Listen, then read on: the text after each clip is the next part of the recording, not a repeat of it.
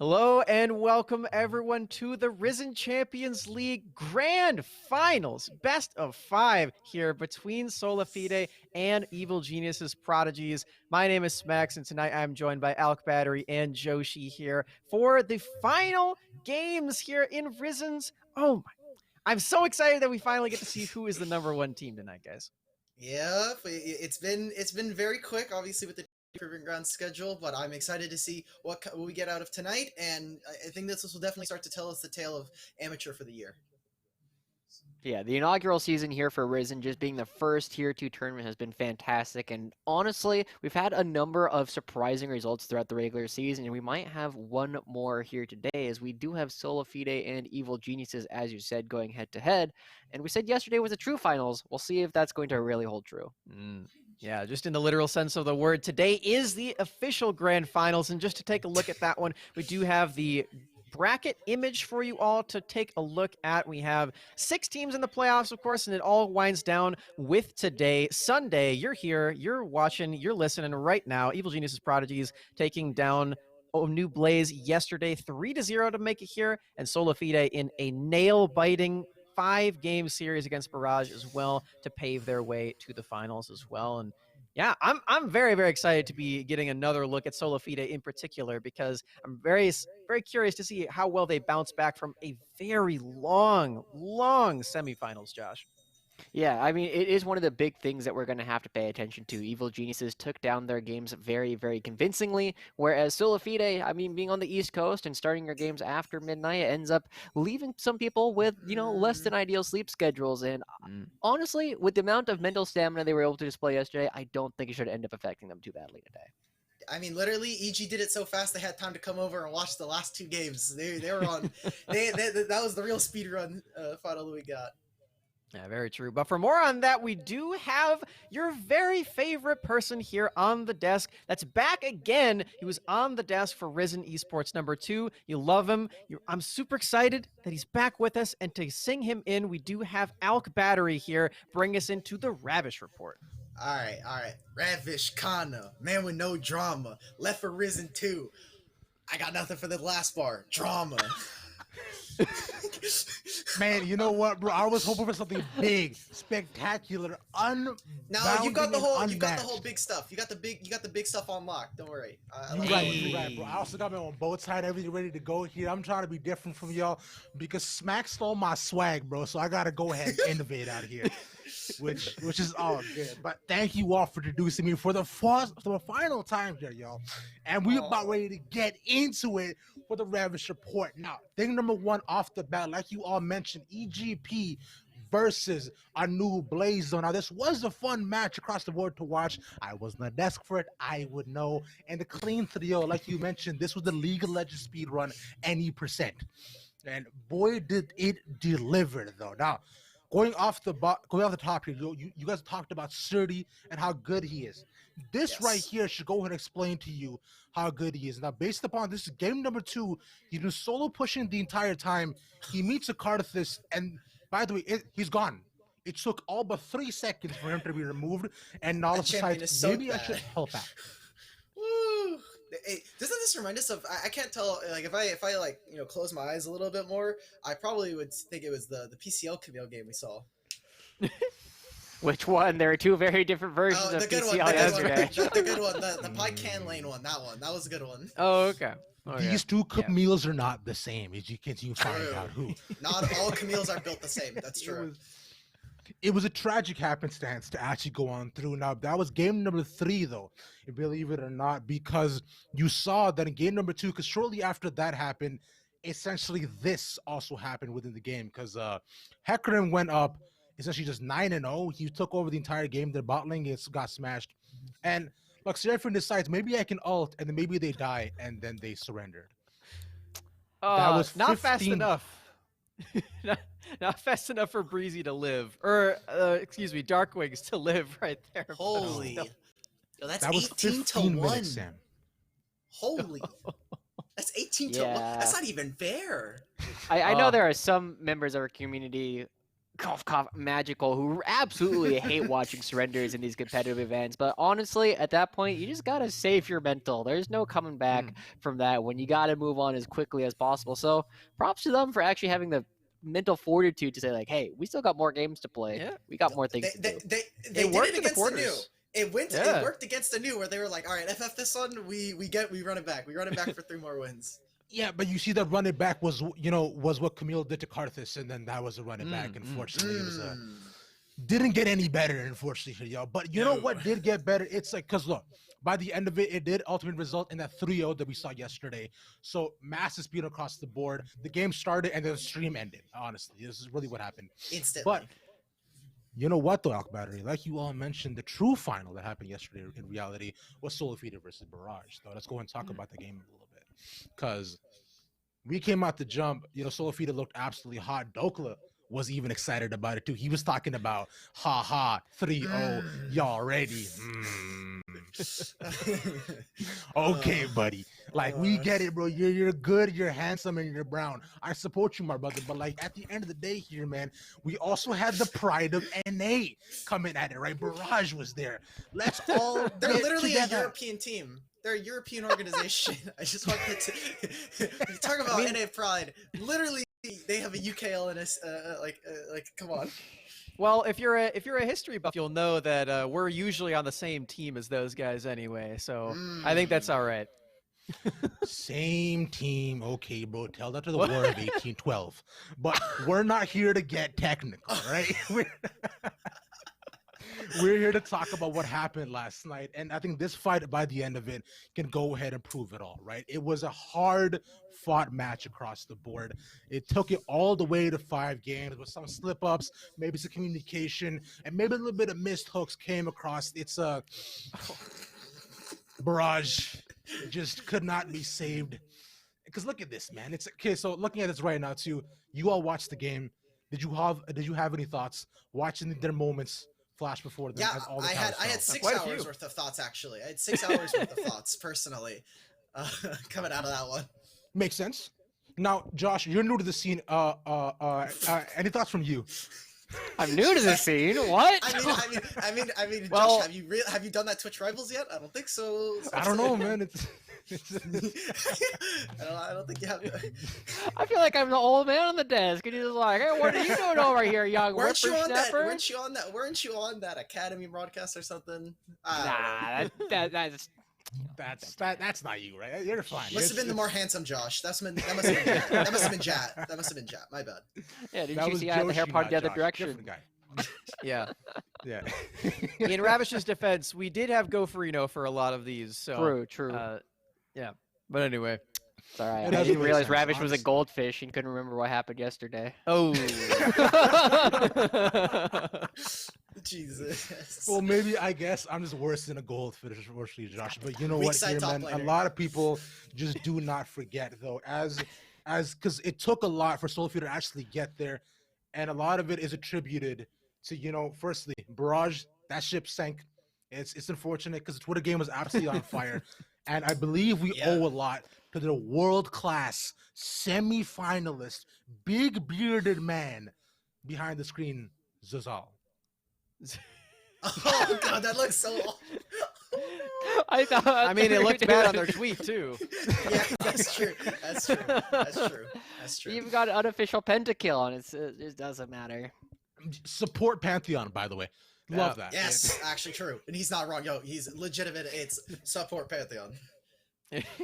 Either way, though, y'all, I know I had an absolute blast watching the games last night. It was so exciting, and I cannot wait to see if EGP will actually be able to put up some solid competition. But boy, do they have a mountain to climb. Because going forward, though, we know all these teams have had more than enough points accumulated, right, to go ahead and move forward into the next league. Oh, yeah. And also this happened yesterday. Oh god. Oh, scrub this. I can't look at this. I saw this. But I saw this guess and I was what? like, But guess what, Cubby. Dimitri? I have good news, everyone. I can promise you it will never happen again. thank Because God. I have a didn't- reliable source telling me that it won't. He is Oh, look, retired. Smacks is in Oh, there. Smacks Thank is you. even in that. Okay, thank you, Smacks. I'm glad Wow. you kept Yes, us from the evil that was Cubby ev- XX. everyone, yes, take a quick moment to admire my Haikyuu profile picture on Discord. Yes, Teams, I if am a you need any- fan of Nekama High. This is true. Oh no! As Oh we god! all Oh are. no! Shiro Torizawa all the way. Yes. Out! Out! You already have the Naruto poster. Come on, keep it going, keep it moving. Now, with that all being said here, though, with that all being said, though, I want to go ahead and thank you all for having me. This has been a pleasure and honor to go ahead and give you the news for today. You can also go ahead and catch more of me as you move on to the next Proving Grounds, which will be on the big league themselves. So I will be there. We'll be starting tomorrow, and I'll be hosting there as well. So very, very excited to see you all there and see you all there, especially. So I hope the skies are clear for you, the winds don't come, and stay safe. But that's been everything for me for the Ravish Report. Bye, Ravish. Bye, Thanks, Ravish. I Oh, miss it's him been already. real. It's been real, Ravish. Been It's been ravishing. an absolute pleasure having you with us on for the Ravishing Report for all of the segments here for Risen. And even though you forgot Joshi, we still forgive you because it's been a great time. But yeah, real quick before we get to anything else, we do have a quick word from last night's interview with Dokla. If you guys missed out on, you got a lot of ammo there if you want to go back and see some Yep. trash talk from Dokla. But we're gonna get a taste of that right now. He got some fighting words, man. What do you got to say to Surdy? Because he's ready to throw down. I mean, when he's gonna lose on his Camille and he doesn't have any other chance left, like I don't know what he's gonna go and do, right? So it's gonna be really interesting when he loses on his Camille one trick and then he just, All right. I don't know, he's gonna be in shambles. So we'll see. All right. I mean, you should have believed me. We got some big words there from Dokla. It was an entire 10 minutes of that. So if you don't believe me just from that one clip, you can go back and listen to it. Shout out as always to Chilling Walk for that interview. But yeah, speaking of Dokla, I believe it's time for us to pick our duo queue partners, and I believe he was snagged up incredibly quickly by one of our analysts here. I believe that was Alk Battery. Wow, I get 2 duo key sections in a row, and I get to get Dokla. I feel so proud of myself for being able to get this guy. Insane top laner. You got to hear a little bit about him there first, but you look at his hexagon, you're like, Alk, what even does the hexagon mean? The stats don't have any numbers. Stats don't mean anything. Well, guess what? We're going to be able to get some clips of this guy going up real soon because we've been seeing him throughout playoffs. We've seen him through amateur. When he got kind of put down here, we were like, okay, well, why is this squad here? Dokla should be running the table when it comes to top laners. And throughout playoffs and throughout all of Risen, we've really seen that start to come through. Seen that for some of our other teams that playing through your top side is actually a very viable strategy, despite what some others might tell you of jungle's a good role. Who cares? Play through this guy, you've got an amazing carry top laner. Some of his tank play is not that bad either. You look at this Gragas, he can do it all. He can be that big boy. He can throw all those explosive casks, but when it comes to the solo kills, when it comes to the laning phase, Dokla by far will decide the laning and decide the game for you pre 15 minutes. Sometimes that ends up backfiring, but I'm okay with that. When it comes to solo queue, that's the kind of player I need to be able to climb. And definitely when you look at players in amateur, this is a guy everybody needs to keep their eyes out on. I mean, Dokla does have a lot of confidence. I'm curious how you convinced him to queue up with you, Dimitri. Well, he saw that I have a huge ego and not a lot to back it up, so he felt that, oh, maybe I could help him, give him a little bit more ammo. Okay. Wow. Okay. I like it. You got to play the pity card sometimes. That'll work out, Yes. when all is said and Yes. done.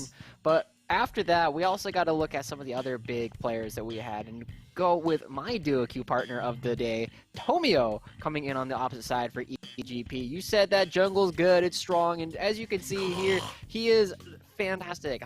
Some of the highest KDA of all the players here in amateur, especially in terms of the jungle. But the big thing about this guy is, one, check out that insane hoodie he's got on there. He's even got the little Pikachu ears, so That you know hoodie is not only is he a great. good player, but he is styling as well, both on and off the Rift.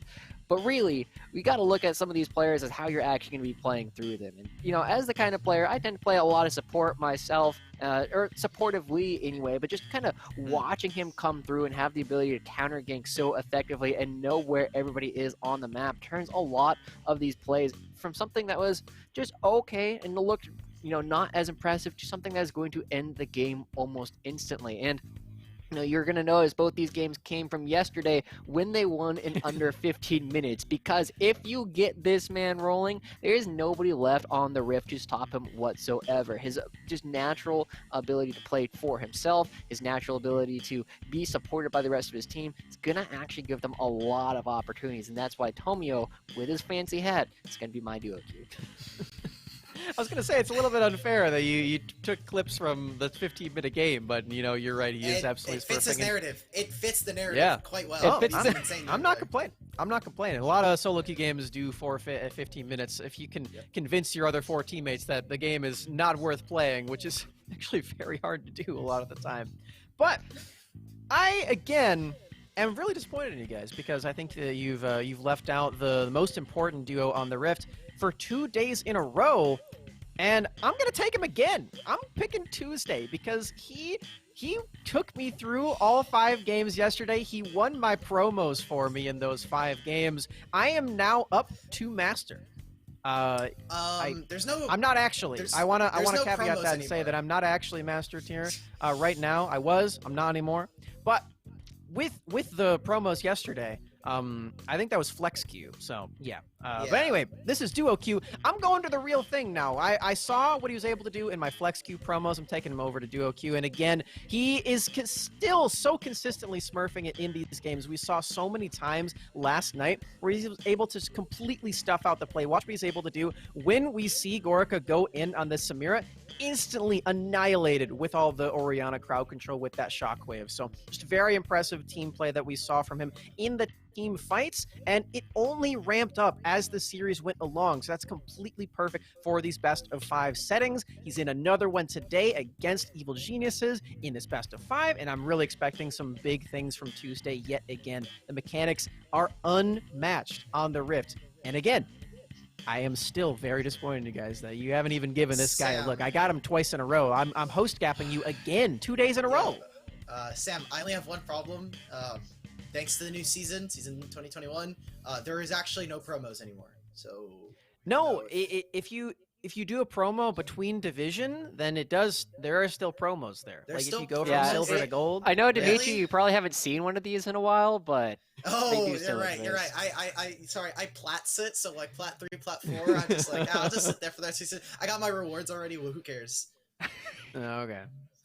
Yeah, for those of us out here who actually do climb, we know that the promo series is still there. Yeah, so shout out for Tuesday for sticking with me again for yet another day. But yeah, I'm really excited to see what he can do. I'm really excited for SolaFide. We mentioned it a lot yesterday. Mentioned a lot. What's up? Why are you laughing at me? The Did you see the lower third? Did you see? Oh, I didn't bring even it back see up. it. Bring it up. Bring it back up. Bring it up. I know we need to recycle. There we go. Oh. What is this? What is this? My average elo is flat 4. What is this? What is this garbage? I'm being harassed. My producers are flaming Dimitri so much that I've become numb to it. Actually, this is amazing. I'm so glad though that these guys have been with us for the entire Risen Esports split. Shout out to those guys. We got K-Tad and Colton in our ears for all of that. So the whole squad there has been doing a phenomenal job for this entire tournament. Yeah, you didn't think it'd get that wholesome, did you? But I did it. So yeah, we love you guys out there. But yeah, again, I'm very excited to see this final matchup here. We talked about it a lot yesterday, and we're going to talk about it again coming into today. We expected that SolaFide versus Prodigies was going to be the closest matchup that we saw. We expected it to be the true finals, but we haven't given a lot of credit over there to Evil Geniuses here, guys. So I want to hear more about how they got to the finals here, how their journey has gone so far, and what our expectations are for this team on the other side of the SolaFide matchup. Yeah, so obviously we got to look at the teams and kind of rank them in our heads on where they're actually going to shake out. And I think most of us are kind of looking at Barrage and SolaFide as our top 2. But today we're going to see if Evil Geniuses can defend their spot, and are they in the top 3? Are they actually the best team in the entire league? And so we're going to have an opportunity to look at some of their win conditions throughout everything that they're going to be doing today, just overall. And we talked a lot about SolaFide and how they were playing yesterday, but EGP plays in a rather different way than what we've generally been seeing. Firstly, they are possibly the most jungle-oriented team at this level of play that we've really been seeing. We've been paying a lot of attention to Tomio, and it's part of why I picked him, is because yesterday we looked at Fnatic and how he likes to play for his lanes, how he likes to be aggressive early on in the game a lot of the time. And we look at Tomio and it's like ever so much more so. He's really going to be a player that we're going to be paying a lot of attention to throughout today, because he can just run over games like he did in the series up against a new Blaze. The other things we got to pay a lot of attention to is, you guys all saw the interview that Dokla had with Will yesterday. He's a very confident guy, but we've been seeing a lot of solo kills coming out from Surdy, particularly on the Shen throughout the season. If that's something that he can recreate today, maybe Dokla gets a little bit too confident, a little bit too far, and suddenly everything's going to get turned on its head. The last couple of things we've got to pay attention to are the bottom lane, right? Obviously, Shiro and Mist have not necessarily had the strongest lane for all time, but recently they've been putting a lot of work into it. They've been having a little bit more opportunity to look for these 2v2s, but they also bring something that a lot of other bot lanes don't. They've been actually playing the double Moonstone Staff of Flowing Water style of gameplay, where you play double Enchanter, and suddenly you're a very strong jungler, you're a very strong top, and you're insane team fighting mid. Don't have to worry about the fact that they're going to ever die, because they are going to have so much healing, so much extra AP throughout the entire thing, that they're going to be able to carry through the game anyway. Yeah, I know that previously to being renamed as Evil Genius's Prodigies, this team as Zenith was very known for slapping Shiro on Kaisa literally every single game and then just forcing him to carry every single time in those team fights. He did it. He did a phenomenal job at that, but seeing the different variety in this team has been a very big treat to watch. And I like that you mentioned that they're bringing some more supportive aspects to the game as well, to support that top side, in specifically Tomio and Surdy, as you highlighted. And I know Dimitri and I know a thing or two about the double Moonstaff bot lane. Yes. Dimitri, how are you feeling about how they're stealing our tech right there? Oh man, the Moonstone is actually so disgusting, especially like you're saying for EGP, who also still like to play that Shen. I mean, if they're not going to play that carry style top laner, if they're just going to be looking to maybe just slap Surdy and put him on a Shen, you'd be like, hey, you're playing tank, have fun. They have been willing to kind of just say, hey, we're going to set up our top wave. We're looking to rotate around towards top lane, make sure that we have Shen in a kind of a weaker position, get his wave set up, and boom, you have Tomio going in and you've got that Shen ultimate right behind him. So Moonstone with that, I think, is kind of unbeatable, especially since Aspect has been playing stuff like Azir. That is absolutely disgusting when you have something like Moonstone behind it. Yeah, and I think it pairs extraordinarily well with the Hecarim that Tomio has been playing pretty consistently. It's something that even the three of us have brought out in a tournament that we played together. We play the double Enchanter's bot lane, we play the Hecarim, and suddenly he just doesn't die and is just going to kill everybody else over and over and over again. So it really seems to come together super cohesively for this team. Yeah, I seem to remember our opponents in that particular tournament calling us less than human and no longer our friends. So didn't we play like Sona Tarek or something? It was real disgusting. It was like Sona Tarek versus Kog'Maw, whatever. No, I played Graves mid in that game. That's all I remember. We'll just leave it at we I think it was against K-Tag. He's currently on the broadcast. That's true. K-Tag got please forgive me. It's true. It's true. It was like a best of 3. It was a best of 3 final. We were like, yo, how could we be like the most degenerate? Like Kane top lane, Graves mid lane. We were smart figure. We just wanted to make it real fun. Yeah, to get more to the point here, they're being very creative with their compositions and finding new ways to innovate in the bot lane in ways that really support their team. So that's about as nice as I could say. That composition is good. I think it's good, but I just think it's a little bit not fun to play against. We've seen a lot of outcry against win's the a win. Moonstaff. Who cares? You always get the dub. Yep.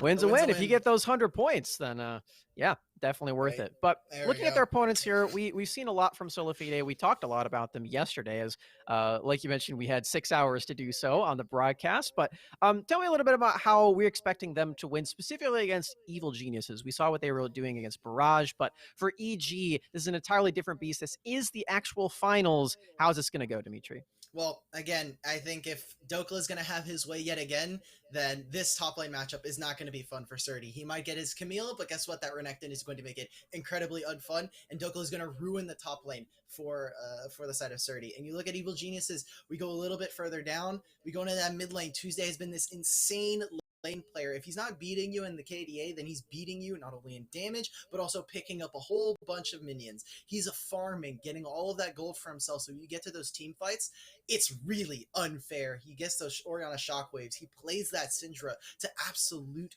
perfection. And when we get that kind of mid lane play in amateur, it is unmatched, unrivaled, and I don't think EGP are going to really be able to stand up when Aspect has been someone who, yeah, he's been okay in lane phase. He's been willing to sack it, be willing to kind of be a brick wall, a stalwart defense. But it's not. I don't think it'll be able to kind of match up versus Tuesday. When you look across, we go back to that lane. Apollo and Zazel.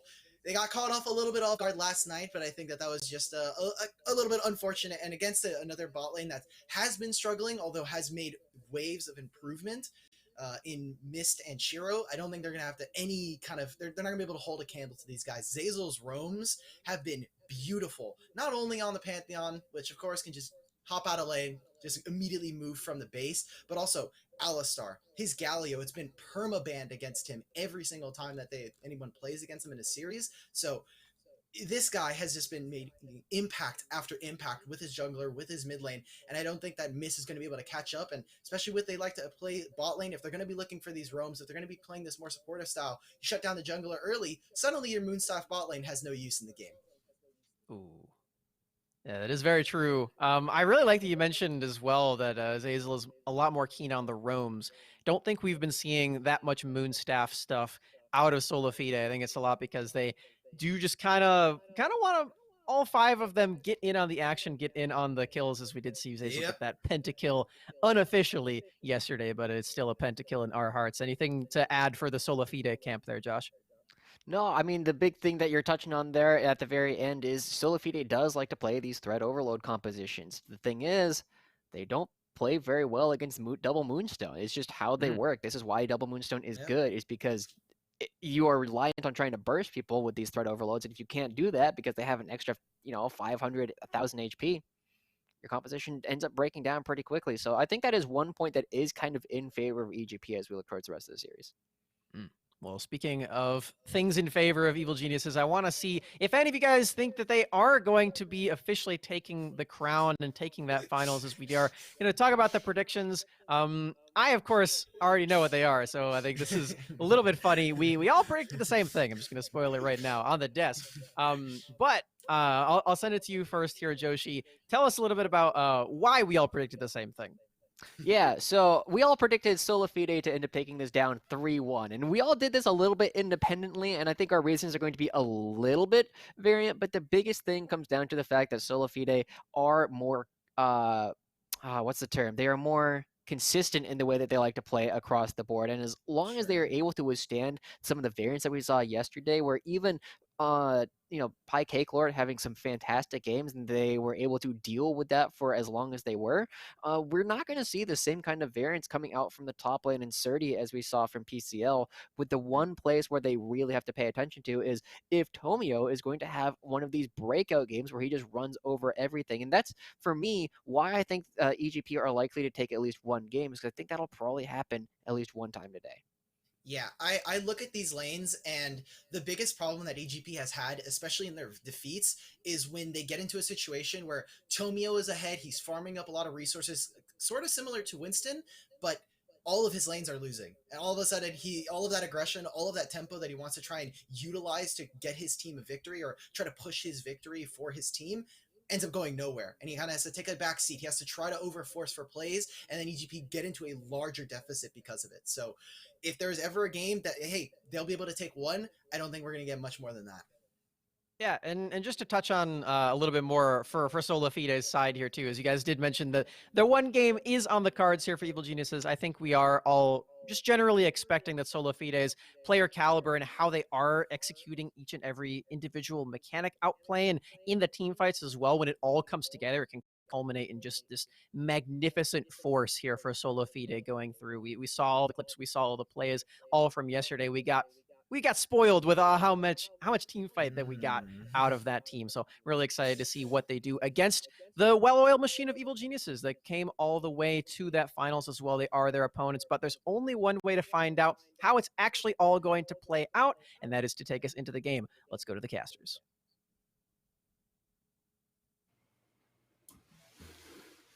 Hello, everyone, and welcome to the caster desk for these grand finals between EGP and SolaFide. I am Lennon Mazel White, joined by none other than a wild fox himself, Dean Rebel Fox Merrick. How you feeling about this matchup today, my buddy? I'm feeling so excited about this one. We've got one tournament in the books. We got a ton more League of Legends down the season, but it feels like we've lived a lifetime of League of Legends already, and we haven't even finished the finals yet. We got a full best of 5 coming up right now. You're sure right, man. It's been a lot of work building up to this point, and it's just awesome to see it come together with two of these top teams that, you know, so we did say that yesterday was a little bit more of the finals than today, but I'm really excited from what EGP showed us yesterday to try and bring that into today's game against SolaFide, these top dogs of amateur that we've decided on. Yesterday, you and I, we covered, of course, the EGP series against the New Blaze, and it was a very quick stomp for anybody that doesn't know. There was a 15-minute forfeit. They showed at least what we needed to see from them to compete in this finals. And I, as one, I'm the only person that is predicted for EGP to take the 3-2 victory. I think they have it in the cards. I don't think it's necessarily true. I think they have to play very, very well for it to happen, but I think it can happen. I expect very highly of EGP tonight.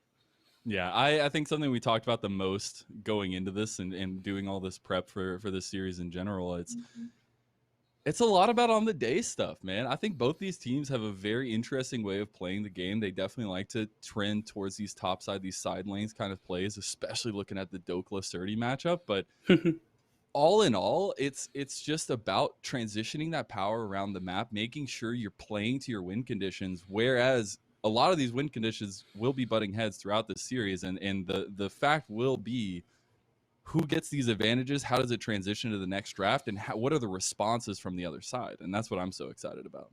Yeah, we're going to see a lot of clashing on top side. We already heard some of the trash talk from Dopla about Surti. I'm sure that is reciprocated on the other side. Some of the trash, yeah. All of the trash talk. There's a truck full from Dokla about this team and about everybody. I'm sure there's plenty more where that came from. But certainly, we're going to have our hands full with just the top matchup alone. Not to talk about Tomio versus Winston should be interesting. I'm excited to see what Tuesday can do. Of course, Mr. Smack's taking him as his player of the week. There's so many players on this top side. A lot of action to come. Bot lane might be a little bit more quiet, but I'm certain if team fights break out, we're going to be screaming a bunch of Space Dad Shiro, if you know what I'm talking about. Hey, you know, I'm always looking for the one call out I can do for Space Dad Shiro at the top of my lungs every time I cast this, man. But yeah, I feel like the bot lane is going to be more so like the people that are setting up the barrage of fireworks on July 4th. Like, they're out there. It takes a lot of time. They get it all set up. You know, once it happens, it's beautiful.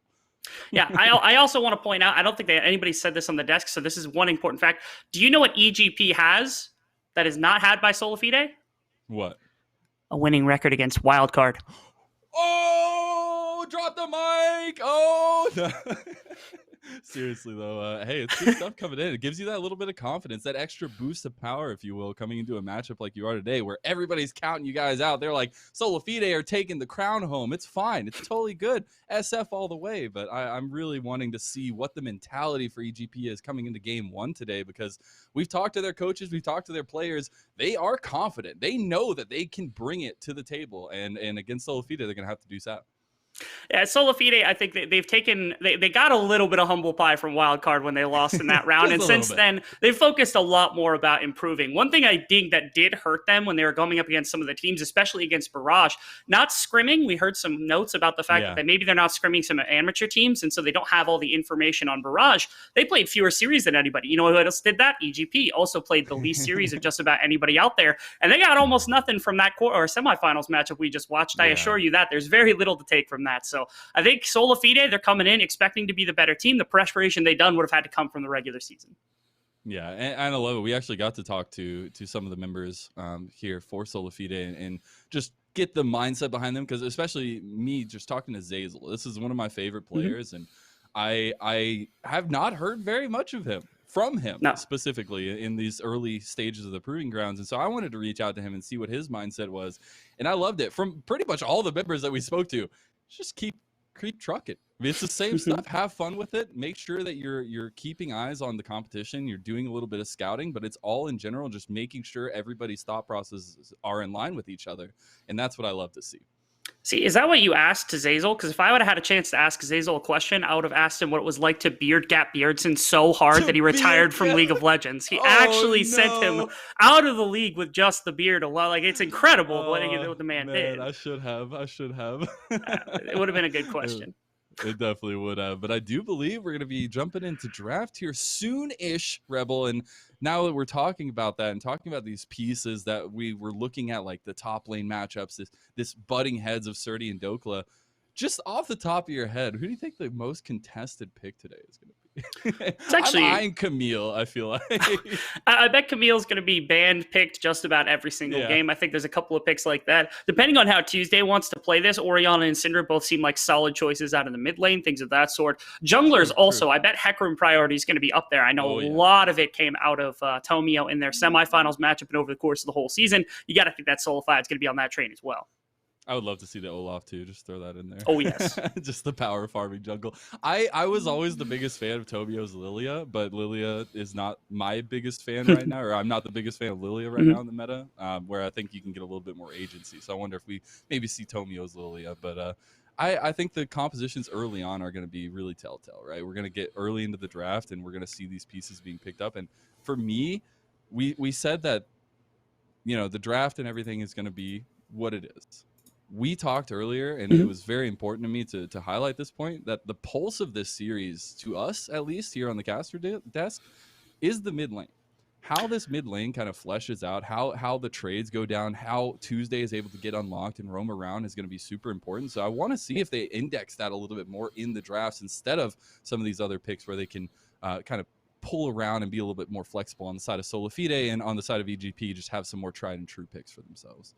Yeah, in communicating, especially with the desk, we had a long discussion about what would happen in this mid lane. I think I'm a little higher on Aspect than a lot of people are, because I think he's an exceptionally impressive player, especially if he gets his hands on those Azir. But this is Tuesday we're talking about. This is a guy who stepped onto the LCS stage. He's been proven it all season. He's only got better as the season has gone on as well. Yesterday was able to shut APA out, or at least keep him bottled into the lane. He's really the first and only person who's been able to do that in Academy. Now you have a very different opponent, somebody who likes to stay in the laning phase. He plays the Azir. He plays a lot of the control mages. The question is, can Aspect sandbag that lane, prevent Tuesday from getting out on the map, making those effects, maybe have that relevance in that team fighting the same way that Tuesday might? Because if he can, this looks like a very different game. You then talk about Tomio in the one-on-one. You shut out the ability to control the map and neutral objectives, and that's the chance I think that's necessary. I think Aspect will be a very important piece, even if it's not very visible.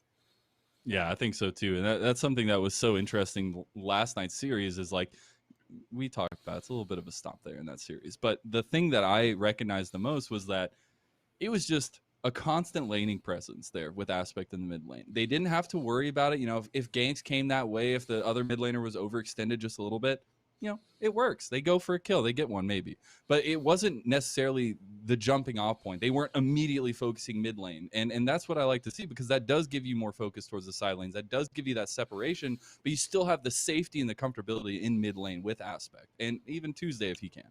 If you can get that pushing power also on Aspect and actually keep Tuesday kind of bottled in. We saw yesterday some very aggressive play out of Tomio, who I consider to be one of, if not the only player on this roster that might just be better mechanically than his counterpart in Winston. Tomio is exceptional, playing out of Scouting Grounds, basically came out of nowhere. He was the only solo queue player we actually pulled out of Scouting Grounds that nobody had really heard of, but what a name he made for himself, coming out from the Zenith, winning UPL in his first split, and he's looking like a stud to me. And now I could go as far as to say I'd love to see Rengar. He did that yesterday. You know, it was famous in Scouting Grounds. Kind of extra. It was one-time thing, but I would love to see it. And controlling mid lane, letting him attack Winston is also a great way to shut out, especially this top-side synergy we've seen so often from SolaFide.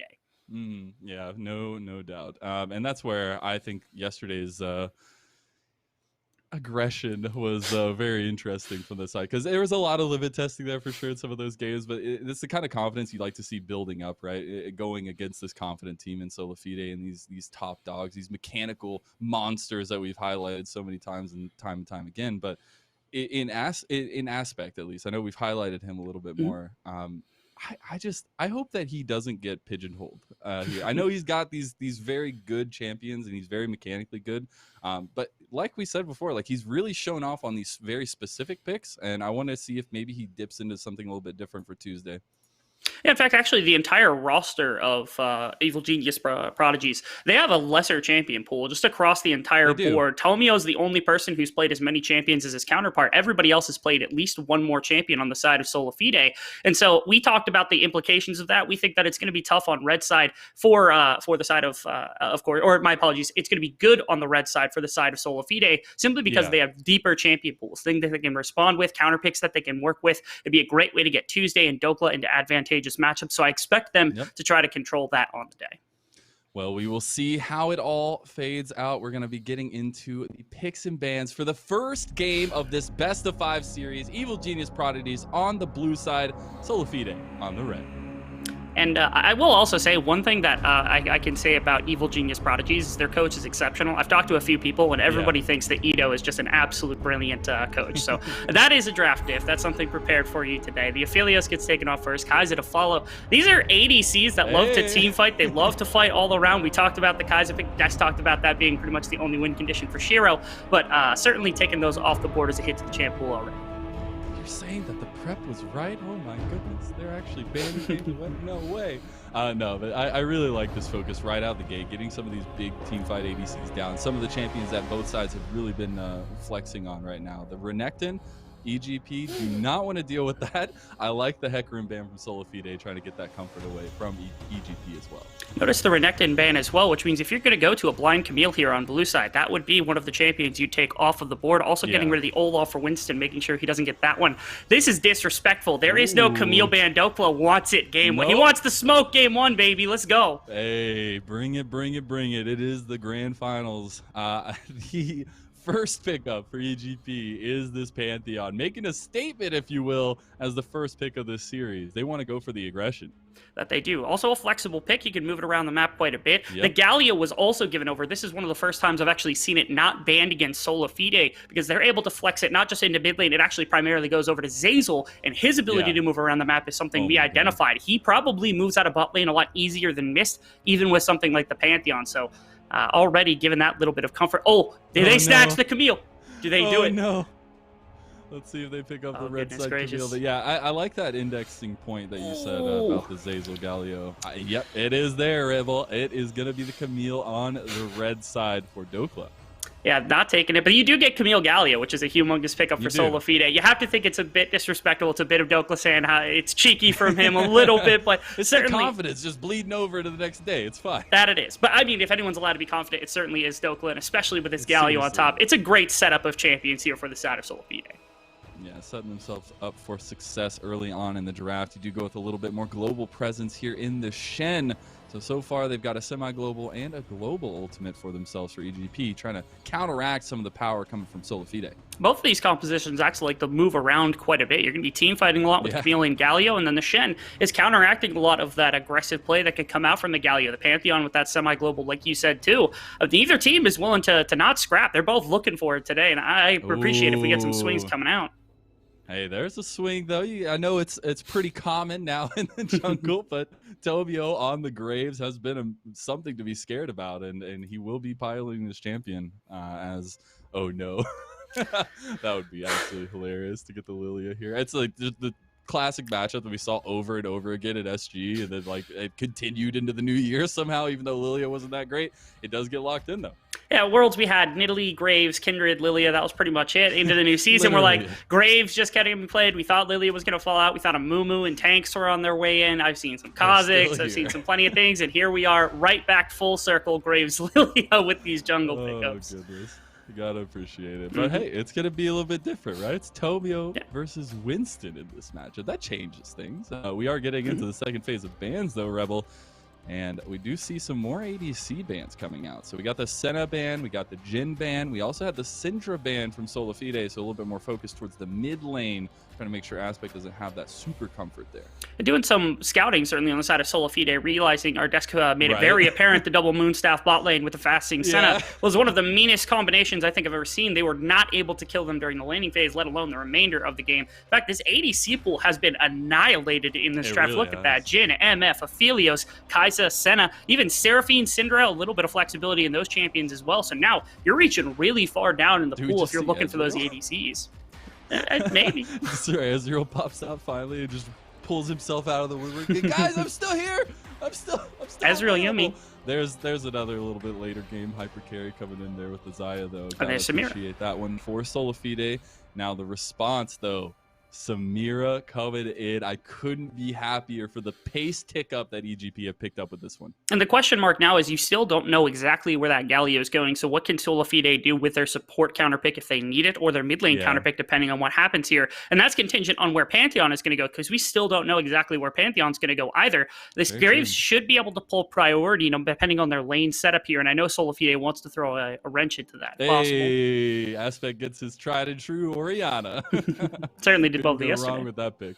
Yeah, for sure. I mean, he performed so well. Oh, yeah. I mean, those shockwaves were insane. That they were. Yes, they were. As they typically are, right? Of course. I mean, you'd expect a Taylor of his caliber to be able to operate that at all. And now you also know that this Pantheon is not going into mid lane and actually going into the support role. So the question is Galio comfortable enough here for SolaFide and on Zeyzal to do so? I was going to say, I think it is. And now they're going to go with Victor as the response, trying to scale up alongside that Orianna, do some damage. I think this is only the second or third time that Tuesday has picked this at all in the entirety of this Proving Grounds.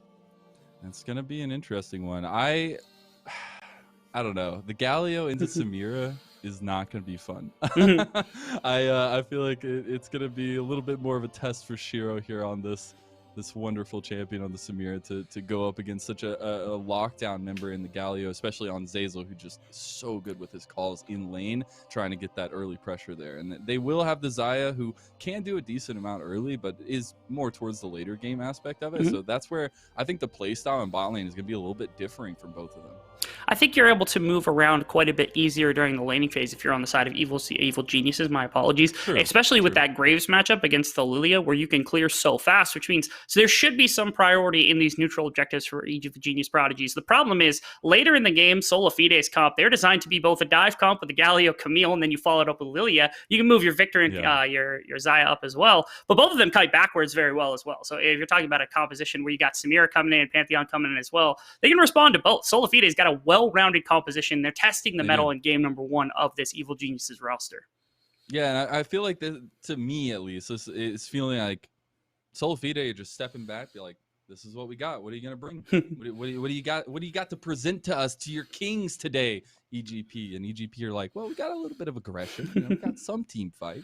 You're just gonna throw it at you and see what happens. No, but it's interesting to see the differences here. I do feel like you get a little bit more of that safety going into the later game where you're on the side of SolaFide, where you're really indexing in those early leads, the early tempo, that potential you have there for EGP. It's snowballing into team fights if you're able to set that up with Shiro on this Samira, especially. We've seen the kind of damage he's getting with quadra kills, like triple kills, multi-kills all over the place. On the opposite side, the Xayah is an interesting counter pick just because they grabbed it before the Samira. We've seen it a little bit in plenty of leagues. I know some people discuss, and Mr. Smacks on the desk, you're welcome to complain at him whether you think the champion's good or not, because he has a very strong opinion. I really like the champion. I think it's good. If you're able to get it onto 2-3 items, I think it might be one of the very few ADCs that can beat out Samira in a team fight if played properly. Oh man, the dip, dive, ducking, and dodging. They Shiro better have gone and watched Dodgeball at least once before this. Hopefully. Like, if he's gonna pick that one, he's got to. No, I want to see the EGP roster show up today. We've all said that it's SolaFide, the ones that we want, that know that they're good, they're gonna be here. They're probably gonna take the championship. But with the performances that EGP has had and the stories that we've seen of these guys, the squad rising through and, coming from winning UPL to being put through this like professional org developmental pipeline where they have these goals to get to. They have this pipeline ahead of them that can get them to the professional infrastructure that they want. And I think coming in second is not bad, but they want to go for first, and they want that. They know they need to take it to SolaFide today, and that's what I'm excited for. And Evil Genius is also, we talked a little bit about how happy and how much fun they have on the side of SolaFide. They all knew each other. They're all in an academy and whatnot. You also think Evil Geniuses, they're Zenith from before. They've played for over a split together. They have a bunch of time having played together as a squad. And I think that does make a massive difference. When you've played together this long, you've been playing against amateur teams, when you've got this synergy built up, this might be one of those opportunities where that can come out and show. If they're able to play together a lot better than SolaFide, that power of friendship kind of meme can actually come in and make a significant impact. I know it's not the same one. I just have SpongeBob memes throwing through my head right now. What does FUN mean? And that's just SolaFide all the way.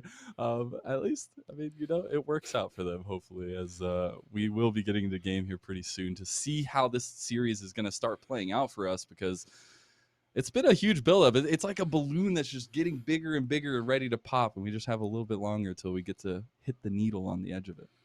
100%. I'm excited to get into it. One of the best tank Camille players in the top lane, not getting his Camille, instead getting his Shen. We get to watch that matchup unfold as Dokla took that away in the drafting phase. Yep. And that's got to be a slight. I'd love to see what Surti's response is. You are right. Well, here we go. Welcome to the Clash of Titans. Today, we not only crown the champion of the Risen Championship Series, but we also bestow the title of #1 team in the Proving Ground circuit. Strap yourselves in and grab that bucket of popcorn, because the action starts now. I don't see any action on the board yet, Maisel. What They're happened? running, okay? They're running. I would say running is action. All right, Rebel? Yeah, I'm sorry. I just had to hit you with it because I know you planned that line ahead of time, and so I had to have something ready for you. Just throw me under the bus like that. No big deal. 100%. Starts things off on a good foot. We're not seeing any crazy invades. I know yesterday there was a big problem in game number 2 with EGP. I don't even want to get into the specifics, but it essentially ruined the game for the side of a new Esports. So no crazy stuff quite yet. The late invades have gotten very popular, especially with something like Galio. You can do some interesting work, but it doesn't look like either side's going to fall victim to anything like that now. Indeed, indeed. I was kind of hoping for the wonderful chaos in the early game, but calm, cool, and collected is how we got to approach this series. It's the grand finals. No craziness. Although I hope we get to see a little bit of craziness develop as the series go on, as these players get a little bit more comfortable in their spots. I certainly would hope so, especially with how talented these players are. You talk about, like I said, we've mentioned Tomio and we mentioned every single player. They're all exceptionally talented at this point. And to say that any of them aren't just a mechanical genius, especially among the likes of these amateur teams, is to just be disingenuous. These are fantastic players, and any of them making it to that professional level is obviously something key for them. Yeah, it is, and we will see a topside start from both junglers. Get to maybe see a little bit more focused sound. I was gonna say this could be a little cheeky. All right, a little level 1. See, I'm right here with you, audience. I'm ready. I want to see the action. Yeah. No, they just step into lane. That they do. I think maybe trying to fake a little bit to get them forward, but no bait to be True. taken by Apollo and Zazel whatsoever. They're going to stay back in the laning phase. They are. And now also with Graves matching the clear of what Winston wants to do, they might meet up on that bot side Scuttle Crab when the time comes. And Graves takes it so much faster because that pushback taking off the shield, also pretty good at dueling. The question is, at that point, what is the wave state like for bot lane and mid lane? Should be okay for both of them to respond. And I expect for Tomio to get the better of the two when they come onto that bottom side Scuttle Crab if they happen to meet up there. Where is the first meeting going to be? Are they going to have a wonderful date at the cafe? Will it be in the middle of a wonderful nature hike in the river? Where is it going to be, Rebel? Oh my goodness. Surti wants it. Yeah, he has that early damage on the Shen. Dokla has early damage too. I don't think Surti was expecting that. That's first blood straight over to Dokla. I certainly wasn't either. It was Surti just going in. You have to feel that that's just at least a little bit of tilt coming out off the fact that he loses his Camille pick. He grabs the Shen, which he has been known for, but for some reason, game number 1, he tries to check Dokla, and that simply does not work out for him. So, going to take that loss immediately. Yeah, we talked about how much of a focus top lane has. And yes, we said the pulse on the series is in mid lane, how Tuesday is going to be able to get unlocked, how if Aspect is going to be able to sandbag him, as you said. But if top lane gets unwieldy to one side, none of that matters. Everything goes out the window, and they're riding the Dokla train straight into town.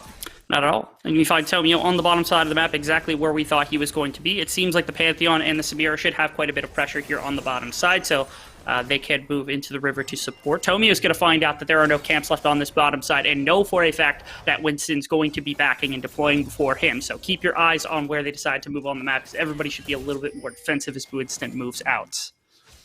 They should. He did get to see Winston have to reset there. Going to go straight for that topside scuttle as he had to give up that fight. It was not a fight he would like to have. So see if he can get back down here. I love that Tuesday's able to put this pressure on, get this priority in lane for him too, just to make sure things go smoothly. Yeah, not doing too badly. You're able to walk back into topside here after the back if you're Winston, get that scuttle crab. A little bit more clearing from Tomio. He's going to grab his last camp of this first clear and then walk back out to map. The question is, does he go to topside? That's where his camps are going to be. That's where Lily is going to end up as well. I'm curious if Winston wants to look for an invade. He has the priority with Camille. Victor seems to be doing fine in the mid lane. He could walk in and fancy himself a little fight against Tomio when he comes back out in just a minute. He's already going for the Gromp. That's what I'm talking about right there. Winston's redeploying much faster. He's able to secure that so quickly. Yeah, it's really nice, and you see, unfortunately, Tomio is going to come to a semi-empty jungle over there. Oh, yeah. Well, one empty spot, but it's an important spot. It's the Gromp, and it's just going to waste a little bit more of Tomio's time, which is exactly what you want as Winston, just trying to get this farm lead for himself.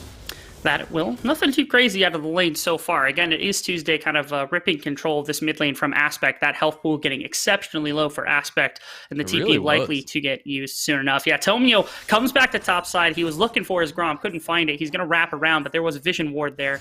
Oakla's not going to see him, so Winston's going to catch that ward, but at minimum, he now knows where Winston is going to end up. Yeah, Tomio, obviously not knowing that he's on a ward right now, will have gotten some suspicion at this point now with the call downs. We have the TP coming in, and that's going to be Tuesday joining the fight. And see if we can do anything. TP a little bit late from Aspect, but Surdy's already gone. Now Dokla is going to be a little bit low, but Aspect is still getting dropped. That one more auto attack will get Aspect his first kill, but Winston is able to get a double kill of his own. Really nice play from both mid laners. They're teleporting up to this top side fight. I think Surty had just lost a little bit too much health into Dokla before they were expecting that fight to continue. Tuesday is able to grab that one, and Aspect does get a kill for himself, keeping himself ahead. Winston grabs two as well, which gives him quite a bit more gold to work with in this jungle. I'm very terrified now because it's two plays that we've seen from SolaFide that have been able to go in their favor on this top side where we thought all this pressure was going to come. Take a look. Surdy's just dueling away at Dokla, fully stacked Conqueror. Yeah. You saw the Lilia and Graves was going for at least a little bit of a duel, but here Surty only just now drops the W and gets caught out by Tuesday's Death Laser. Yep. Aspect thankfully gets that adaptive shield at the last second. I thought maybe it would be his undoing. If he doesn't have to sit there and auto, maybe Aspect gets out at the last second, but unfortunately because of that adaptive shield, you lose that ability to survive. And so far, it's indexing on some missed plays from Surdy in the top side. Now we see the aggression by EGP on the bot side as Tomio was heading down this way for a gank. They're going to get a ton of damage put back on him, and Apollo and Zazel just feeling like steady rocks down here. Looking for something. They did burn the heal of Apollo, so at the minimum they have that tool to work with, but neither bot lane is actually back yet, and nor is anybody going to. With Tomio down on bot side, there could be a little bit of action here, especially now that Surty has level 6. Nothing for Dokla is able to get him into that bot lane, but no teleport. Tuesday also doesn't have it, so he's walking down first off this lane priority. They find Tomio. Yeah, this is the roam from Tuesday and an invade from Winston. They are looking at this tower dive. I don't know if it's the greatest call right now, but they are pretty low on health bars. It looks like SolaFide decide better of it and will pull off. So their new focus will be towards this dragon. Yeah, I'm really upset right now because there was a chance right after that play had happened that they had a lane push here for EGP. They could have looked to redeploy, walk into bottom river when they have the advantage of the first back over top of the opposing bot lane, go for this dragon. Instead, they opt to stay for more minions thinking they might not be able to get it. You get Tuesday's priority, walk them to the bot side, and now you've given up first dragon when you potentially had first move for dragon if you had simply played that out properly. So a little bit greedy, I suppose, for a few more minion waves and a little bit of punishment against Apollo for Shiro and Mist here. And it will end up in first dragon over to SolaFide. It will be this infernal dragon, so a little bit of extra stats, but nothing to write home about. The next dragon will be Ocean, so that means we're either a Cloud Soul or Mountain Soul for this first game of the series. Exciting stuff, those dragons, right? Totally. I'm so ready. So ready, Rebel. For each individual dragon. We don't get explosions, and we don't get extra healing. We get shields and speed. Yes, we do. Absolutely. Those individual Drakes, also big fan of Joshi on the desk. Everybody can talk to Joshi about how much he loves individual Drakes during the state of the game. Yes. I heard that too. Everybody should go ahead and either DM him on Twitter or find his Discord. You know, we'll give it to you. Make sure to add him in the Risen chat, something along those lines. When he's on the desk, shout him out, something like that. Okay, take a look also where it is that SolaFide is on the map right now. They've deployed into top river. They've got the Scuttle Crab. They've got some vision down. And again, Tuesday getting priority with this Victor pick is also still huge because he's been making the first moves and there's been no real movement from Aspect the entire game outside of that one TP. Thankfully, this topside vision, it was responded to by the likes of Meteos, and so there's or my apologies, from Tomio, and so that's split up and down in the river. They're not going to be able to take the Rift Herald quite yet, even if they do have this priority for Tuesday. Now, something else that we saw that SolaFide really like to do is the Rift Herald plays, right? We know that Zeyzal likes to get roaming, get up to that Rift Herald play around the 8-minute mark, if not a little bit later. Right now, I feel like they're not able to really do that. Zeyzal isn't able to get this unlock that he's always looking for in the bot lane and use that to pressure everywhere else. And I think that's a great style coming in from EGP early on. Even though they've lost some pressure top, they haven't really got what they wanted mid. Bot lane's looking okay. And that, I think, is actually the strength of the Pantheon pick coming in here, is you can't really leave Apollo alone, even with his ultimate, even with his flash, because of how deadly the combination of the Samira Pantheon can be. Thankfully, Winston actually finds a little bit of a gap in vision, and Tomio's on the entire opposite side of the map as they had found his wards on top side. So now it's just going to be a free Rift Herald. Can they make something happen on this side? We're going to see how they respond. Mist is coming back. Zeyzal was ready with a ward right there, throws that down. They know what's coming their way off the back of this Rift Herald take, and that's complete just free tempo coming into the hands of SolaFide. Yep, and EGP just has to kind of be paralyzed while they watch objectives be taken off the map and not able to do anything because of Zeyzal's quick thinking there. I really like just the play style coming out from SolaFide. They're not taking any extra advantages. They're not trying to overstep any bounds like we've seen them do multiple times in other series. They're taking it really nicely, really slowly, and they've developed a small but pretty significant lead for such a strong team early on. Yeah, first dragon, it's nothing major right now. 1,000 gold, one dragon isn't going to break the bank or anything like that. One of those kills was, of course, on Surti in a 1v1, which I'm sure he never would have taken in 100 years. Now looking for the setup onto Dokla. There's no ward there. He's coming in right now. They got the nice taunt there. Decent damage back up from Tomio. The flash going to be there, but Surti not able to get the finishing touches on Dokla, and Dokla survives another one. I'm so sad. Surti, that was such a good flash to be able to block that hook shot. Now Shiro's kind of on his own because Mist was hovering. He was kind of creeping up towards that top side for what could have been a response play. So instead, it's just going to be a plate taken on bot side. Thankfully, nothing yet. Ultimate from Pantheon. What's he looking for? All right, just wave clear. That's it. That's all we wanted. That's the new tech. You just go wave clear Grand Starfall. Okay, so at the time, Aspect was actually backed, and if they had his TP timed, they knew that might have been off cooldown. So you see the ultimate from Pantheon. That's what I was thinking. Yeah, that's just a bluff. That's a poker bluff right there, and that paid off because they could have easily gone for another plate, maybe even dropped the Rift Herald, grab 4 plates, and punish that bot tower at some point. So really good mind names coming out from Mist there, making sure to utilize his vision of his mid laner being off map at the time to try to push them off the tower without really having any threat.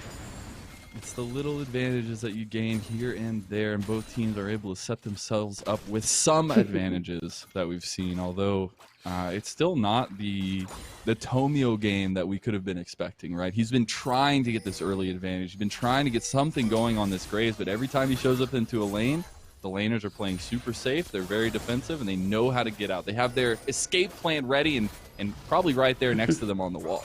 I mean, Graves is not Hecarim, and Graves is not Rengar, you know. He's not really that. I forgot about that. He's not one of those champions that will walk out there and just try to immediately bully this little out. He requires a little bit more work on the map, and so far, again, the Victor having priority, I think, has been the real thorn in his side, is starting to get a little bit of a farm lead because Winston has been moving around, trying to put some pressure into the lanes, going for the Rift Herald, things of that sort. And so Tomio is not in a bad place on the Graves right now, but his strength will be more towards the late game and in the mid game, as opposed to something where like the Hecarim's going to gank constantly, the Rengar is looking to aggress all the time, things of that sort, which is what we were expecting from Tomio coming in.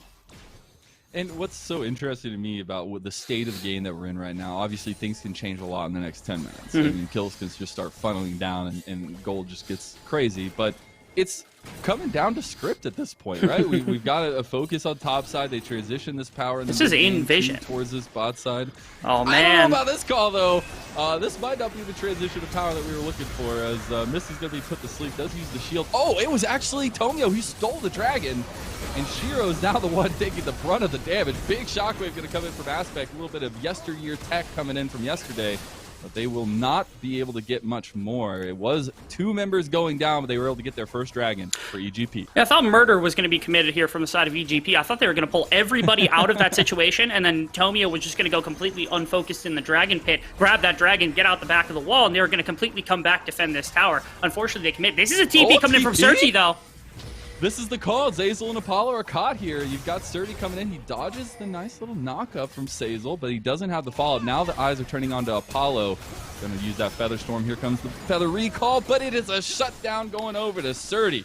Would have liked to see that going on to Aspect or onto Tomio, but I do like that response play. You know, they get the Dragon for themselves, they lose the fight afterwards pretty handily, and a couple of kills going back to SolaFide, but at least they get one back. They do lose the Rift Herald for it, something along those lines.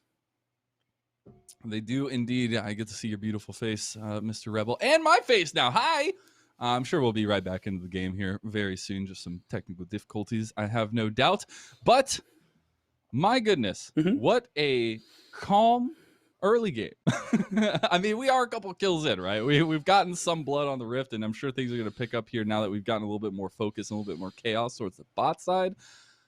But man, Surdy. Just starting off, trying to be his best man.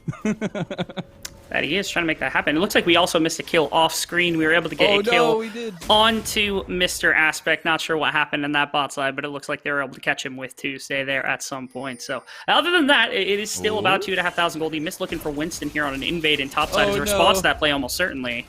Oh, Winston is so good. He just waited in that bush, missed, didn't expect it, walked up, then he just used the positioning into his advantage to use the blast cone.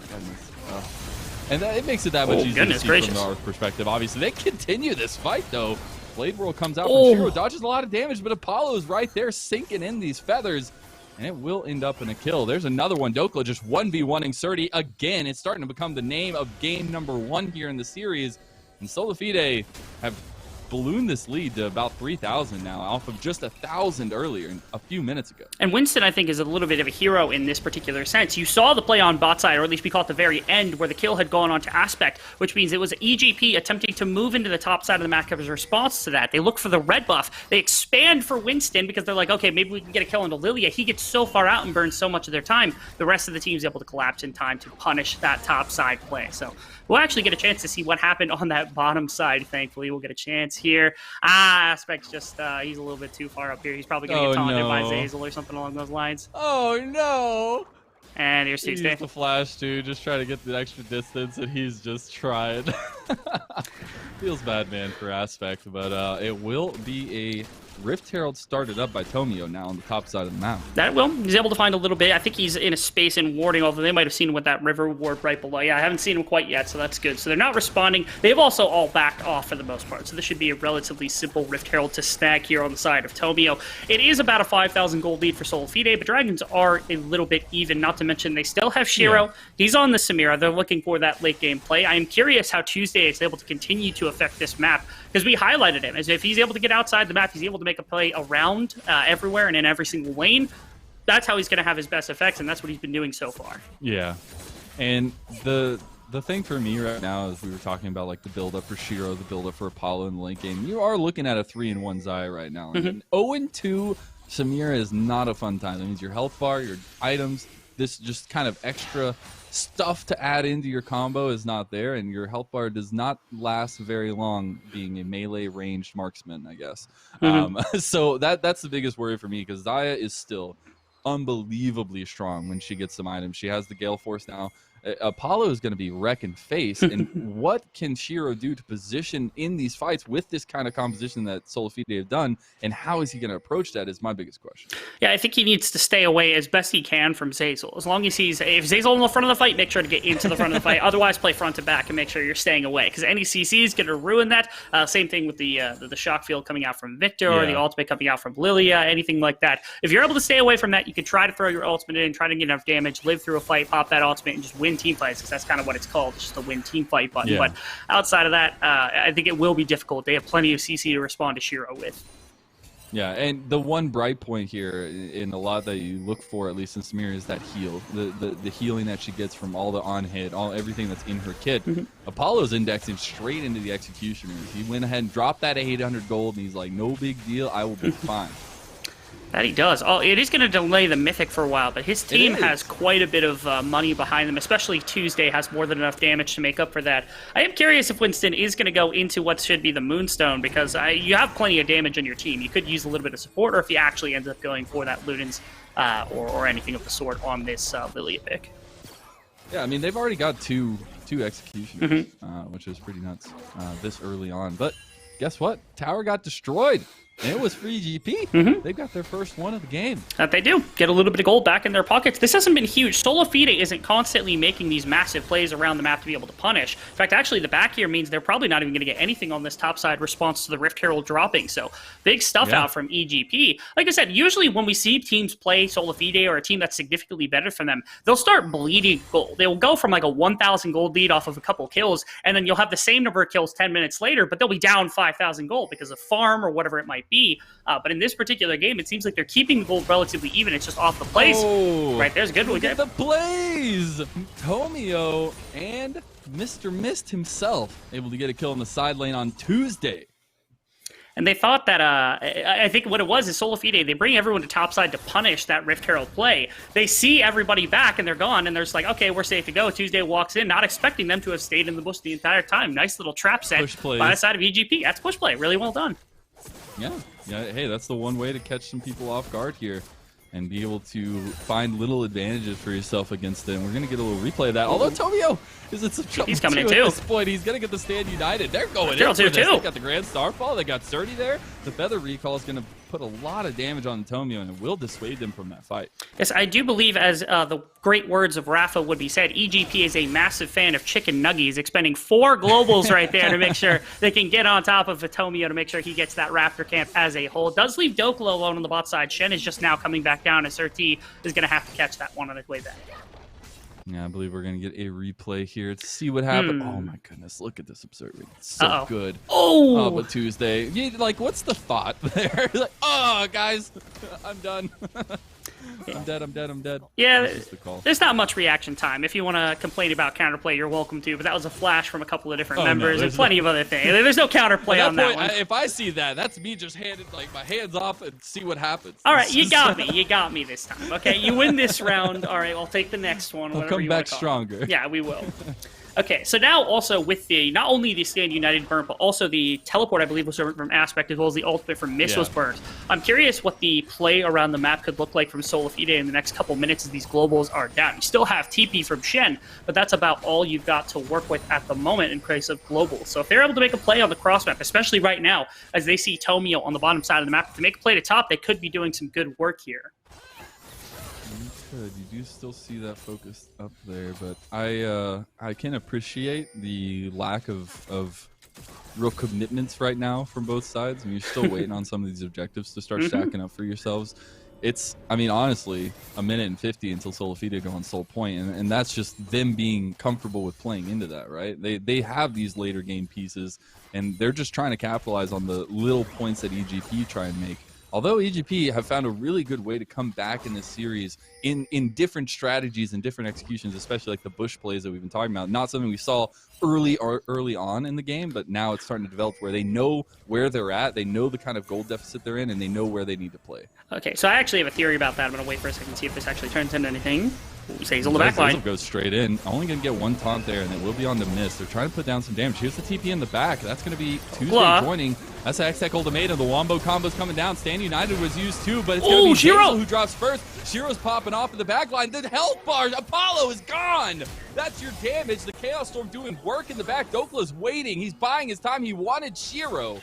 He's looking like he might find him there as the hookshot's going to land. All the team of EGP is like, no, Shiro, no!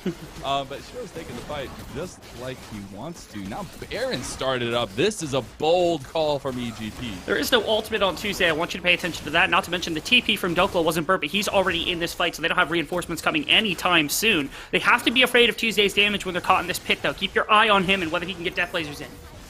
They can't get Tomio back over the wall. Doklo goes back in. Winston's able to get a kill here. They're taking house. They're getting the kill. That's going to be the Baron taken by Tomio, though. And immediately Bambi is put into the dirt.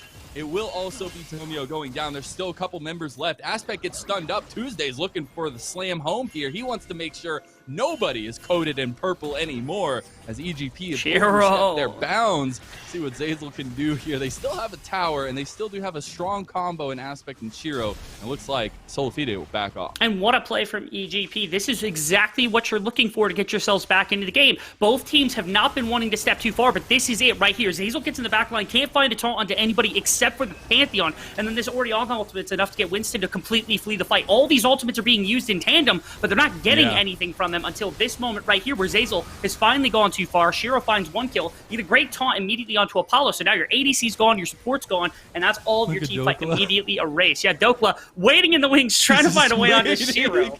And then Tuesday chases them off. That is scary.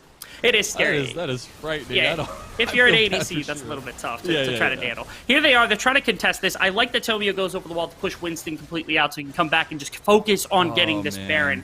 That's really big. I think that little gravity field was a little bit wasted as well. Here's the Baron confirmed. And then right here, they go for Dokla. They're able to get this kill, and then they trade back. Right here probably should have been the immediate stop in the fight aspect. If he gets caught here, you come back, you say, hindsight's 20/20, but I'm glad they were able to get everybody out.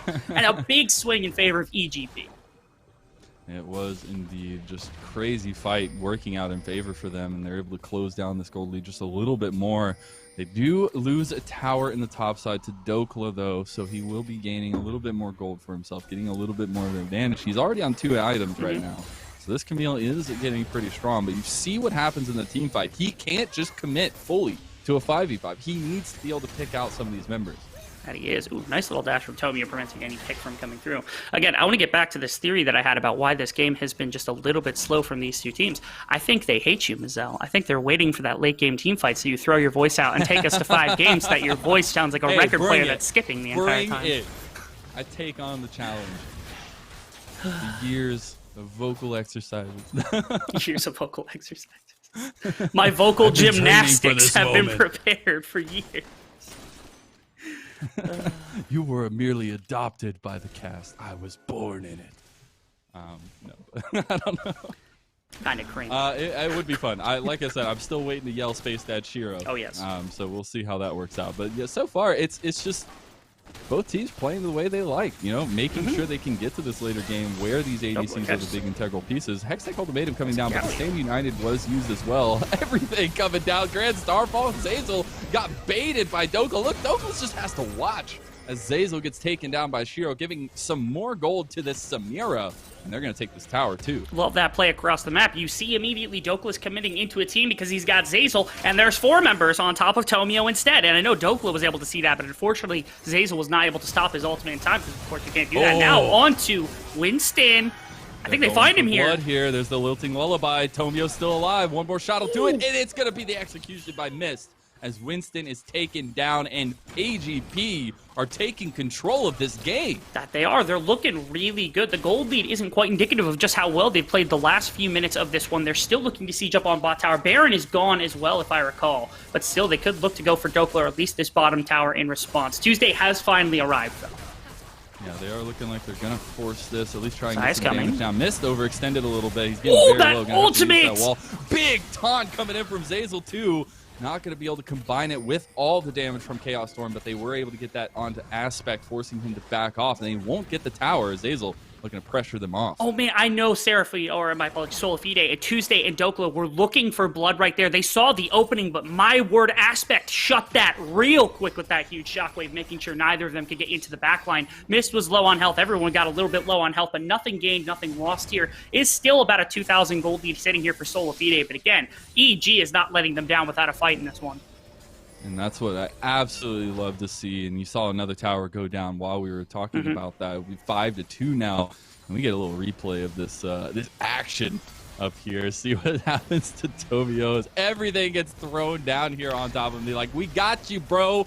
And Zeyzal's like, oh no, oh god. Yeah, I think Zeyzal was ready for the first one, the Shen ultimate. What he wasn't ready for was for Mist to show up as well, and then also off the back end, Shiro to show up as well. So they ended up with 4 people in a 2-man fight, and I think Zeyzal's just calling for a little bit of unfairness in that final little parties, play. All right, he wants to keep this like intimate social gathering. This was he pertains to the COVID rules. Yes, this is a 2-on-2, and you're cheating if you bring any additional people. So unfortunately, EGP will be disqualified for cheating by bringing more than 2 members to that fight. Thank you very much. I feel like we need a dual champion like Dota. We'll see what happens though. Maybe Riot has something to do with this. But it did look like Mist wanted to get a little engagement there in the mid lane. They decided to back off after he takes almost half his health and damage immediately. And they've kind of conceded a decent amount of pressure here. I have to say, I was very impressed by Apollo's decision making just to go for that tier 2. He got the calls from his teammates knowing that they were kind of backing and not in position for it, so they were able to get a lot of pressure and released right there in the mid lane for them, as long as for the side of SolaFide, but they haven't been able to transition that into very much staying power at this point. They will be looking at their Dragon Soul right now. And EGP, I think, would have been able to shift over into the mid lane and take something in response. And now, as you said, the Cloud Soul is going to come through. I don't think it's the most impactful soul, which is exactly the thought process likely held by EGP, as they're looking to trade the Baron for this one and do some damage to the rest of the map. I mean, if they take down all these outer towers, they're going to have a significant gold lead, even without the Cloud Breaks having been stacked. Yeah, indeed, we will have to see as I believe the Baron is getting very low. I think yes. We're having a little bit of technical difficulties here, but we're about 8,000 health. Getting a little bit lower. Look at the stampede coming in. Is it going to go down fast enough, though? It will be secured, but the fight's going to continue. They get this big entrance there. A lot of damage, and that's everybody just getting obliterated right now. EGP, they overextend. They take a fight they shouldn't have, and a triple kill goes over to Apollo Price. And they could be finding another one. Oh! Dokla! He tries to hook Dokla! shot. No. Okay, I'm giving that one to Tomio because, of course, he could have walked into the brush, which is what I'm expecting, because that creates more separation. And so Dokla's like, I got a hook shot here, and I got to jump into the brush. But unfortunately, Tomio was ready for that one, so he's going to be able to hold some waves. They do get one Baron buff. That is fantastic. You're able to hold some things. But yeah, finally a fantastic fight here from SolaFide will spring them back into the lead in this game. It will indeed. They've gotten their soul. They've gotten all this cooldown reduction, 30 of it actually now for their ultimates, which is nothing to shy away from, honestly. Dokla does find the second tower, but he has a lot of response coming in. Will not be able to get the hook shot off. That's going to be the Hextech ultimatum used, though. Dokla getting a little bit low. He's almost got Tomio, but it's not going to happen. Shutdown going over. More gold in Tomio's pocket. 4, 1, and 7 on the Graves. And we're going to get a chance to look back at that Baron fight as it had come in. If you're playing against this composition, you've got a Galio and a Victor and even a Xayah for feather control. You don't want to be in this pit at all. And you're going to see that fantastically. You see how quickly so many of these AoEs just tear through this team. Aspect and Tomio were both trying to get out the back pit, where not for the QSS. I think Tomio might have been stuck there for a long time. Aspect got annihilated by Dokla. And here it is. Here it is, Dokla. He hook shots. He's like, oh, he's in there. But it doesn't stop it in time. That's so sad. So bad. Happened? We got a shutdown. We do. Tomio. Shiro. Okay, and they're going in now. That feather recall is not going to go through, though. Okay. Inferno trigger was available, but the dash was not for Shiro. He wanted to go through with it, wanted to try and get that damage down, but not able to. Now Surdy's caught. Oh, no. What is happening? EGP are falling apart. I have no idea. It looked like the play on the top side. I think if they just lose Graves, they're perfectly fine, because there were team members that were low, but now Dokla is coming back in looking for something.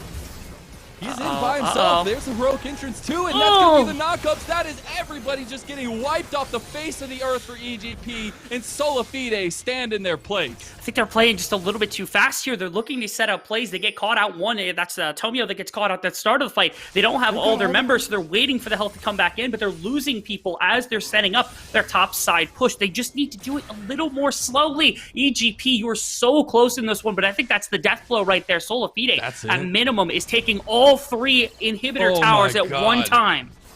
Thank you, Sam Price, for this amazing view of SolaFide's absolute demolition of EGP's base. Tomio's trying to make a stand, but this will be inhibs falling, a plethora of them. That will be the third one finally going down, and they've still got big minion waves, but they will leave the base in tatters and look to reset. That they have all inhibitors down now. It's going to be really difficult to respond to the Baron and the Elder Drake that are going to be up in just a little bit of time, especially when SolaFide control 100% of the engage. And it's so sad. They were looking like they had the confidence, they had the ability to come back in this game and to take this one at game number 1. But unfortunately, I don't think Shiro's going to have the damage in time. Aspect's not going to have the damage in time to just rip through these fights if they're not set up properly. And right now, they're not really having a fantastic time trying to set up these fights against SolaFide. And it is a bit unfortunate, because then you start looking at like where the gold is on these guys, and you're seeing Apollo Price with a hefty bag of gold there in his pocket. He's already on 4 items, about to finish his final one there. And Tuesday as well is feeling pretty good with the items he's got set up for himself. So like those are the big sticking points in the fights. It's been really nice. Zazel's been getting huge engages. Dokla is the one setting things up for him. Winston with those huge Lilling Lullabies as well. But it comes down to the damage, and honestly, Apollo's positioning has been A+. the setup in this game and in these fights as Dokla and Zeyzal find their way in has been just enormous for this SolaFide roster. Now, you do see that Lily has pushed out into the side. Tomio's not here to help hold, but I don't think they need him. They should be perfectly fine. They're in this base. They're looking for this siege. That's your tank. That's the tankiest member of the team. You just got to have his health taken off by the victor, and that's the damage we were highlighting to. Oh, you get to see our beautiful faces. Hopefully we didn't miss the end of the game there. But it did look like SolaFide was going to be coming away with that one very shortly, as they did have all the pressure in every lane that they could ever ask for. Yeah, they do have their back pushed up for EGP, so maybe they can fight away from their Nexus if it's exactly necessary. But yeah, setting up around these neutral objectives have been the absolute key here for SolaFide, and they've been doing it into absolute aplomb. They've been amazing at setting up these fights.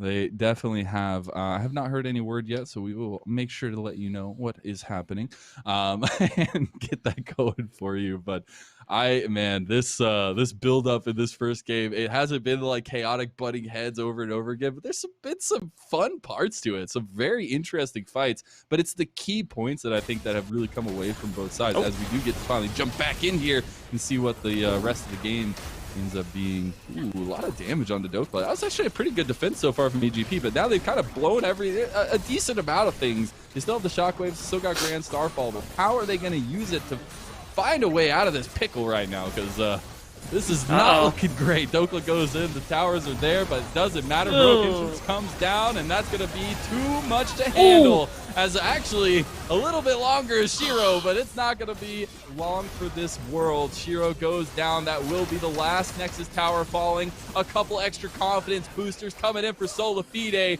but they take game number 1 in spectacular fashion. And it's EGP that ends up finding themselves unable to respond to the dive, even when they're up gold, even when they're doing well in fights, when they have the damage to win fights. If they're not the ones aggressing, they were struggling really heavily. When Dokla and Zeyzal are able to generate that kind of dive into the front line, get into those members, and throw some dismay in, Tuesday was able to make it work, and Apollo was able to make it work. Great stuff from SolaFide, exactly what we're expecting from a team of this caliber.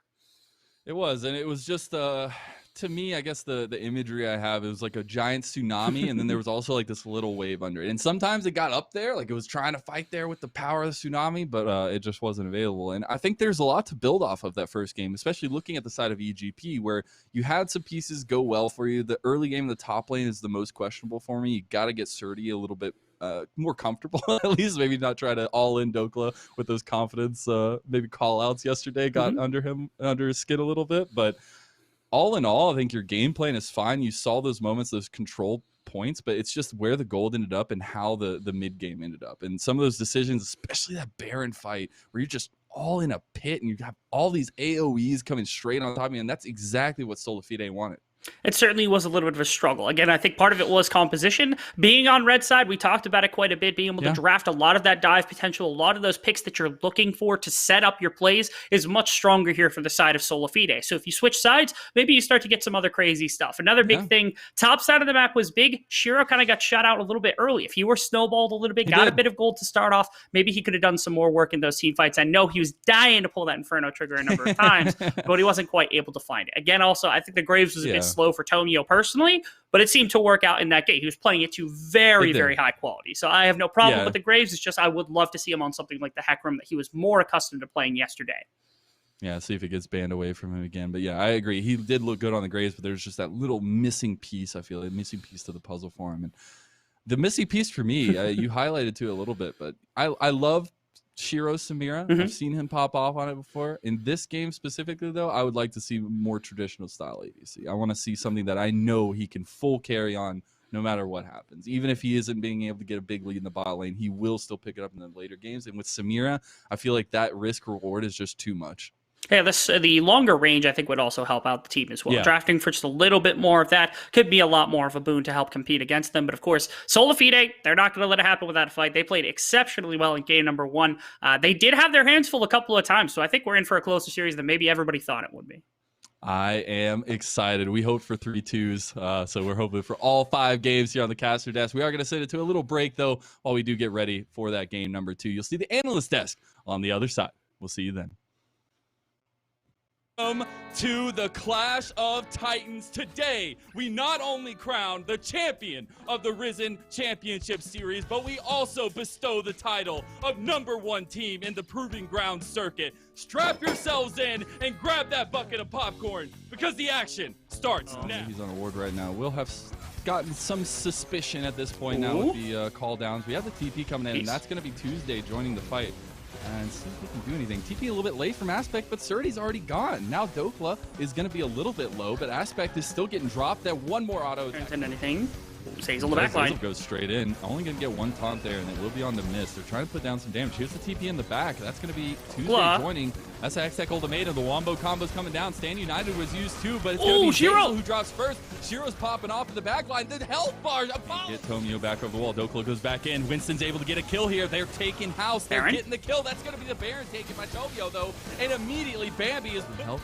Getting a little bit low. Look at the stampede coming in. Is it going to go down fast enough, though? It will be secured, but the fight's going to continue. They get this big entrance there.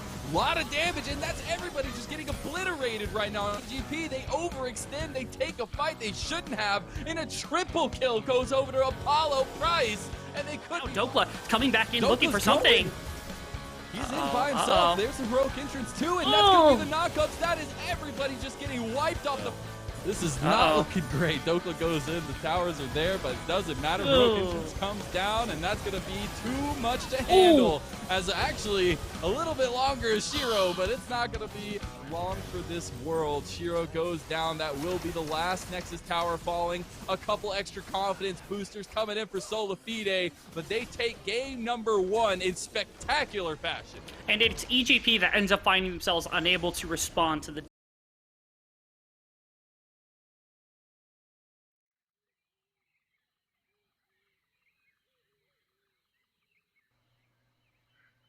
Now, are the shopkeepers only open while the game's going on?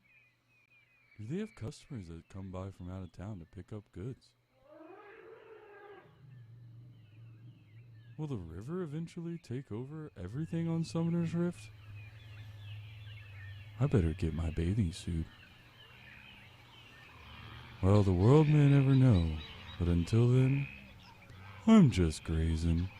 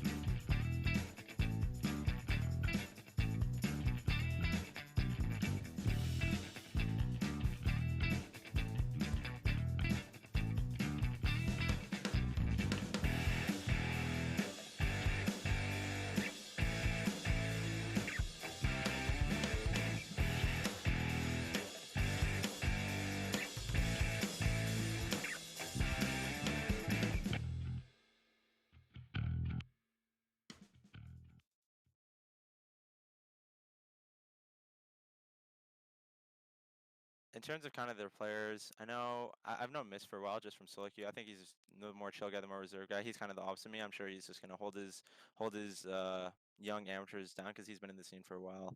And in terms of obviously, Tomio is one of those players you don't want getting hot. And then the big one who kind of seems to have the loudest mouth or talks the most is the top laner Surdy. He's a great player and all, but I don't think he's actually played against good competition yet to be able to talk the way he is.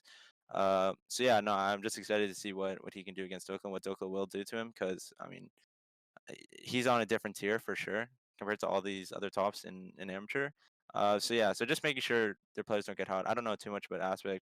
She was obviously a great player and in his own right and is good at positioning himself. So yeah, just mainly the top. I think at the top side of the game, then he won't be able to contribute the entire series, especially if we take him out game 1. Hello, everyone. Welcome back to the Risen Champions League Analyst Desk. We're here after game number 1, where SolaFide took an astounding lead and just closed it out right away. Very clean, or was it? Because we had some stuff in the mid game that wasn't all that for SolaFide there. We got some fun Baron plays and everything. All that just in the first game. Excited for the rest of these ones, but let's talk about this first game here for just a little bit, Dimitri.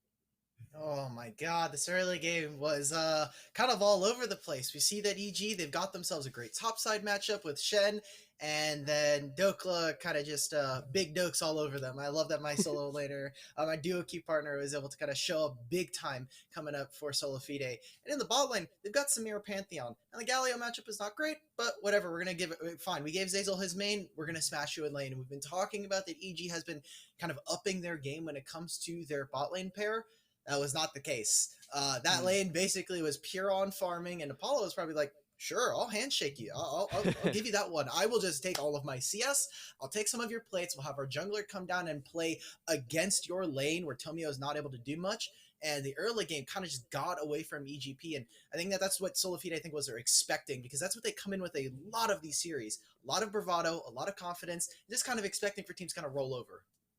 Yeah, and I think they got a little bit ahead of themselves this first game. They were so far ahead after winning basically every lane back to back to back that they kind of forgot that they still needed to play out the rest of the game. We said ourselves like, yeah, this one's pretty much over. We don't necessarily think we have to watch. And then suddenly they found a whole bunch of picks onto Tuesday. They found opportunities to take the Baron away. And ultimately the game was actually a lot closer than it really had any right to be. Yeah, and you don't have to take our word for it either. You can just take a look at these clips that we gathered here from the early game, especially, where we're seeing things just go off the rails immediately for Evil Geniuses right away. The solo kills begin for Dokla, and yeah, this is not what Surdy was looking forward to in this game 1. Immediately as soon as this happened, I was like, Josh, you're the top lane expert here. Is this should be a fine matchup? He's like, that's not supposed to happen.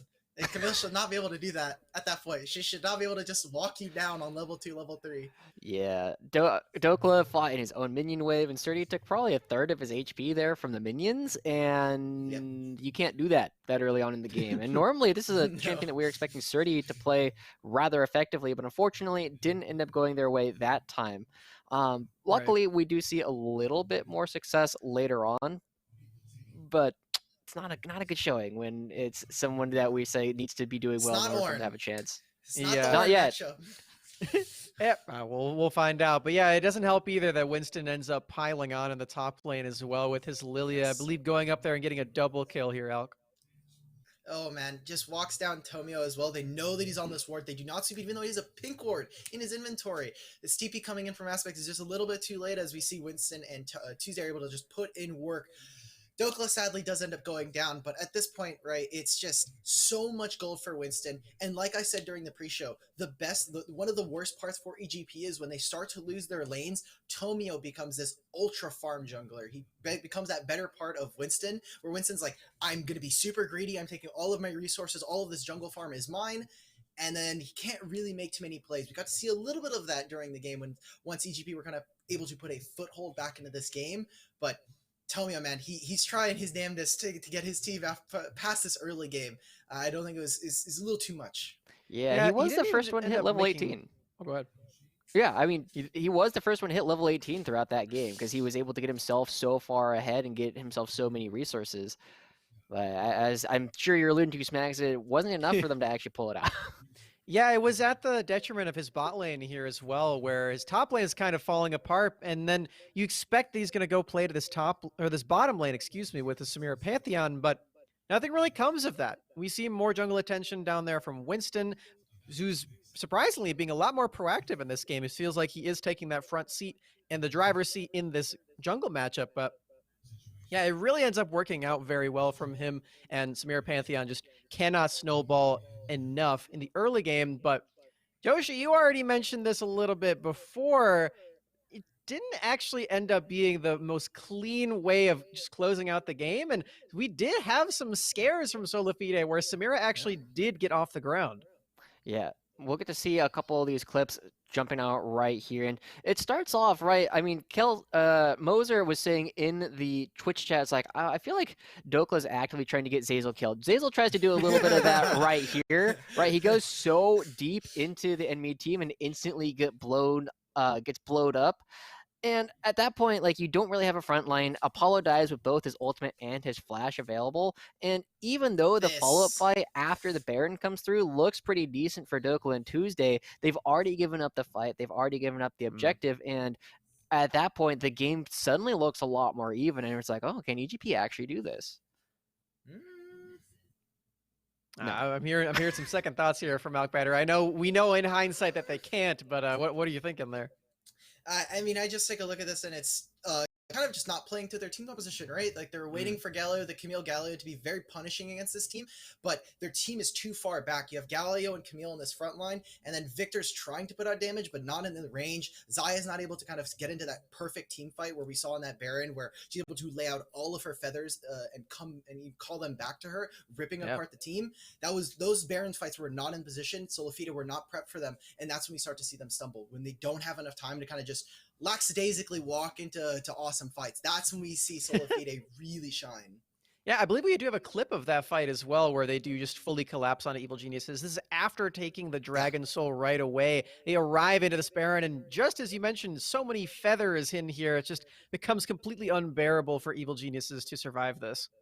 Yeah, it's the big difference between Xayah going forward and Xayah going backwards, right? At this point, you don't have anywhere to run to as EGP, and Xayah can stand still and just throw feathers down, whereas before, when they died, trying to walk forward, it's not something that Xayah does particularly effectively, and it's ends up being a massive difference when you're just able to play the kind of team fight your composition is meant to do. Yeah, so seeing that Evil Geniuses had a little bit of a struggle playing to the composition that was drafted for them here, I'm a little bit curious what this team kind of looks like when that does go to plan, when they do sort of step up their gameplay coming into this game too. How are we really expecting that to happen? I'm going to start with you, Joshi. Yeah, I mean, I think the big difference is you're able to play these mid games where you are able to pick on some of the tendencies of a lot of the SolaFide members, because they have been showing they're not necessarily moving around with the proper respect for their opponents. And if you're ahead, suddenly you can take those and start building a big objective lead for yourselves. But when you're behind and you're just playing catch up, suddenly it keeps you in the game and drags it out a little bit longer, but it's a lot harder to find those wins. Yeah. Any ways that they can otherwise do that here, Alkbader? As I try to tell you this, man, you can do Moonstaff. I just don't think they're going to be able to play a super aggressive bot lane like we saw earlier. So if they're going to change anything, I think it might just be this bot lane. But other than that, I think early game is just so volatile sometimes that you could play another game and we probably won't see the same mistakes made. Yeah, maybe that is going to end up being the case. Of course, SolaFide did, rightfully so, ban away that Seraphine in game number 1. Maybe they do it again throughout the entire series and we don't get to see that side of the Evil Geniuses bot lane, but maybe they have some more tricks up their sleeve down there as well. We're going to have to find out as we take it over to the casters here for game number 2. Welcome back to the caster desk, ladies and gentlemen, for game number 2 between EGP and SolaFide.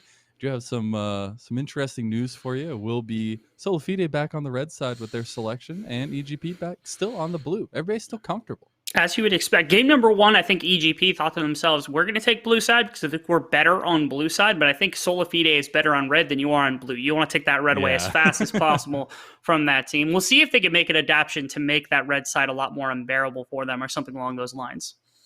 Yes, we will have to see what the adaptions, what the changes are going into the second draft, because there needs to be some from EGP, at least some more comfortability going into the earlier parts of the games as we do dive into it, Rebel.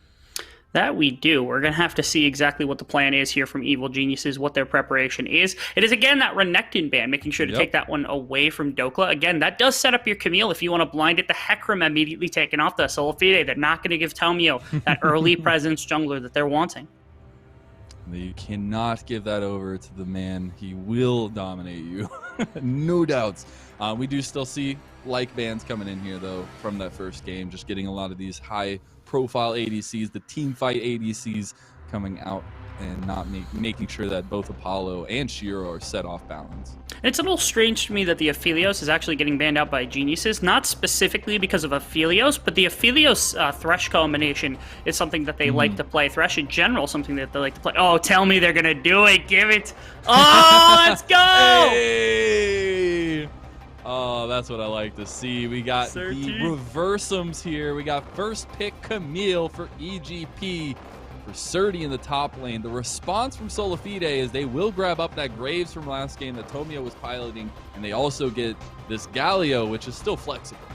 That they do. Very flexible pick in that Galio. No longer have that delivery system with that I don't care about the delivery system. Dokla's not on it, and Surtees on it. He got himself his champion. Yes. And even better, they're going back to Senna in this bot lane. This is what was working for them yesterday in the combination with another Enchanter type support. No Seraphine this time, but you might get something else akin to what we saw yesterday that will take that farm, go double Moonstone, and now bot lane is effectively a sandbagged lane for the remainder of the time. See, but it worries me, though, because the thing that we highlighted in first game that I thought was super integral to how EGP were able to lock down SolaFide in the beginning parts, at least, was the aggression in the bot lane, was keeping Zeyzal there, not being able to leave with the Pantheon. Now you're going to have this safer, laid-back bot lane with the Moonstones. Like, I don't know if you're going to be able to stop Zeyzal from roaming around. And now we also get the Gragas coming in. SolaFide popping shots right now, but you do have Nidalee for Tomio, one of his dominating picks. I don't want to hear your blasphemy, Mazel. This is a fantastic draft from Genius Prodigies. We get to see Sir T on his #1 champion in that Camille on the top side. Tomio, if I recall, was a very well-renowned Nidalee pick coming into Scouting Grounds, and so pulling that out here, I think, for the first time.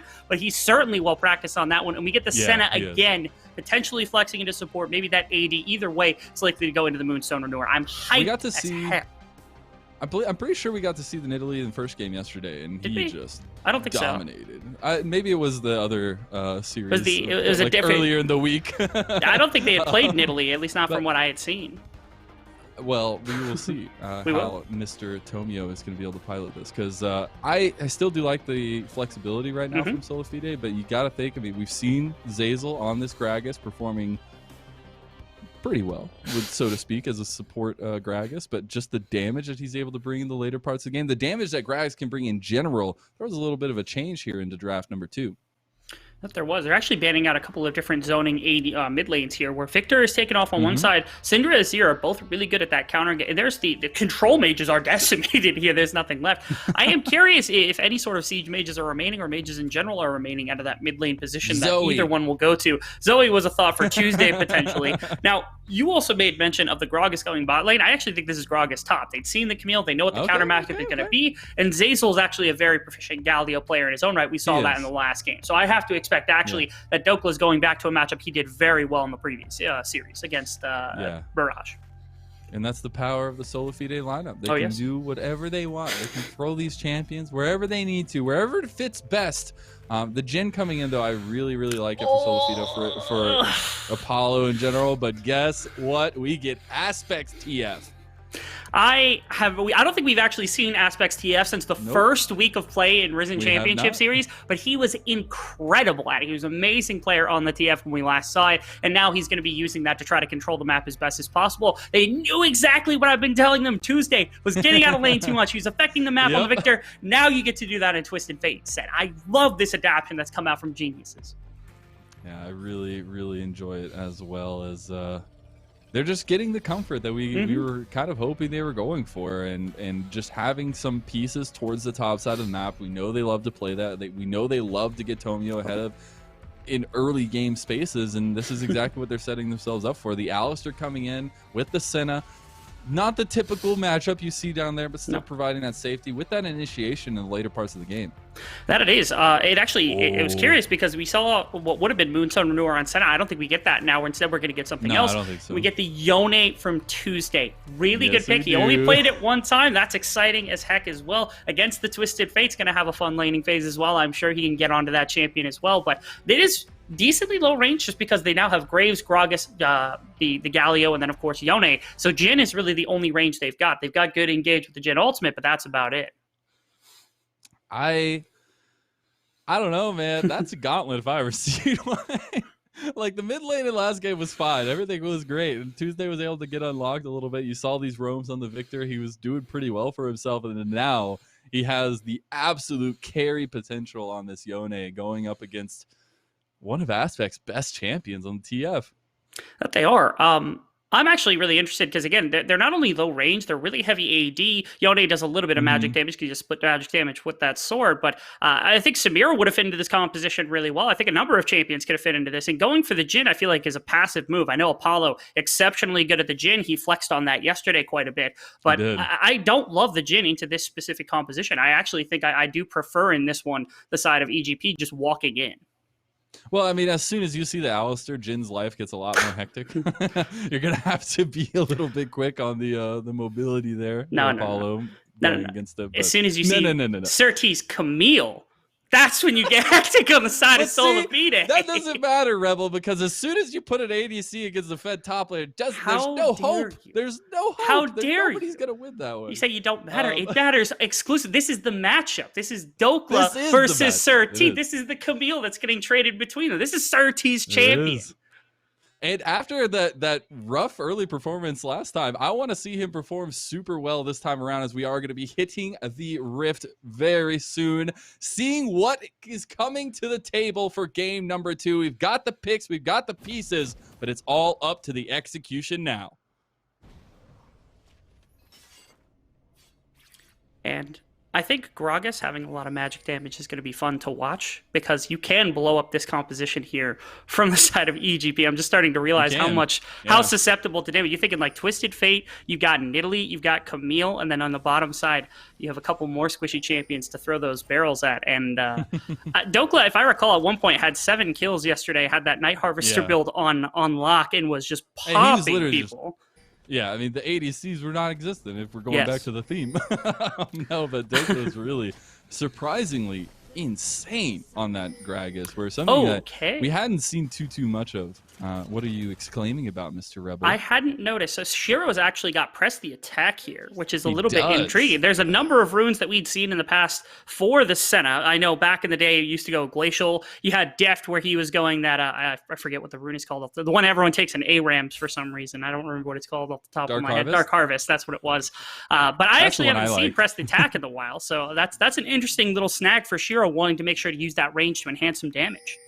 Yeah, and getting the third shot's definitely going to take a little while for Senna. And, going against the Jhin, you do have a little bit of extra time, not those fluid auto attacks you would think from another typical ADC. So, yeah, I haven't seen this matchup. I will just straight up say that. I haven't seen a Senna against the Jhin just in lane in a long time, and I'm really interested at how this is gonna kind of pan out, especially with the way that Mist, like exactly. I mean, we could just get non-existent. It's just gonna be Mist and Zeyzal roaming around hoping for 4v4s around the map. But the Alistair to me is the most interesting play. Like, I get you still want the tankiness and that kind of stuff, but I feel like they were definitely indexing on the enchanters more. Okay, I'm hooping hodling for a second here just because I saw something interesting. If observers want to jump onto Twisted Fate really quickly, you'll see usually you don't go E level 1, but in melee matchups, if you want to punish, you go for E level 1 because you can smack some people with that to start things off. I forget exactly the matchup that got popular in. I think it was Silas. It was TF into Silas. You start your E, doing the same thing here into Tuesday, wanting to make sure you chip away that health before there's any possibility of fighting back,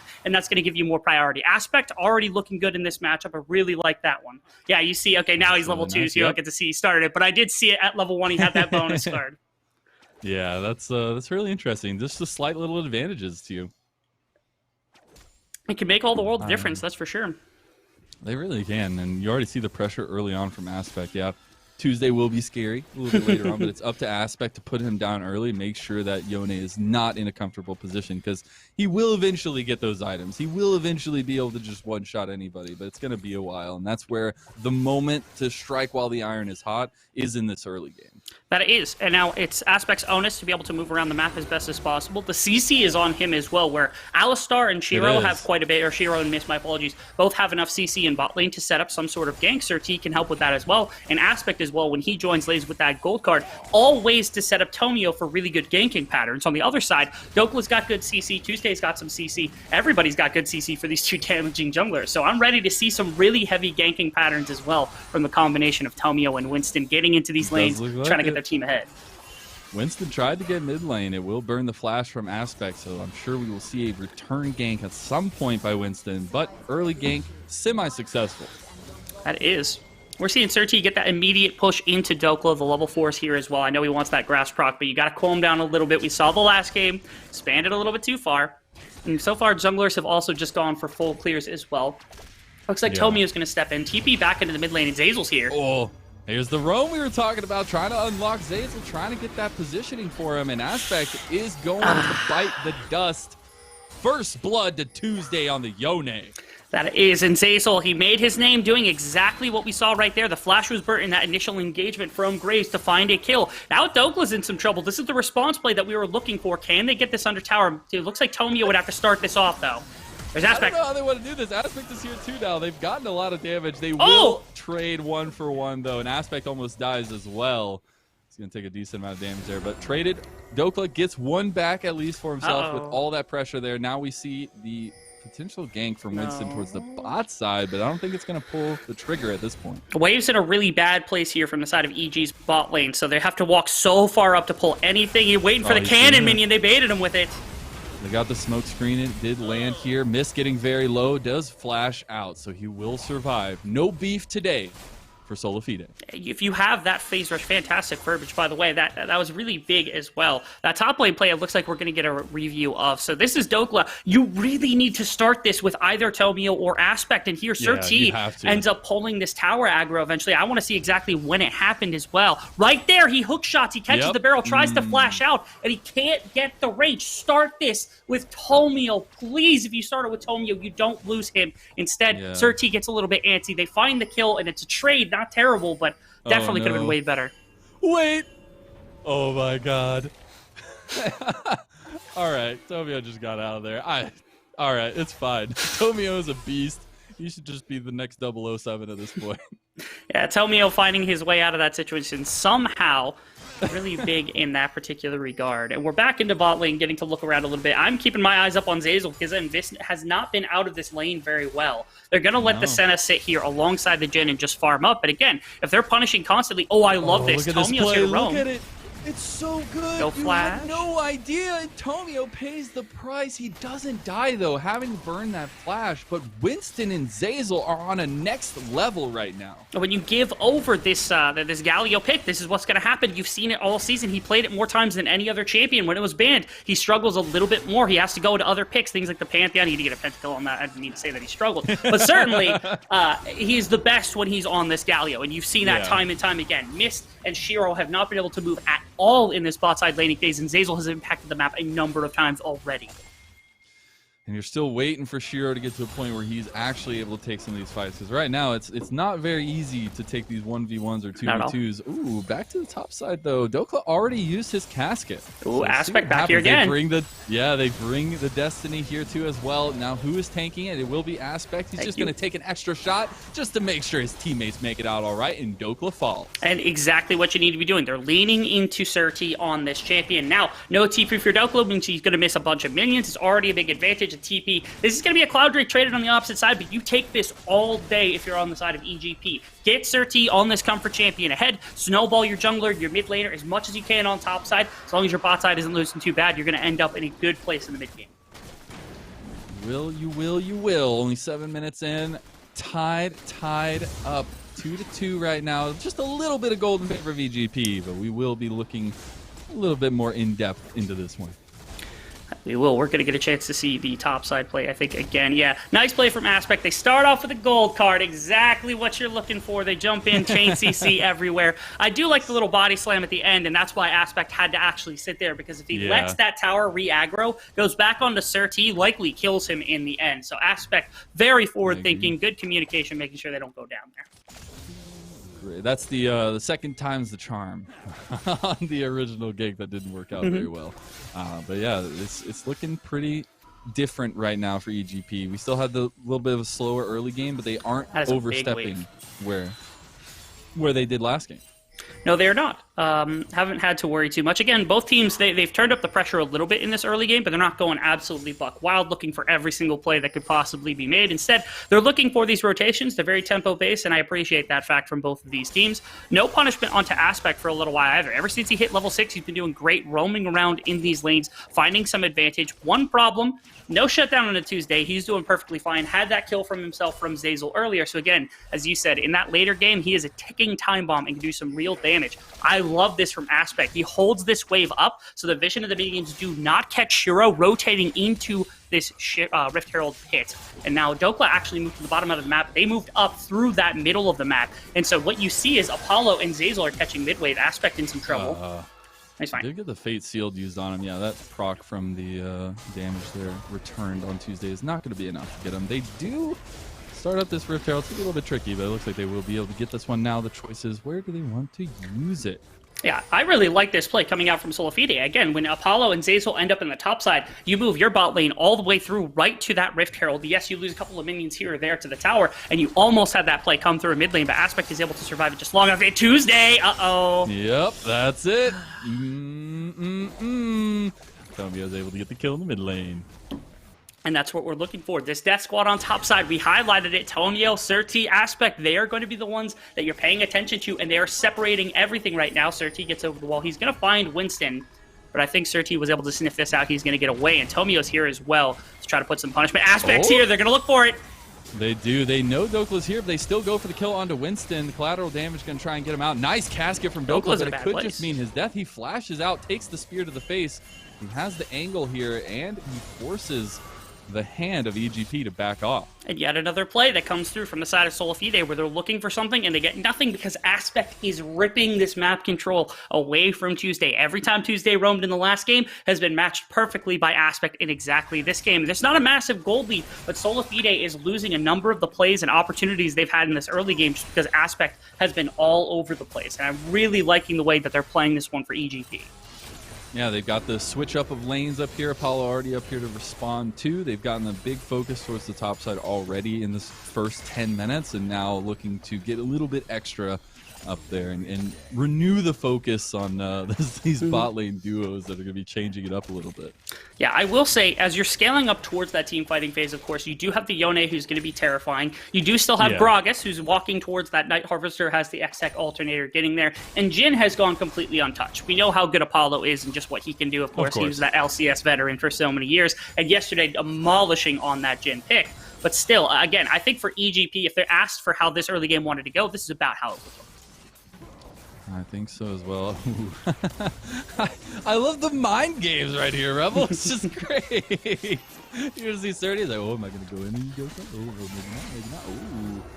But no, it didn't end up in anything. It just ended up, actually, Dokla came out a little bit more on top there. Now, headed toward the bot side as a 3-man squad, 2-man squad now as Aspect turns around. You will see what Tomio can do. I'm betting that they want to try to use this down here to just unlock some of this potential. Notice also that it is not going to be any sort of shenanigans with the Moon Staff going for the Nidalee instead of just Night Harvester in the mid lane. Watch. Oh, wait, no. Stall time. But no. TP. Okay, they're going to commit here. Oh, he got out. He's going to get out too. That's going to be big damage. Winston's out here. Surti goes in onto Zeyzal. Zeyzal's going to look over the wall, but he can't get out because the Hextech Ultimatum keeps him in.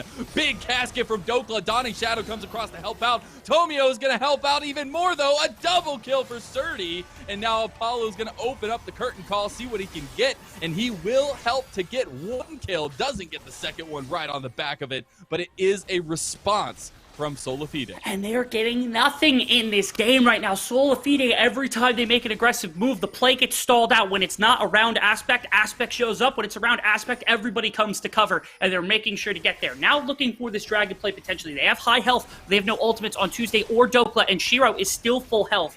Looking to be behind here. He is the ADC flank. And now Zeyzal's coming back down here to join them. They haven't gotten resets yet, so it might be a faster, immediate access to this battle river here from the side of SolaFide. I'm thinking that's what they want to look for. Another play in mid. Aspect TP'd. He TP'd in and just got baited. He's going to be locked down, rooted down, and dead. Dokla takes the kill. It's a very rare mistake we've seen from specifically this game. And again, when bottom side priority of the river's here, oh, missed! Wait, missed! Wait, okay. Okay, Apollo nothing. Just splashed. Oh, Meteor, they caught okay. Tomio out. He was trying to use the Rift Herald. He got it down. Doesn't die, though. He is able to get that out. That charge will go down. I'm sure it won't get much more after that, but man, this is a chaotic series of events. And Tomio just goes for the Raptors because he likes chicken nuggies. Yes, he does. That's the second time we've been able to find that. Red buff is also going to stall that Oh, dash from Dokla. Now his spear is going to get him no. over. Smite's going to come through.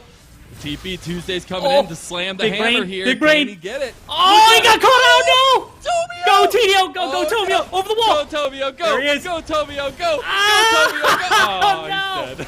Oh. Winston says no. Wait, nice double knockup though from Mist. They will get the heroic entrance down from Zazel though. Dokla getting very Backside low. here, that's back. Aspect is here too. Stun onto Apollo. Casket comes down. That's gonna be a huge amount of damage going in onto EGP, and it is the members of SolaFide who are able to run away after only losing Apollo. Yeah, okay, so this whole situation has been huge. SolaFide able to get the dragon, and they're able to finally find a little bit of a fight off the fact that none of this was planned. This was all just nonsensical, and it was improvised, and that is where SolaFide is always going to have the strength because of the talent of their players all together. Aspect got punished when he came in. Tomio ends up getting run down. Everyone commits to trying to save Tomio, and they have to pull out that fight at the very end. So a little bit of the lead that was held by EGP has been returned by SolaFide, especially with this double dragon advantage.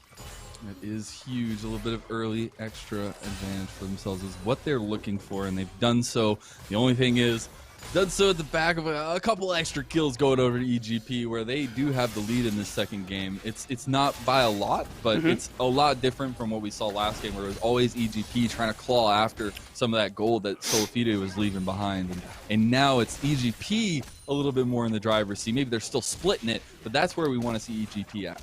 Now, I'm going to need to ask everybody in chat to ask Alk Battery specifically about this Senna build, because I've never seen it before. It is a press the attack Kraken Slayer Senna. Never seen this tech before. I'm going to be honest, if this is meta, I've never seen it before in my entire life, and I need his thoughts because I know he's an ADC player. I know you are too, Lennon. Maybe you can give me your thoughts on this. I can't do it. My brain isn't big enough, Rebel. I just can't. After I saw the Jhin Kraken Slayer, my brain just went to mush. And every time I see Kraken Slayer, I'm like, do you really go Kraken Slayer on that?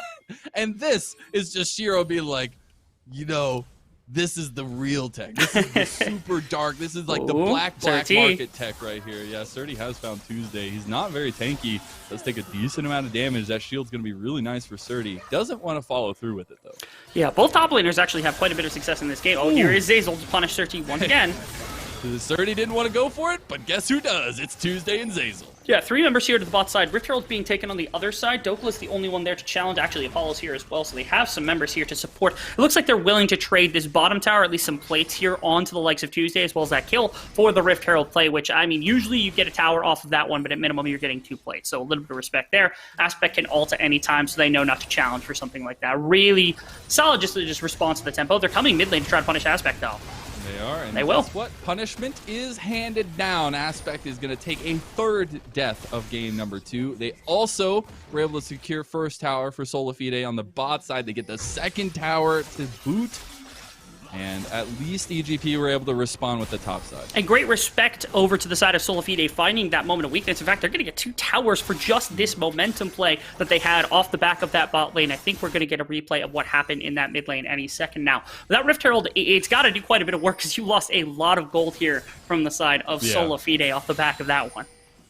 You gotta hope they do as be eyes on Tomio again to see where he's gonna go. Ooh, here it is. Yeah, look at where the map is right now. So you've got 3 members. I think Alistar needs to be in the river really badly here, or he needs to be in mid lane just to make sure this is covered because you saw everyone on bot side, and there's Winston. He's behind the tower. Man. Not much to be done. Yet again, Zazel finding himself at the forefront of these plays, punishing anywhere on the map he pleases. This is why you don't give this man Galio. He is just too good at the champion.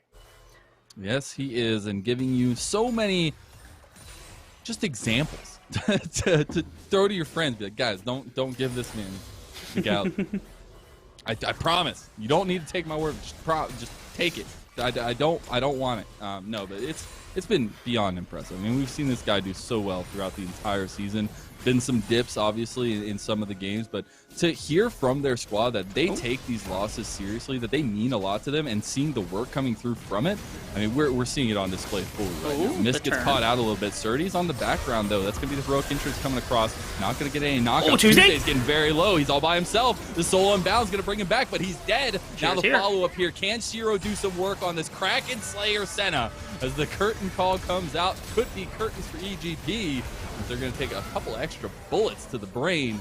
That will be a rampage for Winston, taking Aspect down as well as Mist being blown up by Apollo. And that time, you're using the fact that you have this very small causeway there to get into the river to completely close out all of EGP. That's a great fight setup from the side of SolaFide, simply because, I mean, when you're talking about Galio and Gragas, you cannot get through a choke point with those two champions there, and you're going to watch that happen. Mist is looking to turn this. The teleport's really far back, though, here from the side of Aspect, so when he comes in, you don't get much. And yeah, you end up getting this trade of 1-for-1 to start the fight off. Tuesday doesn't quite die fast enough, but you are able to get the 1-for-1 eventually. But then everybody is already kind of ticking down in terms of health. They chase a little bit too far, and Aspect isn't able to find a good enough gold card here to not get caught up by the likes of Zazel on this Galio. So they're able to find that one pick. Bottom side, you lost so much health on Mist and Surti. There's nothing left for you to do. So that's just another free dragon here from the side of SolaFide.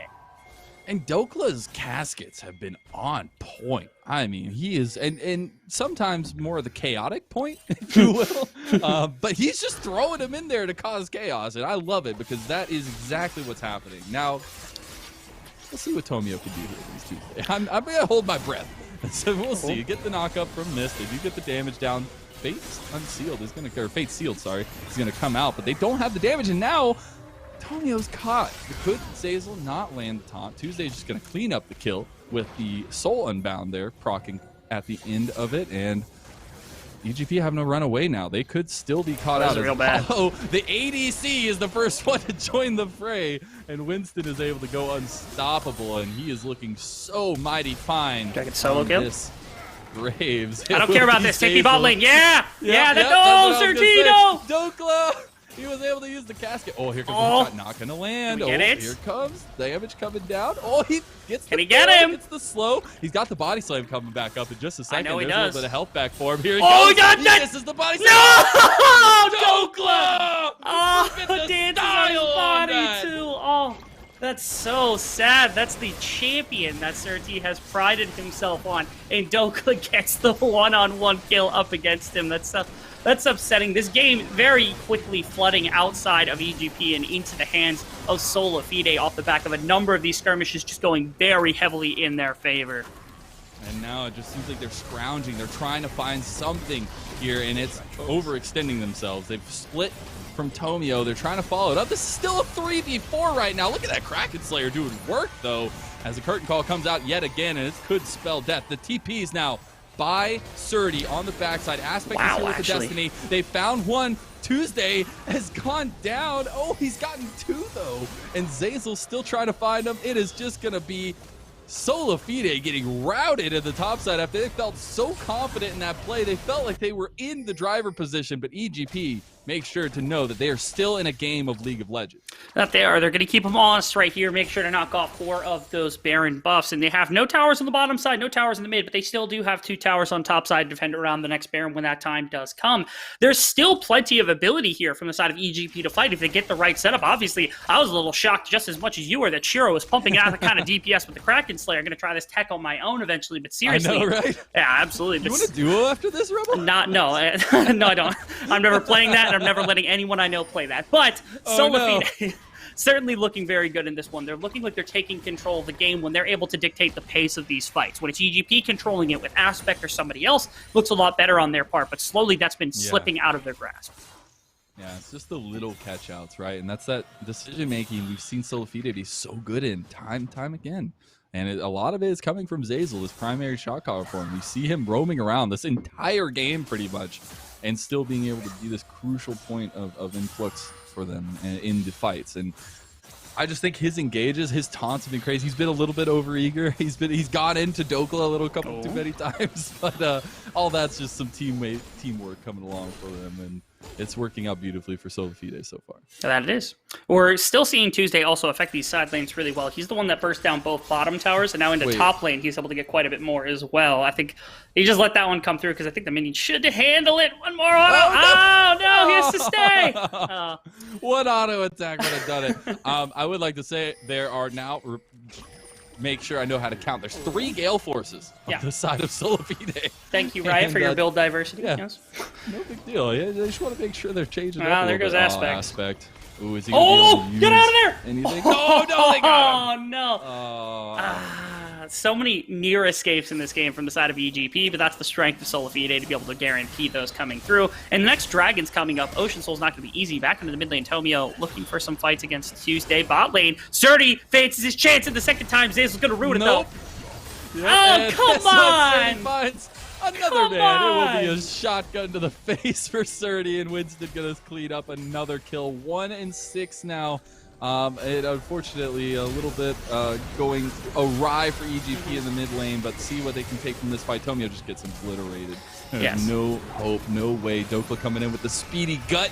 Doesn't land the body slam, though. Does get a ton of damage with that one auto attack. Mist goes down, and EGP are looking routed at this point. It will be a double kill for Winston, a dragon to boot, and they could just go Dragon Soul here, although they have 3 members looking at lanes right now, Rebel. Yeah, they're looking to push down 4 of these inhibitor towers, and I don't think there's anybody really capable of stopping them. Aspect is pretty good, but I mean, he's not going to be able to do so on a 1 and 6 version of the TF. They have pulled off a little bit. I'm guessing they're looking for a reset or for some setup around this next Baron buff coming up in 2 minutes, so they don't want to push too far and lose any advantage they just got with that Ocean Soul. So I agree. To me, SolaFide's got this one on lock right now. As long as they play the way that they have, they will win this game. EGP, they're going to need quite a bit of pickoffs. They're going to need quite a bit of excessively good team fighting on their behalf just to make sure that they can bring this back one to winnable. Yeah, and the feeling that I've gotten so far is that like SolaFide came out with what are you going to bring to us in game number 1, right? And in this one, they've dialed in. They've gotten a little bit more comfortable with where they feel like playing towards. See what happens with Tuesday talking about that comfortability on this Yone. See what he can do. Oh my goodness. A ton of damage. The Fate Sealed going to be a lot for Tomio to deal with. He's not going to die from the proc, I'm sure. But Tuesday is in not a good place. I wouldn't say he's... His team's coming, though. Watch Zazel's ultimate. Oh, okay. Never mind. They are all... I was going to say, he was so close to being in range for that. I'm pretty sure I saw Zazel's character like stutter step there, like he was in range, but just unable to cast it in time.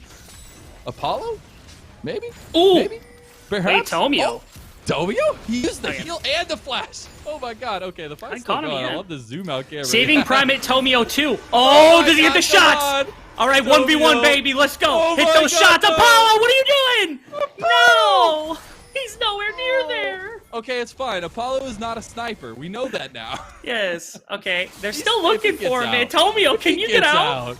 There's no way. Certainly Oh, he found him. Dokla. Oh no. Dokla, what a game! Still wins it. Dokla still wins it. 30. You have to be feeling so bad at this point. The shutdown will go over to Aspect. They've got kills all over the place. It is a smorgasbord right now. And it is SolaFide who set it all up. And Tomio got found too. Just the icing on the cake here for SolaFide. And this, I doubt he's going to be in any trouble. But goodness gracious, they're getting pulled around the map really heavily. They always are reinforcements from the side of SolaFide. When EGP had so much of the pressure, so much of the map control to start this game, SolaFide has ripped it out of their hands with this dragon control and this superior team fighting. You gotta love the way that they've now taken this very small advantage they gained themselves and pushed it to the max by just splitting these fights so heavily. And that's what you expect from some of the best players in the amateur scene. They're making sure to make that statement known here. They are focusing down on the Baron right now. They're a little bit surrounded. Here comes the Destiny. As Winston could be caught. They do find a ton of damage. Oh my goodness. Huge heroic entrance. He's going to come in. He still dies. But they could still find some more off of this. Tuesday by himself. Uses the Fate Seal, but not going to find as much as he wanted. And Surdy takes the advantage. Goes forward. Goes back after a flash. And Zazel is left out all on his lonesome. Oh my god. Apollo getting slowed down. Look at those Kraken What is that Shiro damage? Double kill for Shiro. And man, this Dark Tech is looking beautiful at this point. EGP grab back some of that lead that they've lost, and they now turn their eyes onto the Baron. This evil Shiro Dark Tech Kraken Slayer set. Okay, back in the pit, we do have Tuesday. Oh, Tuesday. Go down. Shiro picks up another kill. He's on Rampage now. Guess what? This is what we talked about when we were trying to set up the plays of the game. They're going to play through topside, but if we get to team fighting, it's going to come down specifically to Shiro and Apollo. And somehow, Senna is devastating this game with all this damage.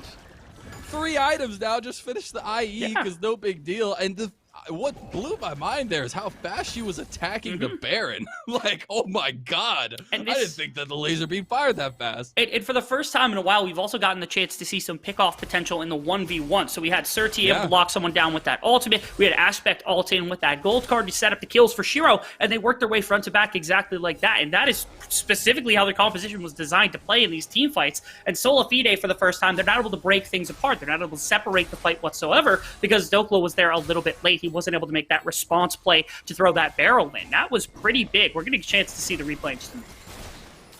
We are indeed to see this craziness that happened in front of the Baron pit. They find Winston, nice little gold card. They find the stun as well. He has that big shield that helps him with the ultimate from Senna's going to find that. Now Zazel's in the middle of the fight. Tuesday's way too far up. He has Guardian Angel, so he's going to get to go back. And then the rest of this fight continues. Mist goes forward. But watch Shiro, watch Aspect, watch all these damage dealers. They're not touched at all. Nobody is there because they don't have anybody to pressure this backline until that last second. Now Apollo gets run down. And right now is Dokla coming into this fight. That ultimate accomplishes literally nothing for anyone. Tuesday's going to gush back up. He tries to challenge for this Baron, but it's not going to end up working. All off the back of this front-to-back team fighting on that catch, especially against Winston. Yeah, and as you see in the picture-in-picture, we did have the bot tier 2 go down. SolaFide missing an extra tower there. It went missing, and they want it back. They have put up posters. I don't know if they'll get any responses back from EGP. But EGP now looking at the mid lane here. Could have gotten themselves caught, though. Mist able to get Zazel back with that knockback, and oh my god, tower just is gone.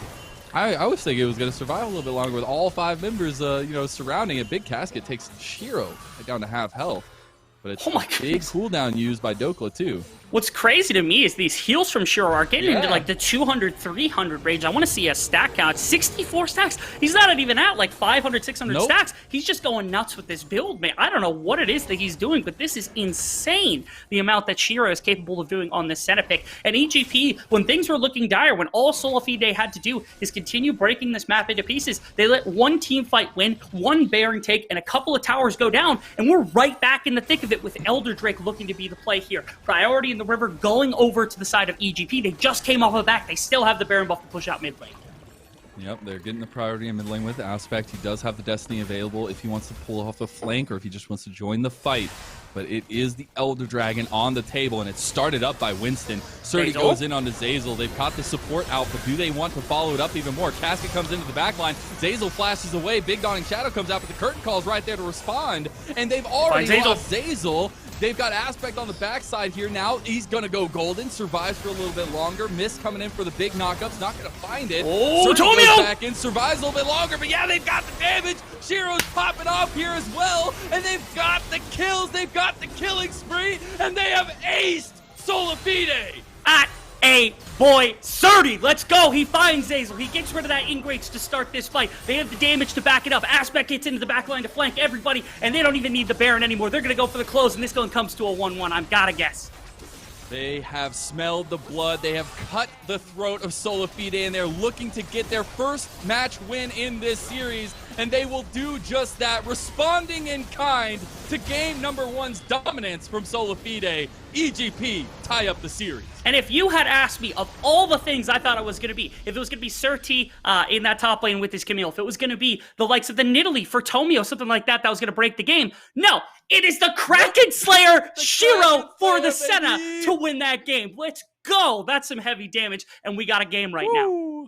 Oh, man, I am wondering what that Senna is going to be like in the rest of this series. I mean, I definitely saw it took a little bit to build up, right? Sure. Oh, my goodness, that Kraken Slayer, those attack speed increases for her were just insane, man. All around, EGP, they were scrapping. They were in the lead for the majority of that game in the beginning, and then they just fumbled it with a couple of those fights. But as we know them to be, they keep their mental strong, they keep cool, and they're right back in it, and they come take the fight.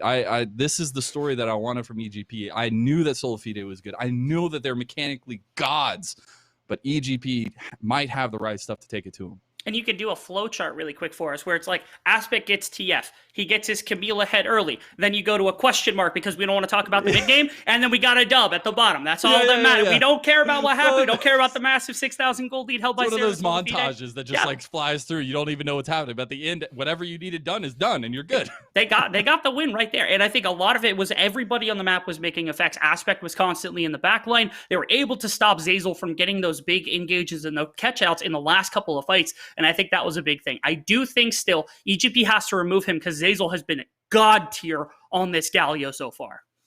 Yeah, it's 2 games in a row. He's been so impressive just being able to get around the map. Even in game number 1 when he wasn't really unlocked, but game number 2 absolutely was getting those early roams, being able to punish Aspect, having used this flash early on. And that's the kind of play that the synergy that these kinds of insane players can do on the day. And if you take away the Galio, you said it yourself, doesn't look as good typically, but I still think that Zeyzal has some things to show us here.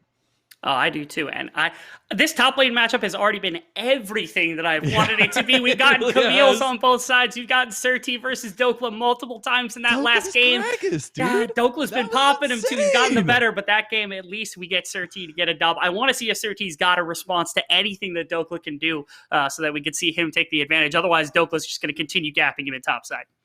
We will have to see. We're going to take a little break, got to cool down a little bit while we get ready for game number 3. On the other side of this break, though, get the beautiful faces of the analyst desk. We'll be right back. You saw right there, the flash was burnt in that initial engagement from Graves to find a kill. Now Dokla's in some trouble. This is the response play that we were looking for. Can they get this under tower? It looks like Tomio would have to start this off, though. There's Aspect. I don't know how they want to do this. Aspect is here too now. They've gotten a lot of damage. They will trade 1 for 1 though. Slam the hammer here. Big brain. Can he get it? Oh, he got caught out. No. Tomio. Go TDO. Go Tomio. Over the wall. Go Tomio. Go. There he is. Go Tomio. Go. Go Tomio. Go. Oh, no. He's dead.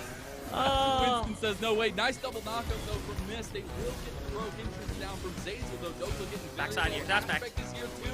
Stun onto Apollo. Casket comes down. That's going to be a huge amount of damage going in. Unable to use the casket. Oh, here comes the shot. Not going to land. Get it? Here comes damage coming down. Oh, he gets Can he get him? It's the slow. He's got the body slam coming back up in just a second. I know he There's does. a little bit of health back for him. Here he Oh, goes. he got that. This is the body slam. No! Dokla! Oh, Dan. Zoom out camera. Saving Primate Tomio too. Oh, does he hit the shots? All right, 1v1, baby. Let's go. Hit those shots. Apollo, what are you doing? They're still looking for him, man. Tomio, can you get out? There's no way. Oh, he found him. Dokla. Oh, no. Dokla won again. Still wins it. Dokla still wins it. 30. You have to be feeling so bad at this point. The shutdown will go over to Aspect. They've got kills all over the place. He's going to go golden. Survives for a little bit longer. Mist coming in for the big knockups. Not going to find it. Oh, Tomio Tomio. back in. Survives a little bit longer. But yeah, they've got the damage. Shiro's popping off here as well. And they've got the kills. They've got the killing spree. And they have aced SolaFide. Win in this series, and they will do just that, responding in kind to game number 1's dominance from SolaFide. EGP tie up the series. And if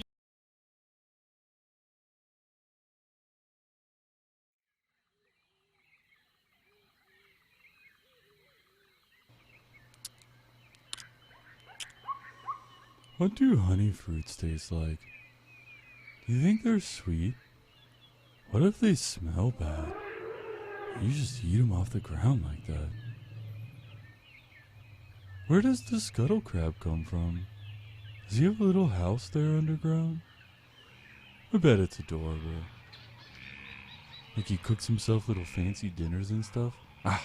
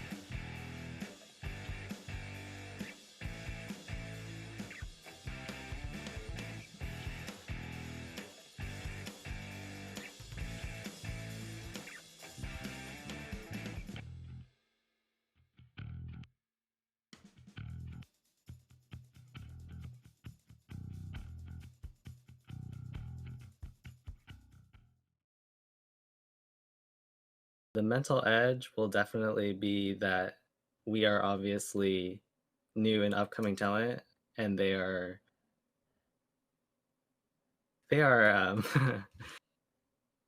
pretty old talent, I'd say. Their team is basically an academy team, with Zazel being a Worlds semifinalist, and Apollo and Dokla being on LCS previously, and now they're just in an amateur team. I feel like they're kind of nervous if we win versus them, so, or have a chance to win versus them.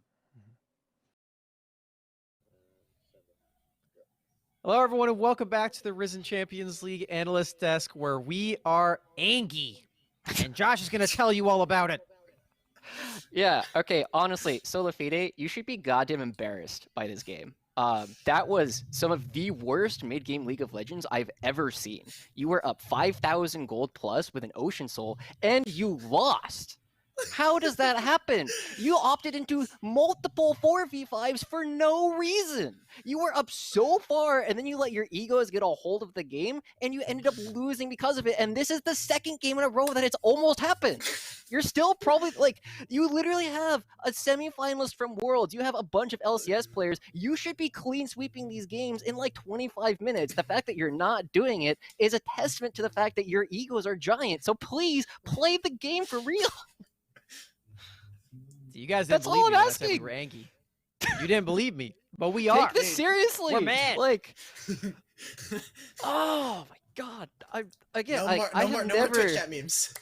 I have never seen a game where I was like, yeah, this game is over. They have Ocean Soul. They're ahead. Dokla is solo killing his lane opponent after the matchup is no longer good, and you just decide that your egos are too big to let anybody die, and you don't know how to cut your losses. Like, these are things that you should have known as a gold player. Yeah, I'm serious. And to tack onto that, yeah, and that was the thing that we were talking about in the last series, right? Is that when we see that EGP or that SolaFide are fighting, they're not fighting as like a full team. They're not cohesively coming together and try to put all of their parts together. It is literally every single player is individually skirmishing, or maybe like the bot lane is there's like 2v2 pairs on the map, and then SolaFide, they like open their eyes and the team fights over, and they're like, okay, what do we do now? Yeah. All right, we're good. It's ready. Yeah, and we don't want to go off only on SolaFide, because EGP are doing good things. You have to be a decent team to take advantage of these. But like, god damn it, dude. Yeah, and just to show the sort of like how our expectations were driven to this height as well here for SolaFide, I want to take us through a little bit of the early game and a few of the clips that we saw, because this early game was even more dominant than the last one that we saw here from SolaFide, Alec Battery. Yeah, it was really good. They were playing around the fact that they wanted to get Surdy ahead. They got him his Camille, so they have it go up against the Gragas, and they go for multiple dives with Tomio and with Aspect. They did fantastic turret juggling, as we'll see in a couple of these clips coming up.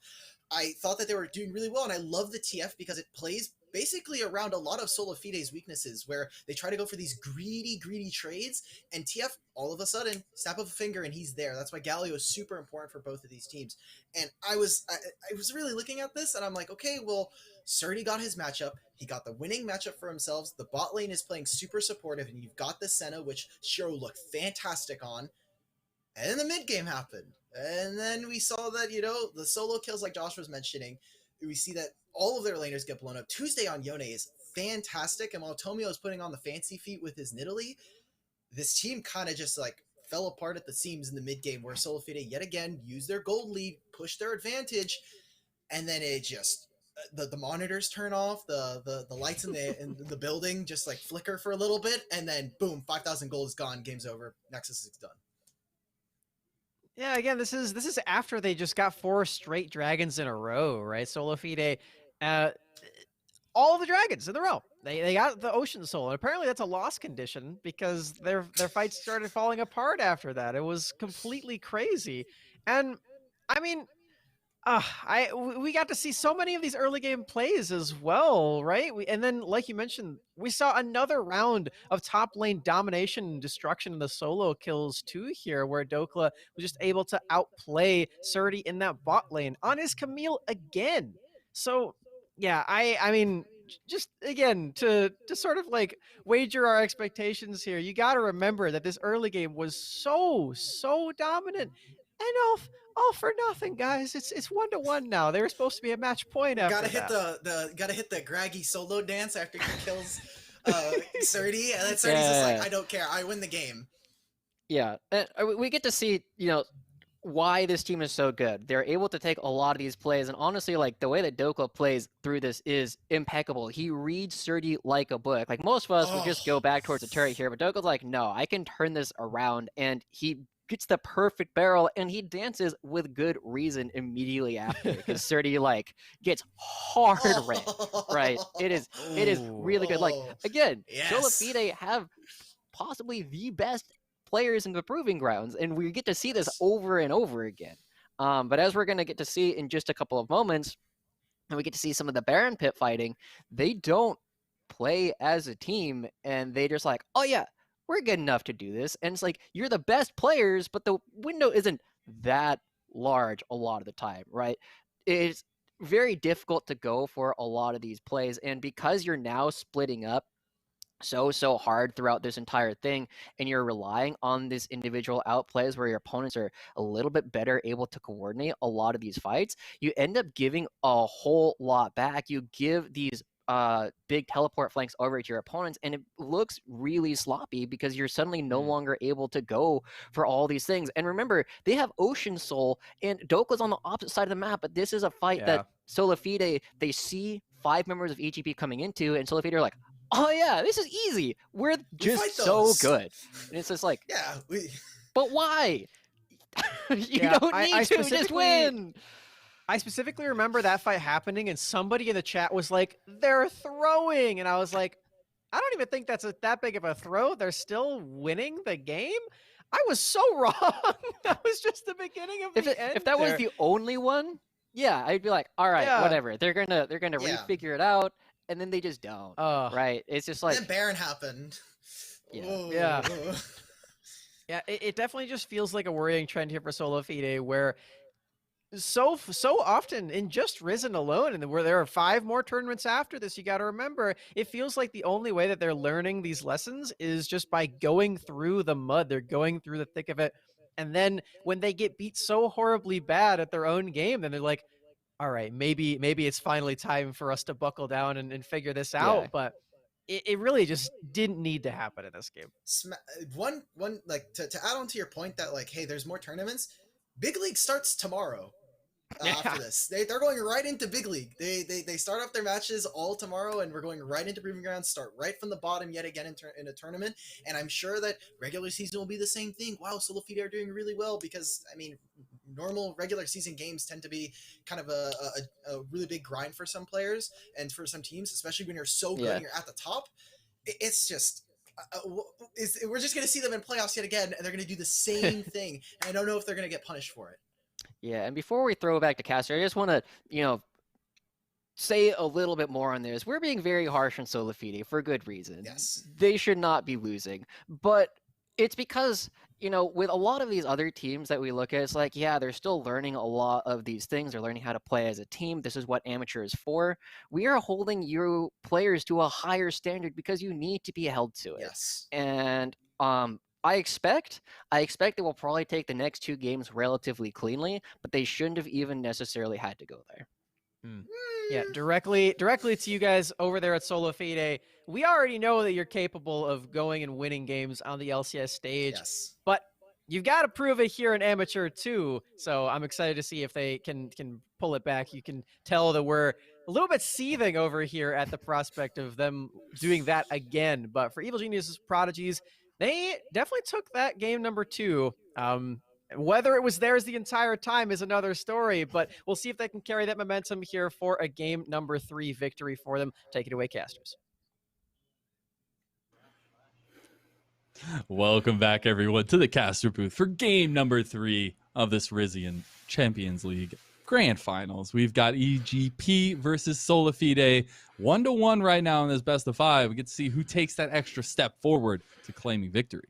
And in that previous game, we finally got to see a true testament to why it is that teams that stay a long time together typically have some very good success. The synergy was clearly there in the late game team fight. Shiro was clearly there in the late game team fight, and they were ready for it. They were able to take it up against a team that, I mean, even the desk was talking about how high our expectations are for SolaFide.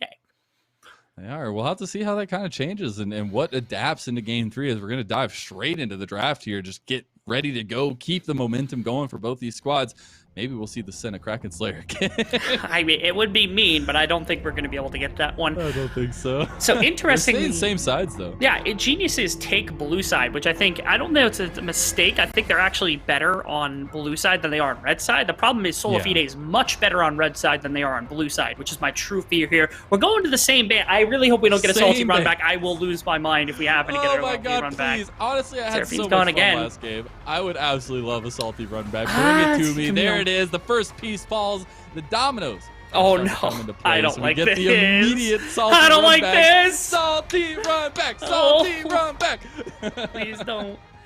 Okay. I want to see it. I would love it. But so far, we're staying true and narrow for the win conditions that we've seen at least last game. That we are. We haven't seen the Gragas yet either, which I think is something that did work for Dokla in the previous game. It wasn't bad. They go back to the...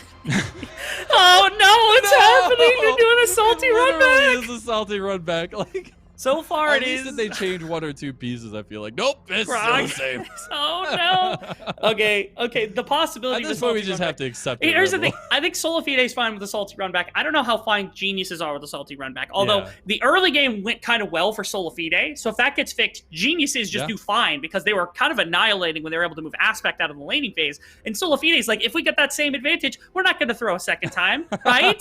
Right? Okay. Right, Twisted Fate got banned. Okay, we're not getting it. Yeah. They're not going to give you that one. That means his ears available. That was the one piece. Yeah, that is true. That was the one piece that I really felt like helped EGP a lot was the Destinies being able to get into those lanes, get active for himself for Aspect, and being able to take that away. I wonder what the choices are going to be here. As you said, there's still some of those pivotal picks for Aspect in the mid lane, those control mages we were talking about, but it's the little things that went wrong for SolaFide in last game that worry me so heavily for this one, right? Because if one thing goes differently, if Shiro isn't able to get that extra kill, get that Kraken Slayer so early, like it just changes the entire narrative of the game. Talk about changing the narrative of the game, we get the Orianna for Tuesday.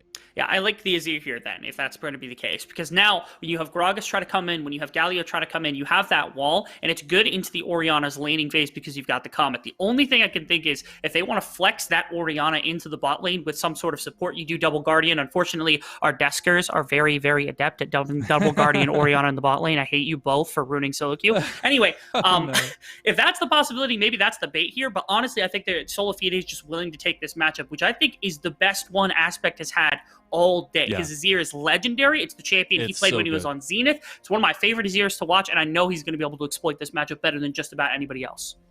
Yeah, and now the onus is on Tuesday, how he wants to pilot this Orianna, how this early laning phase is going to go, and the outside influences that are going to be there. We change, count it, one piece to the puzzle for EGP. One piece. Oh! It's just easier. It's fine. We get an Ezreal. Look at that. Welcome to the party, bud. About it, you know? Yeah. Welcome back. Welcome. Get him a party hat. Get him a drink. We got something. Ezreal, welcome to the stage. No, seriously, get to see Apollo on this Ezreal. Not something we've seen a lot of here recently in the competitive sphere, but still pretty viable with some of the build options he has. I'm a little terrified of the fact that now, I mean, they're going to be leaning heavily into the fact that Zeyzal will be able to roam with this Ezreal bot lane because it's almost unpunishable. But now Senna also has a perfectly fine lane to sit on as well. She should have more wave clear and good enough poke and sustain to beat this Ezreal in the laning phase. So now I think the onus is on Mist to run out into the map and try to match what Zeyzal's doing, or at minimum track him and make sure he's not just destroying your map, because that's what happened last time, and we saw how that went. It is, especially poor Aspect getting the brunt of the damage from Zeyzal there. But yeah, the thing for me is I did like the Jhin ban, especially being able to not go up against that longer range carry where Senna was actually having some troubles with in the team fights, at least with that extra damage that Jhin is able to bring. So they are able to pull that down. They get the Ezreal out from Apollo, something that's a little bit less sustainable, I feel like, but still has some power points to it. And then now we buy in to what we've talked about this entire time. The same strategy that both these teams like to play, top side, big focus. You've got the ADCs farming up in the bot side, waiting to get those late game powerhouses, waiting for me to call Space Dad Shiro. And it's working out beautifully so far, at least in the draft for game number 3. Yeah, to me right now, not only I feel like the last 2 picks here from the side of SolaFide were blundered beyond belief. Number 1, you blinded Orianna. You know he's going to pick Azir. He is an amazing Azir player. So like, why are you picking Orianna? Because it beats it in the laning phase. That's the priority that Tuesday had in game 1 that no longer comes onto the map. Number 2, you get an Ezreal? Like, Ezreal's a team-fighting ADC. You're really going to challenge that Kraken Slayer Senna a second time after what you just saw that last game? This is playing more so into what EGP want. And I'm not sure why exactly SolaFide is doing it. Maybe they got some sort of hidden tech or some sort of strategy in mind. But for me, again, EGP's playing the game that I feel like they're going to want to play. They are, and that's where the little minute changes in the early game, the positionings, those kinds of things mean so much. And we are going to be sending it on to the Rift here. We get to see what happens with game number 3 and who gets to take that first step forward to claiming victory in the grand finals. We get to finally, at least, see this Azir from Aspect. We get the crucial pieces that we've seen this entire series long for a lot of these guys. This is the game that can tell the difference in the series. And the Deskers get to have all of our fun because they get to pick their player of the week or the person they're solo queuing with. And if I got the chance to pick anybody, it would specifically be Aspects Azir because he's amazing. It's one of my favorite Azirs to see in the entire scene. Also, Apollo on this Ezreal, if I recall, I seem to have a vague memory of him stealing a Baron maybe at some point during the amateur scene. Something. No, that was LCS. He did that. He stole LCS, Baron with this champion before. He is an exceptional Ezreal player. We all know that. His laning partner wants to get out and about. This is the perfect champion to let him do so. It is. I just feel like it's a different approach. Shiro didn't press the attack. He took Glacial Augment. He did, which means I don't think it's going to be the Kraken Slayer this time. Sag, why? Why would you do that? I have to imagine it's because they expect Ezreal to be able to get into the laning phase a little bit later, and it's harder to put damage onto him, or this is a laning room where you want to get aggressive in the laning phase, in which case you go Gale Force, you go Eclipse, you go something along those lines. Yep. And that's what I was going to say is it's so oppressive going against the Glacial Augment on the Senna because you get one auto attack. It reminds me of like a approach velocity act where you literally get one attack and they just have to walk away while you get to do as much damage as you possibly can. I can't even. So I want to see it. I don't even want to approach the topic of what Glacial Augment with Imperial Mandate Senna, what kind of cursed tech that would be. If I see that in this game, I'm going to lose it. Like, that's too far. 2 dark techs and 2 in a row. 2 evil magics in one game. Okay, this is a start. There's a ward here. They're going to be able to start on them. All right, it's a little bit of poke. Not as much as I thought. They just want to make sure they know that they are going to be laning against these 2, okay? They just want to show their faces. It's like if you forgot in the first couple games, we're still here. For sure. A little bit of a check. It was mostly on a mist, too. And, of course, with the Alistar and the Senna, you have a little bit of healing in the laning phase to work with, so you don't have to worry too much about that little chunks of poke. Of course, it shakes up just a little bit. Aspect does go for the Comet as well. This has been the pretty stock standard build for a little while, especially into Orianna. It's very poke-oriented and focused on harassing out the Orianna to start things off. Keeps her a little bit more honest in the laning phase. You, especially in a series like this against top tier competition, you got to make sure you're keeping them honest. You got to make sure you're knowing where they're going to be, the style that they're looking to play, and I'm liking this proactivity from Aspect, getting the ward down on the Raptor pit. Yeah, great use. So again, having that Comet early on, poking away the Orianna, getting a little more wave clear for Aspect allows them to spot out the fact that Winston is on this Raptor camp and actually clearing his jungle quite a bit slower than Tomio is right now. So maybe some pressure to be put on the top side onto Dokla here in just a little bit of time. And no wards on top side outside of that one in the Tribe Bush. If that expires, real threat potentially onto Dokla here. And hopefully a little bit cleaner execution than the last time they tried to get an early gank on the Dokla on the in the last game. It did not go their way, but then as we've seen already in this series, 2 times. The second time is the charm, right? You just are able to get the execution that you need there. But I don't know if we're going to see that anytime in the near future. We do have Scuttlecrafts coming up. You know how important those are. Yeah, very important. Again, Graves still has one entire camp to clear here before you're able to actually start onto the Scuttlecrab. And so Nidalee, again, is going to be done with her clear faster. So it's either going to be a faster redeploy for Nidalee or an attempted gank here, maybe to the mid lane, because Tuesday did just burn that TP. Actually, both junglers, I guess, creeping a little towards this, mostly due to the scuttle crabs. I was kind of hoping for a little bit of action there. And yeah, the Nidalee's going to be able to back faster here. Which is interesting to me because we've seen some aggression earlier on, some skirmishing from the junglers earlier on, but this time around they're taking things a little bit more calmly. They're going with the full clears, getting these paths down for themselves and getting the reset to get this first little item bonus too. And the Seeker's Arm Guard coming out first from Tomio. Yeah, you're going to get a little bit more passive of the game, I think, in every single role. Again, the Azir's perfectly fine poking out Tuesday, but he's not even a champion that really loves to roam around too much unless there's a lot of action. Couple that with the fact that, like, top lane, you have Surti, who's definitely to pay more respectfully against Dokla after getting solo killed a couple times in that previous game. You've got a Senna Ezreal bot lane. Like, this laning phase is likely to be slow. We are playing for the 25-30 minute mark. We're not looking for that early stuff. There's no more of this TF kind of getting around the map. There's no more of this Yone moving around the map. This is all going to be slow-paced and very methodical. So what you're saying is we're going to get even more 1v1s between Surti and Dokla. That's what I want. Yes.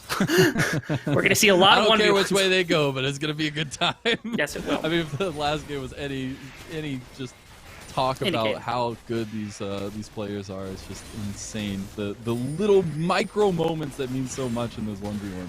And sometimes the 2v1s because of Zazel. Watch Zazel walking into the mid lane. He kind of hovers through the mid lane, giving down some vision in that pixel brush just to make sure they have the interior of Dragon covered, just in case they want to go for something like that. Again, there should be a wave clear advantage here for the combination of the Alistar and the Senna to start things off, but the Dragon is started because of the faster back from Apollo and Zazel. That is to be, again, because of their faster back, they get deployed more. Here's Tomio on top side looking for something into Dokla. Don't have the minion wave just yet on the tower. Dokla's going to try to run away, just trying to get away from Surti. No mana either. No mana on Dokla. He goes forward. Tower shot's going to be a lot, but first blood going over to Tomio. Yeah, the response from Dragon on bot side for SolaFide is matched, of course, by Tomio on top side. That's perfect. You have one play on the one side of the map for SolaFide, an immediate response on the other side of the map. Azir had also cheated up. I don't think Aspect needed to be there, really. I think he was just afraid in case somebody had actually moved, but that is going to be a free play for Tuesday, which does, I think, sway this slightly into the favor of SolaFide, all things said and done. But either way, nice response there by Tomio, knowing he can't really fight around that Dragon. They have all the pressure necessary, so he goes up top, punishes that matchup. And the fluidity of communication is what I like to see there, right? And yes, it may have lost aspects just a little bit there in lane, but the fact that he was able to be there, he was ready to go, and they are having that kind of flow right there is just so impressive. Earlier on, we've seen a little bit of lack of that in the first couple games, and now hopefully things are kind of starting to meld together. And notice also, if you will, in this game, I think if there's going to be a massive tempo shift at all, in any case whatsoever, it's going to be because of Zazel on the bot side. Actually, Dokla's here in the mid lane. He's trying to find something. Level 6 is accomplished as well, looking to try to punish Tomio, but not going to find anything. I don't know if he had the command yet just available for Tuesday on that angle right there, but it was close. Yes, we're getting there. Again, this is not to be a very quick game. This will be a very slow-paced game, which is perfectly fine with me. I love talking about how people move. I know this won't be the most exciting for you, Mr. Mazzella, until we get to that late game and you get to yell Space Dad Shiro. Later. It's fine. It's fine. Yeah. I also noticed he shifted his name to EG Shiro. I know he's had like 5 names this split. I don't get it, man. He was Vice for a little while. Yeah, he was Vice for a little while. We need to send him Prince to Zagaris or whatever. Yeah, we need to come up with a punishment for this, because again, by shifting your name and not telling anybody, in this case it's fine because we know who Shiro is, but like shifting your name to Vice means that you go into Nunu jail. Okay, that's you get the bonk and you go to Nunu jail. That's what happens. Okay. Okay. No Nunu jail. Nunu I like that jail, a little yes. bit better. No name Nunu jail. That's how that works. No name Nunu jail. It just leaves a blank space on the screen for Shiro. But then I won't get to yell Space Dad Shiro. Too bad. He has to learn his lesson. Although, do I even still get to, since he's not actually Space Dad Shiro? Well, it is Shiro now, so don't worry about it. It's fine. I'll just add the extra. Look at this also. There's the Scuttle Crab control, but Grace has found a little bit of a movement. Surti should be able to get out of this one. Yeah, nice little hook shot from Surti getting out of that one. Not too much danger. The damage might force him to back and then TP back in, but control of topside for the Rift Herald actually very in favor of EGP. And both junglers, look, Mist has actually beaten Zazel up here right now, so Apollo Price might be able to set up something if he wants to Arcane Shift in, try to find something for Zazel on bot side. But other than that, priority on top, especially around this Rift Herald, is heavily in favor of EGP. Big defensive play to make sure if they get that kill onto Surti, they almost certainly get that Rift Herald for free. So nice little movement from Mist and nice play from Surti to get themselves out of danger.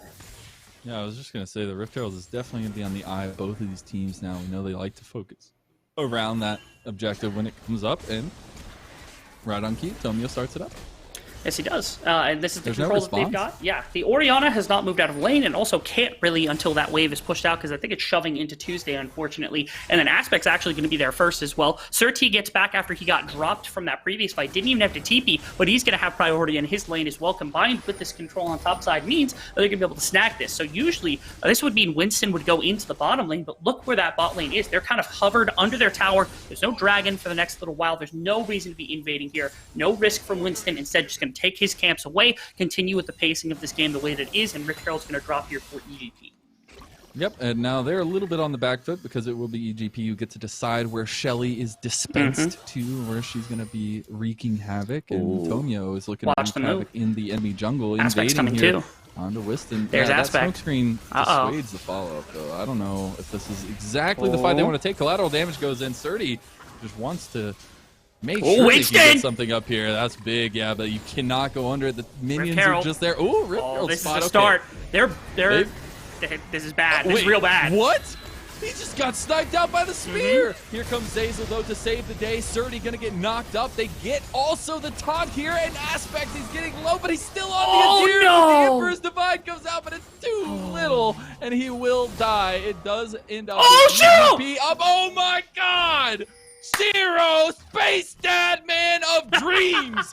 You come up clutch. Yes, sir. You get that play. Actually, they're back on a Tuesday as well.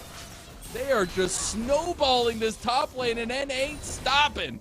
They are avalanching this unfortunate, expensive Tuesday, who's actually able to potentially turn this on Tomio. I was going to say, I don't know or about something. this Please anymore. do something. What are you doing? What are you doing? I don't. Okay, Tuesday, you got to finish this off. You got to make them know that they cannot do this. No to Q. you again. No Q. Just spear. No, Tomio. Spear again. Look at the monstrosity that has happened in top lane. Tuesday comes up big.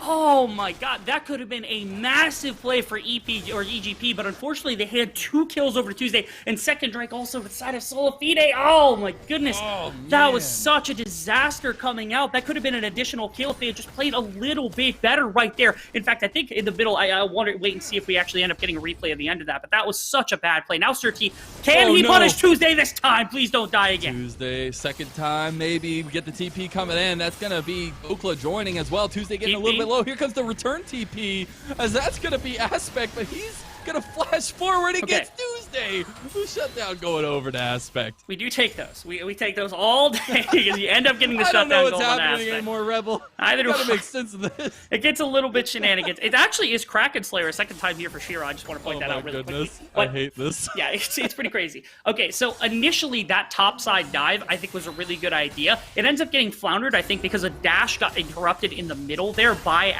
somebody onto Aspect. If they hadn't denied that, it would have been 2 people pushed out of tower range. They'd probably gone for even more than they did initially. And then also, Tomio got scared because he got hit with a QW from Tuesday, but he has no ultimate left. That's all of his damage. If he just goes back in with Panther stance, he almost certainly gets that kill onto Tuesday on the top side of the map. Unfortunately, not able to make that happen. Tuesday kites it out, ends up getting that kill. The 2 dragons, I think, is bigger here. Now Dokla in some trouble, maybe? I think Tomio's in some trouble here. Tomio! Actually gets out of that shockwave really nicely. Collateral damage isn't going to be enough. One more casket will do it, though. They use all 3 ultimates and come up with a kill. It only took 3 ultimates for Tomio to finally go down. That Sweet Feet was insane. Yeah, it looks like, okay, we are going to get that whole earlier fight. Thank you very much, production crew, for that one eventually. But yeah, Tomio finding a little bit of a rough situation because 3 members collapsed on him. This is the ultimate to start things off from Ezreal before anything else comes through. Yeah, look at this. Zooming all the way through the map. Gorgeous stuff. Takes that Raptor camp on the way. Yeah, watch for Aspect. God, you guys here. are smurfing so hard. Look at that snipe. It's so sad because like the True Shot Barrage goes right across it afterwards. Yeah. Man. He never found his way in underneath of the tower where he wanted to be. Right there was the dash. Tries to find Dokla. Dokla flashes out. Unfortunately, can't find that one. And then the re-engage here, I do believe, comes from Senat. He finds Dokla right there. Tuesday sticks around, and you're going to be able to see, again, you're going to watch for the moment that you find Tomio getting hit by a QW, because he doesn't have ult during this. I think it's right after this he's going to find this QW on him. Right, or not there. I think it's the next one that comes through. He's going to find right there. Why back off right there? You go back in, Tomio. He's trapped against the other tower. Walk in. You're just giving him time. Yeah, you just gave him time. Let him come back into this one. You miss a couple more spears. Tuesday outplays this fantastically. Those spears. Like his feet, I mean, he's breaking ankles out here. Like, He is, yeah. I know they talk about that in football and stuff, but man, that is some serious movement from Tuesday. 100%. Yeah, he and Tomio this game have been just dodging everything all over the place. Seriously. So, big stuff there. I will say that the kill on Toshiro in the middle of the fight, getting that Kraken Slayer done will be big for the team fighting. That's inevitable to come soon enough. And SolaFide controlling these dragons is big for their mid game. They're the ones that are going to be able to force fights. And with things like Gragas ult and Orianna ultimate, especially with Zeyzal with all that CC, you have very good advantages in that regard specifically. And once again, we find ourselves in a place where SolaFide are up 2 dragons. You know, they've gotten this early objective advantage except for that Rift Herald. But we saw last game, dragons don't matter. They got stolen, and they lost handily in the fight. So, like, these early advantages, yes, they are good, but we've seen that they really don't matter too much. And it's really about the lane advantage that we've gotten in this series. That it is. They've slowly been able to creep forward. Tuesday is doing perfectly fine in this landing phase, has about a 10 farm lead on Aspect. Although there isn't much of a gold discrepancy. We're fine with both of these teams going to late game. This is still what they're looking for right here and right now, is trying to get themselves to a place where they feel comfortable with their team fighting. Both teams, you see that gold graph. Thank you very much, producers, for showing us that. Tuesday's got the advantage, is a little bit behind is Dokla. But it doesn't matter that much. Again, that team fighting, when you've got that big ultimate on Gragas and that ultimate on Tuesday, it's huge. And that's Winston getting caught. Winston immediately popping all of his cooldowns, trying to get out. The hero's entrance comes in as well. Winston's shield bow is going to be popped. Dawning Shadow comes across, not going to hit him this time. See what Asserti can do. There's the dead Winston. That's 1 member down. Now they've got the Emperor's Divide, going to go wide on Tuesday. You find a target here. It's so scary right now. Big knockup from Mist. They found Tuesday, but Surdy's caught. That's a shockwave that's going to take him down. Tuesday's moving through to his team. The casket comes out from Dokla, and it is EGP running away, but Shiro's here now, and he's got the Kraken Slayer. He can do some damage, and he pulls everybody out of that scary predicament they were in. Was able to get SolaFide to back off. Yeah, 1 for 1. Again, it's a little bit of an invade into topside, trying to get some vision around this Rift Herald as being the play. But now 4 members of EG walk into the river. There's no control so far from SolaFide. They are going to have Winston back a lot faster here because Surti is not even up yet and certainly doesn't have his teleport. Oh, they go in double taunt there. Aspect's down 2. Mist is gone. That's 2 members. Fresh out, fresh gone. EGP are down a couple, and now they are looking at Soul Point for SolaFide, and they just got to give it up. That they are. They're going to have to give up this Cloud Drake. It is Soul, again, which is Cloud, which is it's just horrible for SolaFide to get these Cloud Drakes as their souls in these particular games. It's not that big of a deal to give up, and I know for a fact that EGP is still looking for the late game. That last fight in the river, all dope. Getting that flash that flash body slam into a couple of different members, finding that before they could really entrench themselves around this pit was the humongous thing here from SolaFide, who are slowly getting themselves into this lead scenario. Now you've got multiple kills on Tuesday. He's massive on this Orianna. You've got your 3 dragons to fight around that next strike if EGP wants to try to contest for it.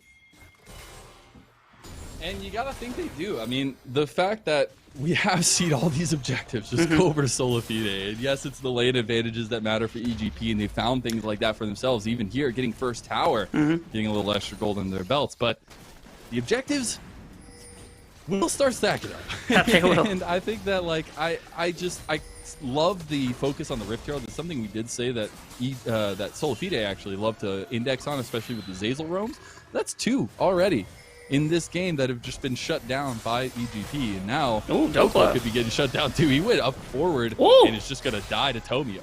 Devastated right there. Actually, Winston's a little too far up as well. This is a big game where I think that Surti can actually do quite a bit of work in a side lane. If you're able to take Dokla out of the equation, that's a massive team fighter you're going to be losing. And then beyond that, Rift Herald being set up off the back of that top side vision they had fought for just previously before that bottom side play means that they grab Rift Herald. They're going to try to snowball that into top inner tower, which is humongous. They lose mid tower. They're going to look for the rotation from Zeyzal. Can they find it fast enough? Only Tomio here to try to defend this as well. Bottom turret's also getting pushed by Aspect, so EGP striking all over the map right now. Yep, they just took 2 towers back to back. Still looking at the bot side tower, and it was the call from SolaFide to move up towards this top side to get this Rift Herald taken care of, but they don't find anything else for it. No. And Apollo's just going to be there to be the cleanup crew. Most certainly. They collapse a few minions into this bot tower as well, so they deny a little bit. And again, this is fantastic map play from the side of EGP, where Aspect finds a little bit off the map. They're slowly getting towards this itemization. When you have your finished Ravenous Hydra, your finished Nasters, your finished secondary item, that Collector here on Shiro, your team fighting really starts to come to fruition, especially, again, if you've got Surti in a side lane, making sure that Dokla or somebody cannot actually be in the fight. That would be your ideal situation. Is ideal, but we know League of Legends is never ideal. Except sometimes, you know. So occasionally, I can remember maybe a 10-minute game that I recently casted that was a bit ideal. But we do get to see the renewed focus into mid lane here, though. Rebel, we get Zeyzal floating, Mist floating, the likely roaming couple, and then Tomio also. Yeah, this game, I think Mist is actually done. Okay, I'm gonna wait for this because I think Zeyzal just dies here. Yeah. Yep. This has been a huge game for Mist. That's a shockwave burst right there. And while, yes, Tomio is actually waiting, Ultimate comes through. Dokla misses! What are you doing? Oh, no. That was so close. That would have been a couple kills there, I'm sure. I don't think he has that much damage. He's got the damage, yet. right? Not yet. I don't think so. He's only on Night Harvester and Lucidity Boots right now. In fact, Surti fancies his chances at a 1v1. We saw how this went last game. Let's see how he does it again. Dude, it's looking a lot better here for Surti. He could just win this straight out, and that is a dead Dokla. Will no longer be taking a drink of that cask as Surti has claimed dominance. Surti 1, Dokla 2. I'm keeping a counter of the 1v1s during the course of this series because it is very important to me after everything that Dokla said yesterday. But already controlled this bot side river here for the side of EGP. Okay, Winston's able to come away with the blue buff, not that big of a deal. Surti's also escaping. They're not going to stick around too heavily. I was going to talk about this a minute ago. Mist has been playing a spectacular counter game to Zeyzal. Normally, first game, second game, Zeyzal was all over the map, and there was no response to come out from anyone else. He was just kind of bullying around the map. And in this one, Mist has been everywhere, ready, preemptive, counter ganking where Zeyzal's going to end up, and it's really put him down a little bit in that regard. So huge props to Mist, changing up your play style, making sure to shut Zeyzal down. Very, very impressive. And now, even more impressive, get the 1v1. Oh, yes. This is fantastic. Dokla has no ultimate, so it's tough to try to cancel that ultimate when it comes through. It's a level 1 until right here, and you see what that Q damage can do. And the Surti dodging that body slam, too. Yeah, you get Q damage, but at this point, Gragas just has to stall for his cooldowns. He certainly didn't have any. No ultimate, again, to knock him out of that Hextech ultimatum, and that's going to be a simple one for Surti, who now has Ravenous Hydra. This is this Camille that I expected in game number 1. Fantastic stuff from Surti. This is the side lane pressure they need to pull out the Gragas or even the Orianna away from the rest of the fights. And you see that's happening just now. They've make sure that mid is okay. They're trying to get some bodies here, but they've still got to deal with the side lanes. It looks like SolaFide are just going to be committing to this dragon. Again, this is Soul for them. This is the Cloud Soul. Give them a little bit of extra ultimate cooldown. And we'll have to see what AGP want to respond with, if they want to at all. And it looks like they do. They got thick wards behind them right now for a flank coming in from the side of Surti if they absolutely want to. There it is, right there. They're looking. Tomio's also coming from the bottom side of the fight. They're looking for this one. They get a little bit of damage there on the Zeyzal. There's still the 1v1 in the jungle, or in the pit by the junglers. The dragon getting a little low. Surti has been found out over the wall. Big shockwave comes in on the Aspect. There's the heroic entrance too. Dawning Shadow buys a little bit of time there. Mist goes in, misses the head by Pulverized, but Zeyzal is caught out too. Mist could be the first one to fall. Look at that basket from Dokla! Holy cow! He just separated the entire fight! And that will be EGP turning tails and running here as Tuesday is chasing him down. They're focusing this dragon. That's Soul acquired by SolaFide, and they will find Surti as well, who will buy a little bit more time, but Apollo price coming up big. An exceptionally sloppy fight for probably the first time in just this pure series coming out from EGP. They do not need to step there. So many tools were burnt. Just let the dragon reset or focus more on the dragon, force them to come in, but Mist flashes in on this Alistar trying to find a multi-man head up, and yeah, he burns a couple summoner spells, but when they have that much space and you have no engage, nothing happens. Look at this setup. This is gorgeous. You can go in with Surti. You're the one with the pressure. Why are you stepping up? Mist right here. He tries to fly. Wait. It's coming up in just a second. Focus on Winston in the pit. They force him out. You no longer have Zeyzal ultimate either, so there's nothing to work with. And then Mist. What are you aiming for? What are you aiming for right here? They all step up. They take this task from Dokla, which is just a complete fight winner, and that's humongous right then and there. That fight's over before it even starts, unfortunately, from the side of EGP, when they can find some sort of actual engage. Really unfortunate to see this team who had that lead now give up the soul and give up another fight, and even Baron buffed. Hey, last game they gave it the soul too. It's fine. They're still here. Yes, they are. Still in the game. Rebel. They can still do it, much to the analyst desk's chagrin. But we'll see how that kind of goes. It does feel like SolaFide are in a lot more confident spot in this game than they were last game. Yeah, especially like Dokla is not having the best lane of his lifetime, where he is actually dying to Surti in the side lane. Yeah, that ulti right there. Some of them have not been great, I will admit that, but that one right there was an absolute winner. Oh, Tuesday tanks that spear. This tower actually stalls for a good amount of time. Really love the usage of that Azir passive right there to stall this push in the mid lane. Yeah, so right now we see Dokla pushing the bot side. Now, Surti is top, does not have TP available. So it's kind of just, let's see what we can get in either one of these. And you do see SolaFide leaning down towards this bot side. Use the rest of that Baron buff to try and get this tower at least. Gonna give it over to Winston. Yeah, Winston, they're going to rotate into bot side here. I think they're just going to shove a bot lane. But I think, again, responding with Dokla, being forced to come up here and stop Surti is exactly what they want. In fact, actually, Surti is looking for something. He dodges the body slam. Tuesday's here, too. What are they doing? They pulled so much pressure off this map. You could look to engage on this bottom side if you know what you're doing right now. You already see EGP heading that way, though. They don't exactly know. Actually, well, they do now, but the tower's already gone, so they have to reposition a little bit under this inhib tower. They still have baroned up minions, too, so that's a hard thing to get through, especially when you're approaching it from this kind of wonky way. Yeah, unfortunately, I don't think they saw Tuesday had backed and then walked through base. If they had, they probably would have rotated to defend bot side here because they could have pushed out mid lane relatively quickly. But because of that kind of lack of information, Tuesday's able to stop it. They might siege down this mid tower, too. This is kind of... Okay, Apollo actually forced to shift away. Shockwave doesn't hit either. That's big. They got to walk away from this tower. That could have been huge, but here we are. It is just the little decisions that have been so clutch, and Winston was pushing that bot side there. If that Shockwave landed, I think it was a go trigger there for one of the sides. Yes, I agree. But so far, it's just been a lot of poking and prodding, but it's been not exactly what EGP want to play towards. Yeah, SolaFide able to pull a couple towers off the Rift. I do like this. Thank you for the gold graph once again. As you can see, it's still Tuesday and it's still Surti. Those are the two members that are really pulling everything. Surti pulling everyone else off the map. If you're able to get Dokla out of fights, he's a big team fighter. But Tuesday is still the big problem. He's got all of your gold, all your damage here. That Shockwave is the fight winner right then and there. Dokla might be looking for Aspect to get him in. I thought he was going to get... He tried to go for the Shurima Shuffle. Pushed him out. That's a lot of damage put onto Aspect here. Dokla with his team's coming, though. Gameplay here. He's got a TP coming in, too. He's going to have the rogue entry. Oh, it's just not close. Watch out. There's Tuesday. So close. Now Tuesday here. He does have Shockwave coming up in just a few. It is available now. See if he goes for it. There it is. Tomio's down. That's a big member for you. And now Aspect looks for the Shurima Shuffle. Misses it again.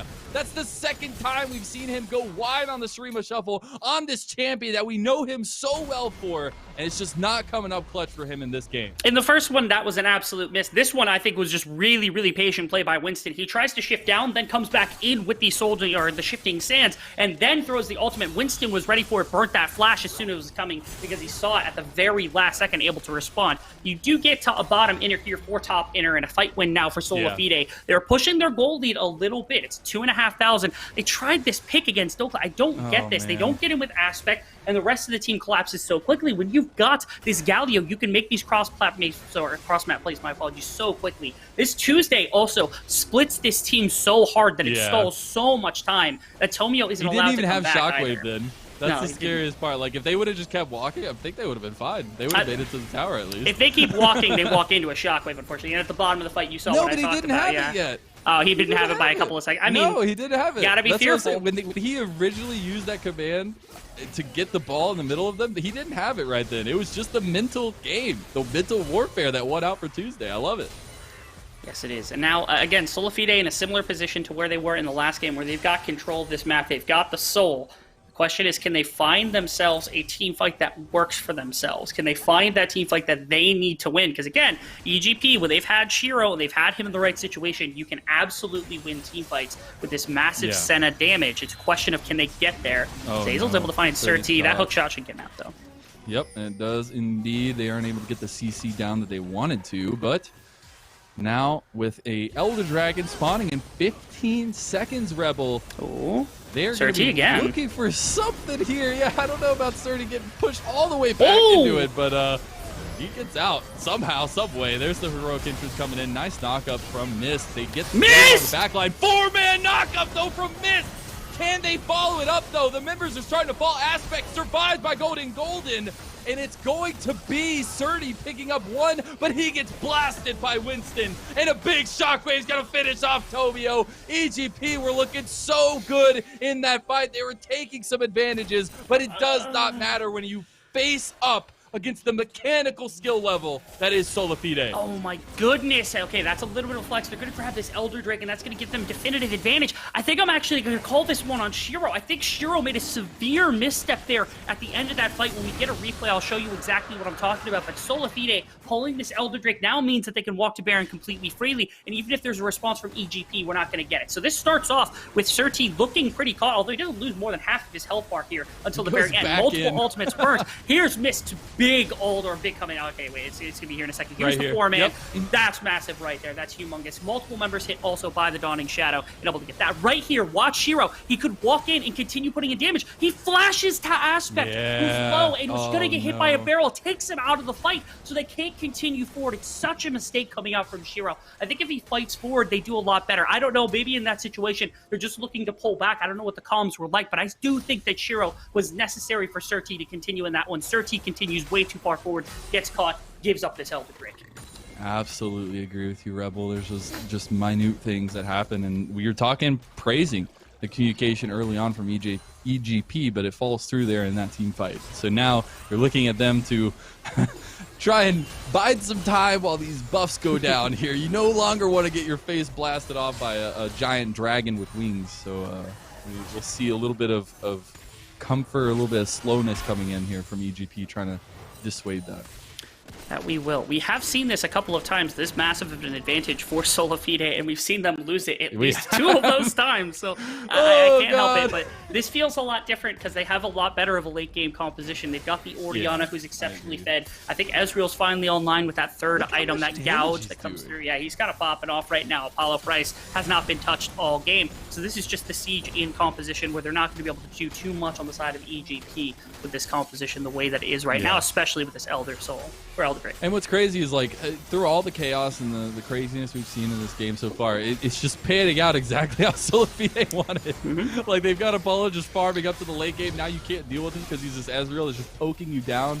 You've got objective control completely from the side of SolaFide, except for a couple Rift Heralds, but they have the map. And now they have the Baron buff looking at the Nexus towers here. They get a nice casket onto Aspect. Don't get them caught out, though.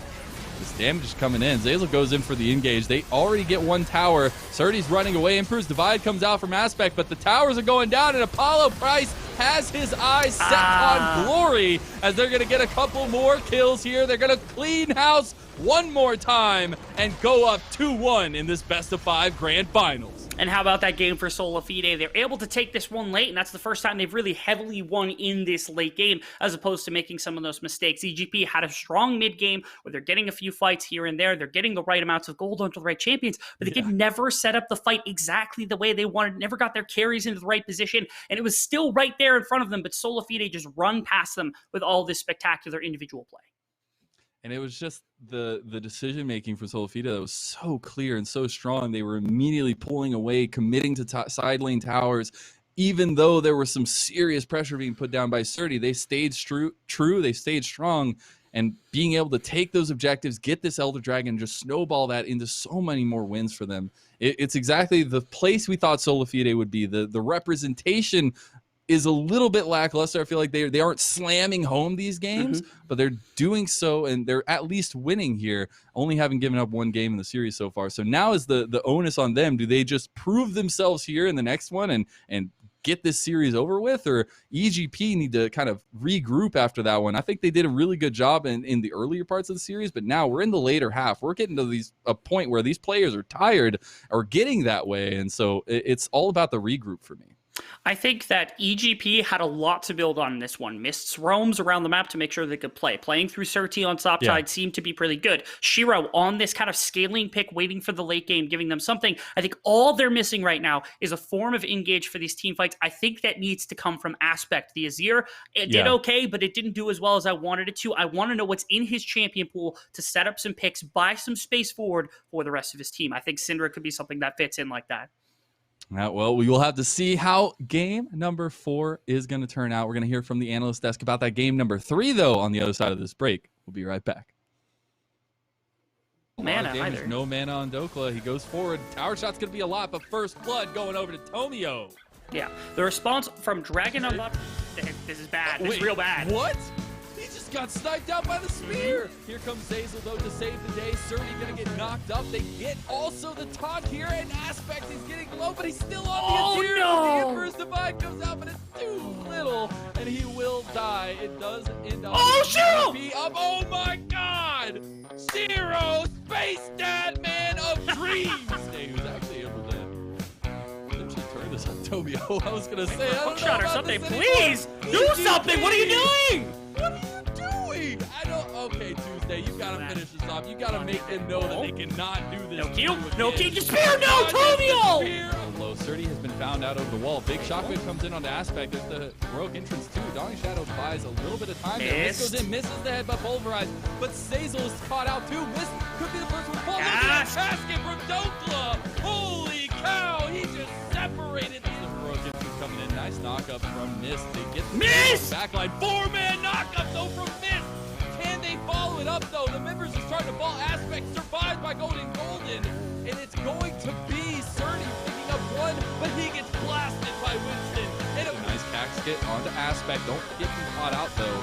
This damage is coming in. Zazel goes in for the engage. They already get one tower. Surdy's running away. Improves Divide comes out from Aspect, but the towers are going down, and Apollo Price has his eyes set on Glory as they're going to get a couple more kills here. They're going to clean house one more time and go up 2-1 in this best of 5 grand finals. And how about that game?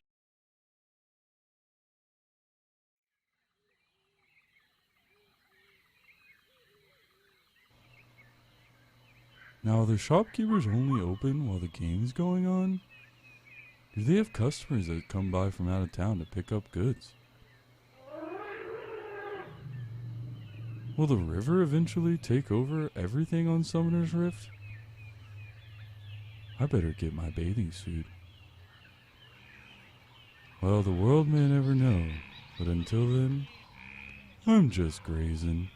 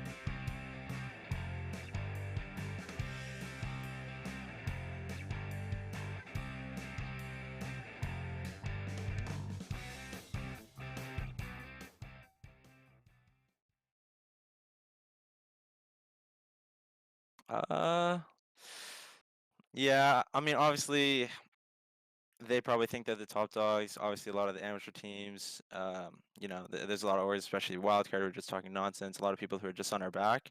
And I don't think it's warranted. The fact that, I mean, there is a reason we're all playing amateur, right? Whether it's academy contracts aren't ideal, this gives us a better opportunity. We're still able to compete. I think what a lot of people need to realize is what SolaFide is doing should be credited. They're getting these young players who are striving to go pro. They're getting to play against quote unquote players that aren't even at that academy level. So if they can't compete against us, I don't see why they expect to, make a career out of this. You know what I mean? So for those that are mainly complaining, saying it's not resourceful, I think they should all just kind of take a step back, understand kind of what SolaFide is doing for the amateur ecosystem in terms of actually improving NA League of Legends. And I don't think they should be discredited at all for sure. They're definitely giving us all a chance who didn't have ideal opportunities to still pursue League of Legends at a professional level for the year. So yeah, I think a lot more people need to credit them and actually talk to them, have these conversations, dialect if they do have problems and things that they're discrediting about. So yeah, for sure. I think they should be credited for kind of what they're bringing to any League of Legends in their first year for sure. If that's that would be the thing I'd want to bring out for sure.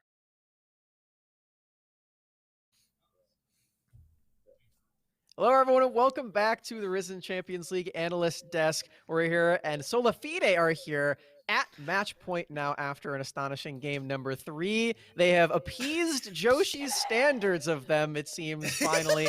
But before we get into any of this, I have been seeing some Senna naysayers in the chat, everyone. And I need to address this. Because patch 11.2 is out, guys. It's out. And they put in a fix for Kraken Slayer to where it now stacks off of Senna's Q. And that's not it.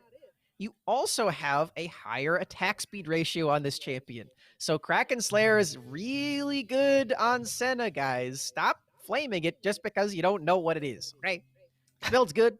Shiro's good. Stop flaming him. We're just gold work, okay? We're just gold analysts, though, so take it with a grain of salt. Yeah, I don't know. I mean, I don't know what you're talking about. I mean, we're looking at Twitch chat to figure out things. I don't know if that's the best place to find critical analysis for certain things. Wait, is that not how you guys casted your analyst test? You just read Twitch chat and tell them like what they already said. It's like, yeah, that guy seems like he's got a pretty that guy's got a pretty good point. I'm gonna use that one. Yeah. Oh man. But yeah, I don't want to see anyone else flaming Shiro's Senna build, okay? Please he's clicking flame the items it. real good. Keep flaming. He's clicking keep them flaming. real good, okay? And I'm proud of him for that. So read the patch notes before you talk in Twitch chat, okay? Thank you. Anyway, let's go into this game because we got a lot of action in this one. This one was by far the closest game that we've seen in the early and mid game. And I really want to highlight all this stuff because we really do see that both these teams are buckling down. They are realizing that this is the grand finals and this is for all the marbles. Finally, EGP are doing, they're kind of, it feels like they're sharpening their tools because their early game is looking fantastic. They're continuing to dive this Dokla matchup. They're saying, okay, well, if I'm going to blind Camille versus Gragas, we're going to set you up. Tomio's doing a fantastic job. This fight does go a little bit sideways, however, as we get to see what is basically like Crowny's Comet's sister. We're going to see the Ezreal kind of pass by, say hi, wave by the enemy team, and really not do too much damage. That huge spear coming in from Tomio, and it's looking great. They've got a fantastic dive setup. The Gallo comes and interrupts. And then this is where we start to see Tuesday make a couple of interesting plays. We saw this first one. He gets the sombrero, doesn't land on anybody after that. And then the Senna ultimate just kind of, it sets up Shiro to have an early Kraken Slayer compared to his Ezreal counterpart. And then just, the beautiful movements. Clockwork Assault, I don't remember exactly what the passive is, but just makes perfect use of this, gets so much extra damage versus the opponents. And this right here is what sets up, I think, SolaFide to then start kind of playing really, really well. This is what we praise them for time and time again, is their individual play when it comes to these kind of these 1v1s or 2v2s or whatever. However, this game in particular, I think Josh was very happy that we got to see SolaFide really start to clean it up. Yeah, I mean, it started with some of these individual outplays, and we really like the way the Evil Geniuses started playing this game. They are looking very proactive. They are able to clearly identify their win conditions. However, as the game started to go longer, we started to see the SolaFide that I've been dreaming of for this pretty much entire Risen season, the one that actually knows how to be aggressive on the map, the one that is very decisive and able to follow up. And it starts with this. Right? This is not a play that we would have seen from SolaFide in any of the prior 2 games where they're all like, hey, we see an opportunity, we're going for it, we're communicating. And because everybody's suddenly on the same page, something that might have been a little bit questionable suddenly looks really, really good. Yes. Yeah, sort of something that we talk about a lot is that killer instinct that we're seeing coming out of these players. And really does feel like once this game really started to take a turn for SolaFide, that's when all 5 of their players started turning that killer instinct on. And when that is happening, SolaFide starts to look like they deserve not only to be the Risen champs, but also their LCS and Academy spots back, guys. These guys have so much experience in the leagues higher than this too, and when they're playing like this, it really shows that. Yeah. I wish it just wasn't like flashes in the pan. I'm hopeful that we get another 2 games like that, or we get another game like this from SolaFide so they can close out the series. But it's things like this. It is inconsistent. They're consistent in their gameplay sometimes, but SolaFide can definitely just flip a coin and all of a sudden we're going to get game 2 again and Josh is going to lose his mind. Please don't let that happen. I don't know if I could take it. Well, I mean, another good thing about that is that it seems like that's not going to happen even more because Evil Geniuses are also stepping it up in the early game, right? We're seeing a lot of good stuff out of them as well. A lot of these team plays that we were really lacking on game number 1, where they do have this early game composition, specifically around bot lane. That's sort of been shored up, right? We're seeing those top lane plays as a squad, and I really like their use of these global ultimates coming through as well. I've been very impressed with the way that both these teams have been playing this out, but it is still that tenure that comes through from all the players in SolaFide that's really eking it out in the end. But for Evil Geniuses, you know, we've been praising them a lot in this game specific, and they did win game number 2, specifically mainly in the later stages of that game. They really started taking that one. But what is it going to take for Evil Geniuses Prodigies to take game number 4 and bring us to game 5, Josh?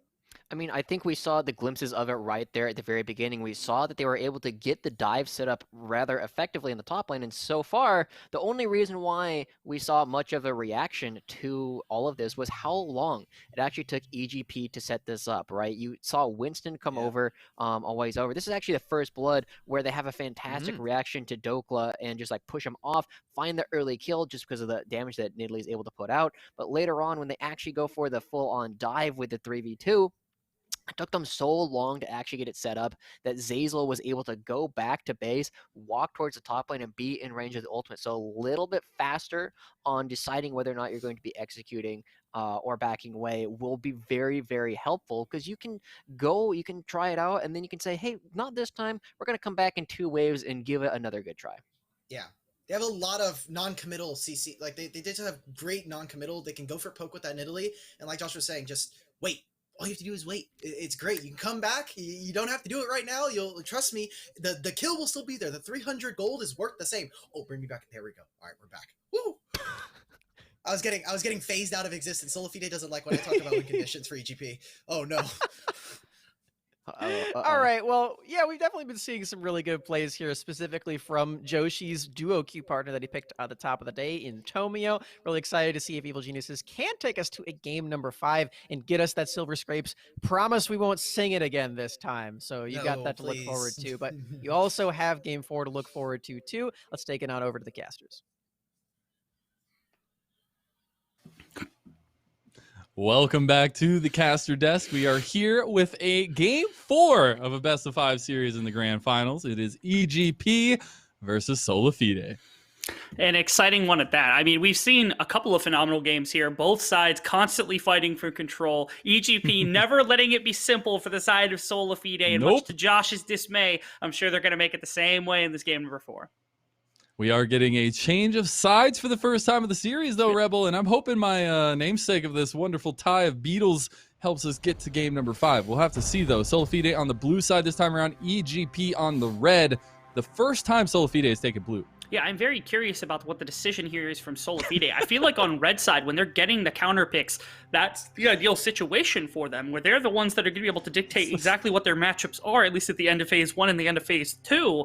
But here we are, they're going to blue side, maybe to take the comfort off of Evil Genius Prodigies, but either way, an interesting strategy nonetheless. They're taking the same beds. We see just changing the sides a little bit, make us think one more time. The Galio coming off this time, though. EGP do not want to deal with that. Again, the Hecarim for Tomio taken away. 4th time, I guess, for the series. And then the Otis is. What's the last ban here for EGP? They've banned away a couple things. Every game now. Now the Gragas comes in for the 4th game. And no more Gragas, no more Zeyzal Galio. We're going to get a couple of picks that are changed up. No Olaf, no Tekramai there again, much to my dismay. And it's going to be that first pick, Camille. This has been the pick every single game. Both teams want this so bad.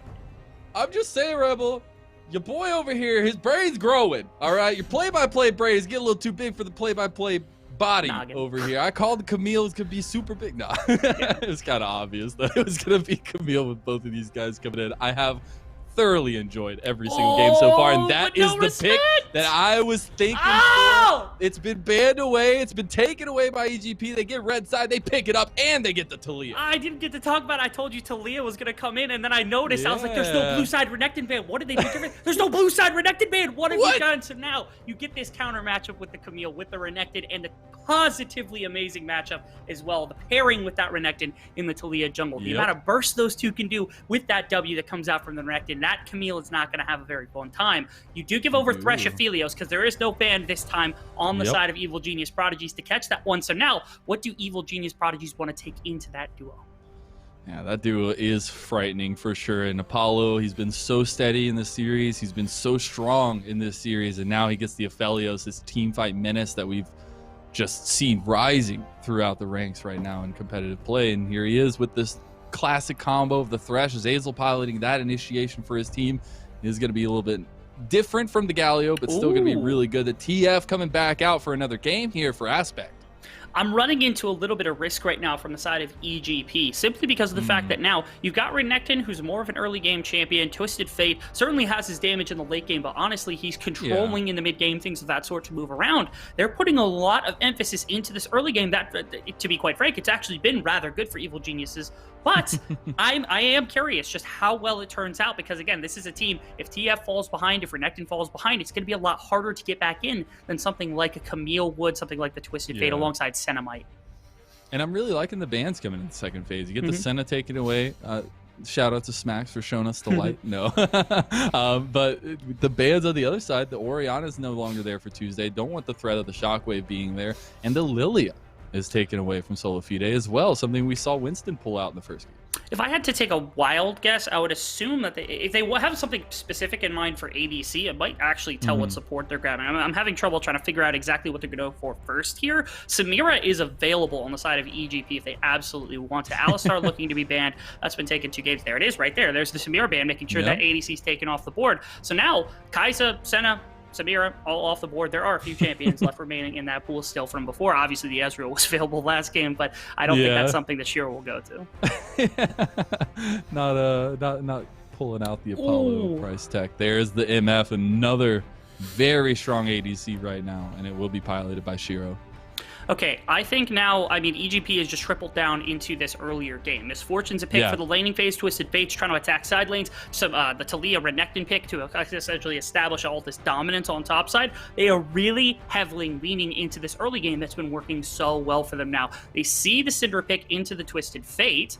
Now the curiosity comes, what do they go for at their support pick? They've waited this long for it. Yeah, they gotta be coming up with something big here. I hope it's not just a normal run-of-the-mill pick. Because we'll see Rengar coming in. Rengar support. No, that's not. Yeah, no, it'd be Talia's support. Okay, get it right. I do want to highlight the Syndra pickup for Tuesday, though. It does have that late-game dominance that we know. You just press one button and people just seem to disappear. But Tuesday is going to be wielding that champion. That's something I'm pretty excited about. We do get to see Winston on the Graves. And there it is, the Leona lock-in, the solar flare from above coming in for Mist. Nothing too shocking about that. I think the one thing I am a little confused about, again, if you're trying to aggress into bot lane, not the greatest pick because Thresh can counteract it rather well. Although, as you said, that solar flare, lethal into Apollo, or lethal, my apologies, into the Aphelios, lethal into the Syndra, into a couple of different members here, works as a fantastic guardian for your Misfortune. This bot lane duo, I think, will be the crux of the entire composition and their ability to team fight, their ability to run around the bottom side of the map, control things as best as possible, look for those early Drakes for the first time controlled by EGP.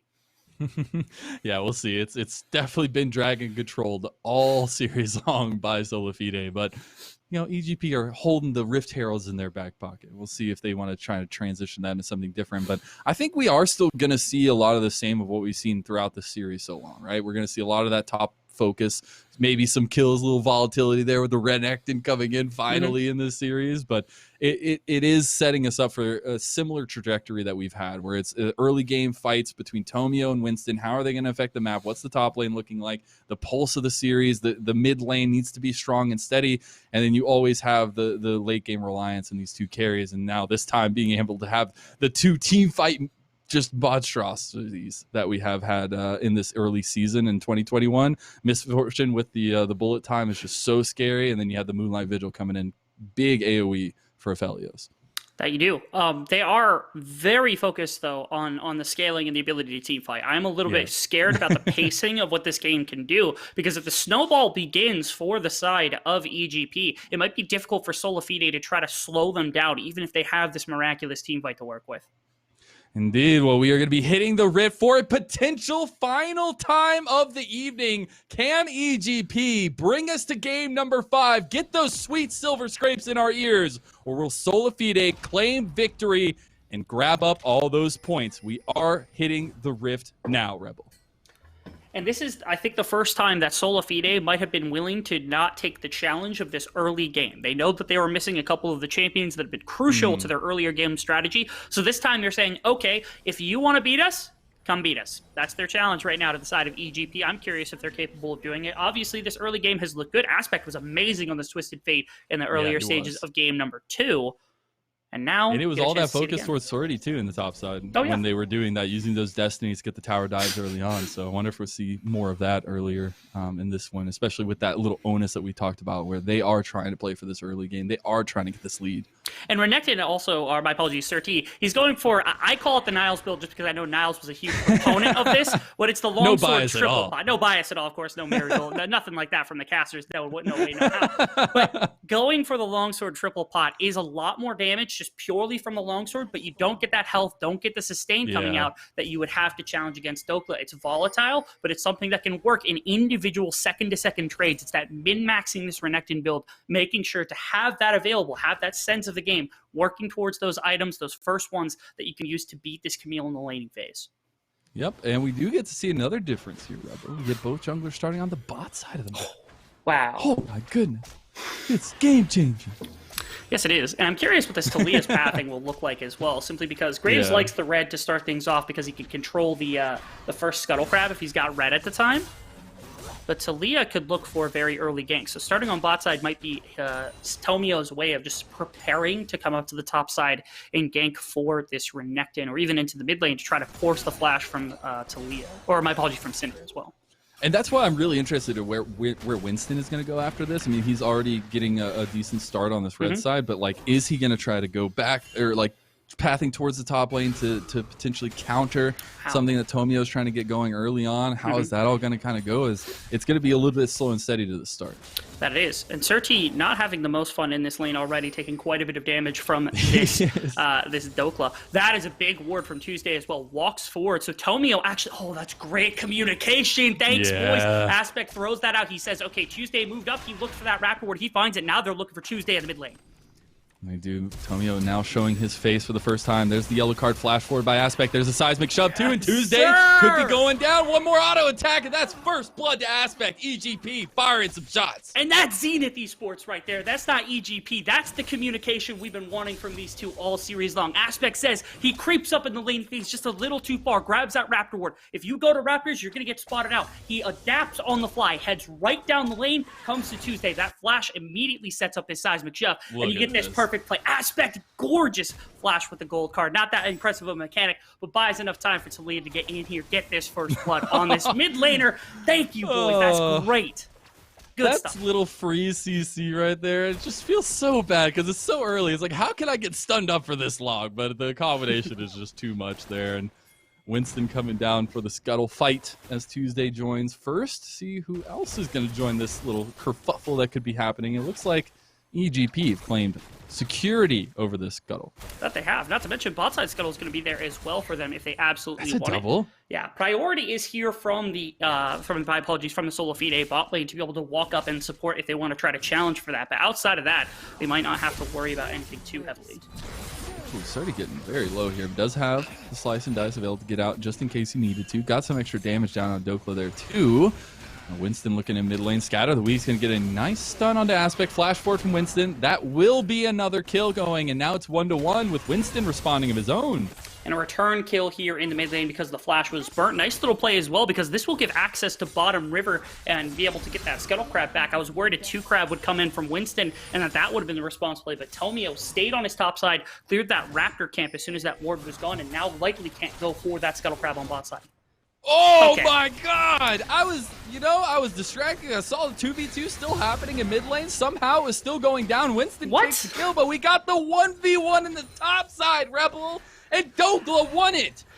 I don't know what just happened anywhere on the map here from EVG. They look like a completely different team. Sir T teleports back in, gets punished by Dokla. Aspect teleported back in, got immediately killed. Dokla just kind of ran down Sir T in the top lane. Has flash, has Q, casts nothing, and ends up dying in that 1v1 matchup. So a couple of blunders here by EGP. Looked so good to start things off, but how about SolaFide? Hey, they're trying to make you eat your words right now, Rebel. They go on to Apollo. They don't get the follow-up. That Gravitum is going to help stop them from moving forward. Mist just really wanted to get that engage, but wasn't able to while Zeyzal was gone. Notice also the very heavy priority here on the bot side, getting control with this Thresh and with this Aphelios. It led to them getting vision in this top side, or this jungle side, the blue side here for Taliyah, and because of that now, Winston walked in, cleared out that entire side, also gets Scuttle Prep. Huge takes away from Tomio to be able to actually get these reset camps, and Winston getting quite a bit of a buff from his bot lane here, as well as those 2 kills. And able to prevent the double scuttle from going over to Tovio. That's definitely not what you want. I would like to say Tovio's a little bit behind on his farming right now. He hasn't really been able to be up at the top side of his map, hasn't gotten his red buff either. So that's something I kind of want to look to see if Winston is able to continue to propel this jungle lead, but we do see more focus for Tovio in the enemy jungle. He doesn't get to take his own farm camps. He gets to take the enemies. Now, the Dirk is a little bit interesting to me in the inventory of Surti right now, because that might mean that he's going for that Prowler's Claw, which is something I have seen before on the Renekton. It's a little volatile, but it can be very dangerous in the right hands, get you into the backline relatively easily. Bot lane, Shiro got exhausted. They're really far up. Here's Tomio to punish. Yeah, Tomia has showed up here, and Zeyzal going to be the first to fall. Apollo trying to get some damage, trying to get one more kill. Can he get it? The heal comes in clutch. Apollo dies. Double kill to Shiro. Very nicely played. Now Shiro's doing perfectly fine. I thought this was going to be very topside focused composition with the Renekton and Taliyah, but as it turns out, they focused into mid lane. Now they've doubled down into bot lane. 2 kills on your MF means maybe start playing for that. Maybe start playing for bot side priority, looking for the dragons, things of that sort. Big stuff from EGP. Playing to their map rather well. Aspect's level 6. He's checking to see Raptors are going to be taken here by Winston. He's going to check this red buff most likely. Oh, actually, he just hits this. He's not going to see the red buff at all. He will face check Winston here. Oh, he finds the blessing. Oh, he put it back in the red goodness. Oh, no, he used the Destiny that's too. Huge. Okay, Winston, what are you going to do to win get this out of from this? this You do have a close, though. shotgun. I was going to say Aspect. I don't know if that's exactly what you want to do. Why did Surti already pop the Dominus? He just goes in with the ultimate. Tuesday flashed over the wall. Luckily, Tomio is there to get the shutdown onto Winston and gets his first kill of the game. Yeah, really nice little response play from the Taliyah there, able to wall in that player. I don't know what happened with Aspect. That was a complete accident that he found him right there. There was no warning. He was just walking up towards that red buff. Puts him back into the red wall, too. Whoopsies. Was really unfortunate. Now midnight. Oh, Tuesday's got no mana. He's dead, too. Mist making the Zeyzal play at this point. It is Aspect getting a kill in mid lane. Tuesday had no idea. And they're back and forth so far in this one. I think a little bit more, or a little less control than what we've seen before. Dokla is looking for something. He's going to hook shot. He's going to try to find Aspect with his target here. He gets full guarded on the tower. Oh my God! Aspect. Red buff's here. He's taken down. See what he can do. One more hit could do it. Tomio himself going to be chunking some rocks. One more auto attack. He gets some. There it is. Tomio getting another kill for himself. And Aspect just wiping the dirt off his shoulders.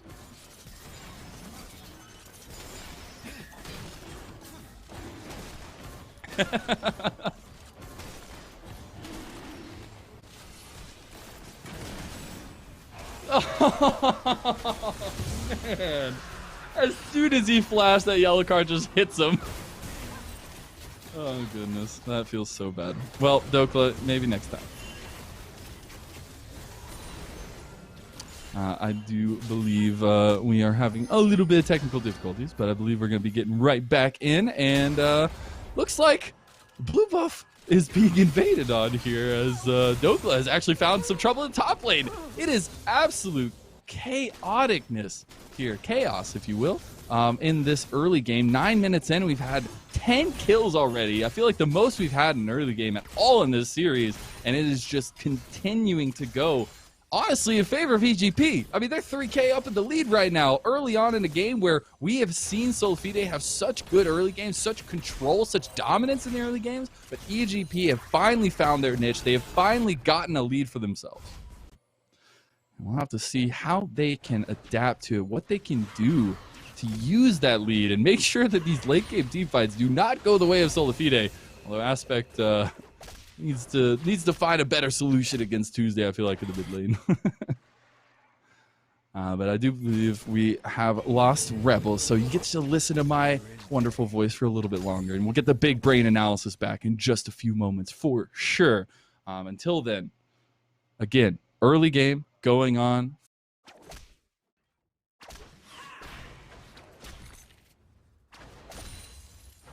I am back, yes. Happy to be here. Got kicked out of my VMix call, but that's okay. No worries Rip. here. I see we got another kill. What happened? Did things just happen. All right, things just happen. I've been talking the audience's wonderful ears off here, not with any big brain analysis or anything. I've been waiting for you to come back to pick me up a little bit, but they are definitely setting up for this top lane right now. They are, but Surti is playing this really defensively. Surprisingly, again, I want to come back to the fact that we saw this Renekton Talia, yet they have done nothing to help out Surti. He is just tanking this lane as best he can.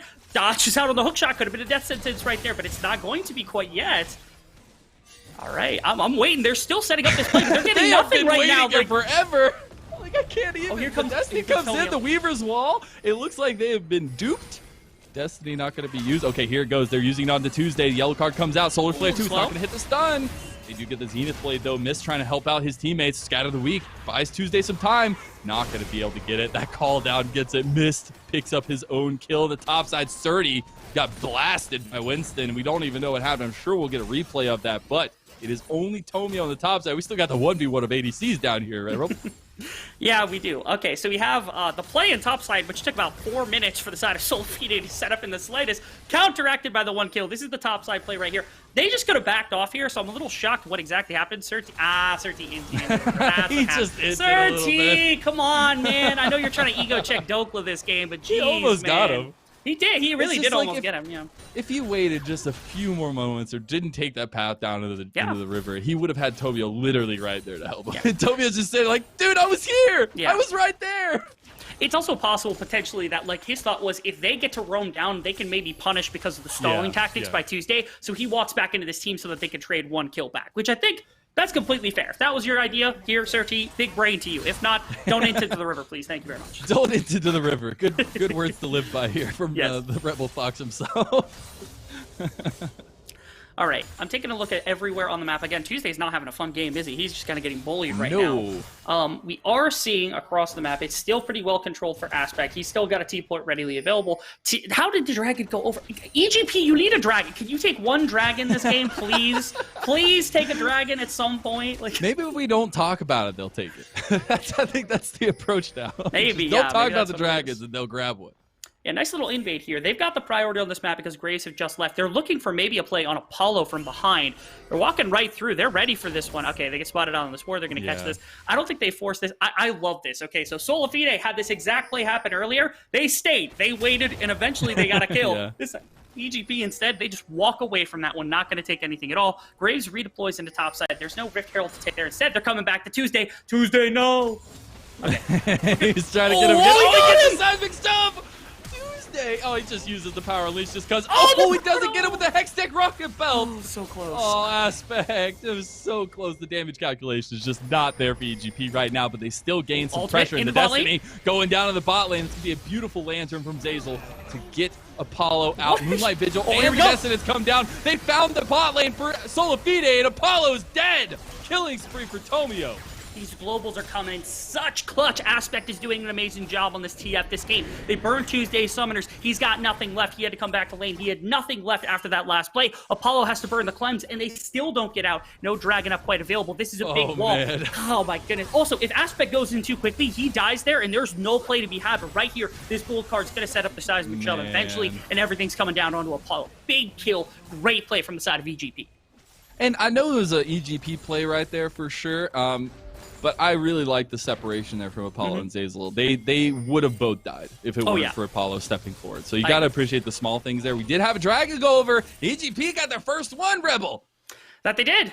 They were able to get it off the back of that bot lane play. And then here is Zeyzal, here's Winston, here's Dokla, the three stooges of this top lane trying to get another punishment onto Sir T. And the only person that's acting more like a stooge in this top lane happens to be Sir T, who's their target most of the time because he walked into the river. But I'm not going to worry about it too much. Sir T is playing a weak side Renekton incredibly right now. I don't know how he's doing it, but it's absolutely insane. The fact he's not dying, he's controlling this lane, he's making sure that Dokla can't move out. There's another play. That was a flash from Apollo, too. He had to get out of there. They laid the seismic shove. One more hit. No. So close. There's Dokla. Dokla here now, though. They're going to capitalize on the overextension, and Tomio shut down as SolaFide have taken advantage right now in this moment.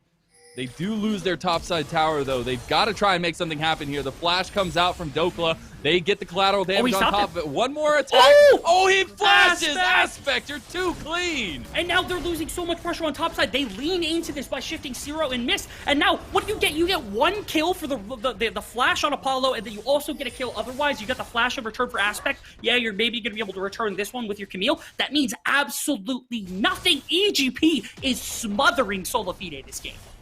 It is absolute craziness here. Just wonderful plays coming out. It's been building up to this moment for EGP. I mean, we've seen some very interesting calls so far in this series, but right now they're making the right decisions, albeit a little bit overextended. Sometimes it is catching SolaFide off guard, and they are not ready for these plays down towards the bot side. Well, like I said, most of the time we've seen EGP, they lean a little bit more into late game. They're like, okay, Shiro, we can carry in late game team fights. We can wait for the later stages of the game and play around that. But this game, EGP, they go red side. They're like, okay, we're red side now. We go into Tomio Talia. Amazing pick. They've got Renekton top. Can't really aggress against it. It's too powerful. And you've got Aspect. And Tomio and Aspect are just ripping this map away from SolaFide inch by inch by inch. And it's incredible to see. Now, Rift Herald, this is pretty free. Again, look at all this vision they had set up to take that double topside tower. If they try to contest into this, I don't know that it goes super well for the side of SolaFide. They are going to take this Rift Herald just as is for EGP, as they've done so many times before in the series, which is going to be, again, the question of where they want to use it. How are they going to find an area to use it? The only place I can think that's viable right now is this mid lane to get some of that pressure relieved for themselves, but it is going to be a tall task against Tuesday and Apollo, who are now floating around there. Yeah, I think the best way to play around this next Rift Herald, my apologies, that's going to be coming in, this dragon that's coming, you can easily pull attention away by shoving in topside, pushing in mid lane, dropping the Rift Herald in either one of those two lanes, pulling pressure across the map. Even bot lane is so far up, if you drop it there, I would say you're not really getting a tower for this unless you win a fight or you're just like hard sieging into mid lane. So I would say use it for the next dragon control. Make sure to get yourselves your second dragon of the game, second dragon of the series, and I think that would be the perfect play from the side of EGP. That's what you're looking for here. Use this dragon, claim more tempo, slow push towards this later game where you can rely on Shiro and Aspect and continue to punish these side lanes. And isn't it just great that we get to have the Infernal Soul for game number 4? Just give us that extra little volatility here in the game. We do see Winston have to use that collateral damage to get away from Tomio and Miss. Now this mid lane, as we were saying, could be hard to get, but now they're going to use the Rift Herald here. Tuesday really close to hitting that stun. Down. I've actually, in a competitive game, I've never seen a Rift Herald actually get canceled before. They're on the play! Oh my god, Zeyzal is gone! Tuesday is forced to use the power unleashed there. Yellow card lands. Big Moonlight Vigil coming down. That's the Shock Rooms and the Severum available for Apollo. He's got the team fight mechanics. He's going to get hit. No, he doesn't. He gets out of the way of the Rift Herald at the last second. They see still crashing minion waves. That second tier 2 tower is looking like it's going to go down. They get the one in the mid lane, but they've had Surdy in the bot side this whole time. He's not going to be able to get it because Winston and Dokla are able to respond in kind. Yeah, 2 towers in the mid lane, though. That's going to be plenty of pressure. They're going to reset properly in order to get back out onto the map. In fact, actually, their resets are coming faster or about the same time as SolaFide's, which means SolaFide can't even put initial vision into the river or into the shallow parts of EGP's jungle. So EGP is going to be able to control this bot side, and I don't think there's enough damage at all on SolaFide to threaten a Baron, even if it were up on time for this dragon control. So they might have to seed the second dragon here, and they should be looking about where they can play. I love the pings that are coming out right now from SolaFide. Apollo Price says, we're not contesting this dragon. I'm running top. I'm taking that tower right here and right now, and we're going to get a little more gold in our pocket. Try to get to that team fighting phase we've been waiting for the entire game. Yep, and they're just trying to see how much they can give up without giving up too much. And these are those little moments that you can try to eke out those little bits of gold. And as you see, Apollo all by himself towards the top side of the map with all that focus down towards the bot side, that objective that you were talking about for EGP. And the fear comes in now also, though, that bot tier 2 is going to be on the board here. And the crazy thing is, yeah, Aspect is actually heading topside. He has TP to come bot lane if they want to try to contest and turn this into a 5-person. But there's 2 top. That's Apollo and Zeyzal are both in topside leaning into this. Aspect should be able to clear that wave relatively well. Where did everyone go? Why did they reset hard this hard? Like, EGP, walk to bottom tower. There's 2 top. You see them on the... Okay, I'm a little bit frustrated that they didn't use that tempo advantage right there. That was a wasted opportunity by EGP. It's not a huge thing, but they easily could have responded with another tower. Hey, Shiro got the red buff, all right? Okay. Rebel, calm down. At least they were getting at something, right? They got a red buff. Yeah, they did get a red buff. Shiro got red buff. He got a red buff. Okay. Yeah, they also get a chance to reset here, and they get the chance to push their vision into the Baron area. Again, in another game, I respect that call because you can stop the Baron from coming through, but I really don't think Gale Force Aphelios is going to have enough damage, or Graves with the Gale Force is going to have quite enough damage to really threaten that Baron quite yet. In a little bit, a couple more items, maybe 2-3 items for every single carry, very easily that's going to be the case. But right now, I don't think EGP has to worry too heavily about that. And it's been some time since we've seen these two teams clash here on this iteration of the map. And now, speaking of it, Destiny gets called down. You see it come through on the Tuesday. He's used it point blank on the Tuesday, like every single time. Tuesday gets seismic shot back, and he just dies. And now the question is, they've set this Vision very far forward, and they've got a relatively powerful team. They're on top of Vision, but is there actually anything that could be done here by SolaFide if they start up this Baron? If they contest this and it dies, this might be the killing blow for the side of SolaFide. Teleport's available for Dokla, but he's got to come in at the right angle, and he's got to make sure that they do not lose this fight. Yeah, Baron about half health here. TP will be completed by Dokla. Can they find something? Look, it's the it's the Chakrams as well as the Infernum here. Surdy goes forward. Moonlight Vigil into the pit. Not going to do too much. Solar Flare responds. Baron getting very low. It's taken away by EGP. And they're able to fire. It's taken away by SolaFide. But EGP take the lives of SolaFide. And it's only Tuesday left. A quadra kill for Space Dad Shiro. And that's exactly what you're looking for if you're EGP. They know if they commit to this Baron, yes, you might 50-50 and do something along those lines. I don't think that was ever really the call. They're looking for the fight the entire time. They don't have Tuesday. They don't have anything remaining left in the tank. Oh my goodness. We missed that assassination real quick, but watch this. Yeah. So this is a big ultimate, but it doesn't accomplish too much. They're just pinned behind the Baron. I don't know how that got stolen. I think Tomio just kind of expected this fight to come out early. Yeah, that Shiro ultimate, though, completely wins this fight. No Baron buffs left on the side of SolaFide here. And again, that could have been the killing blow. I think if they get Baron, it is the killing blow. Without Baron, EGP just gains a little bit more momentum in this game. They could set up for their next dragon, maybe work towards that soul.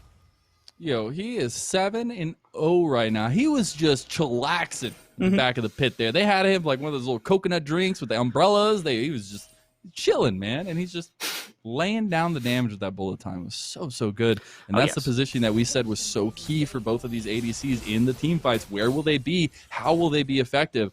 And so far, Shiro coming out on top.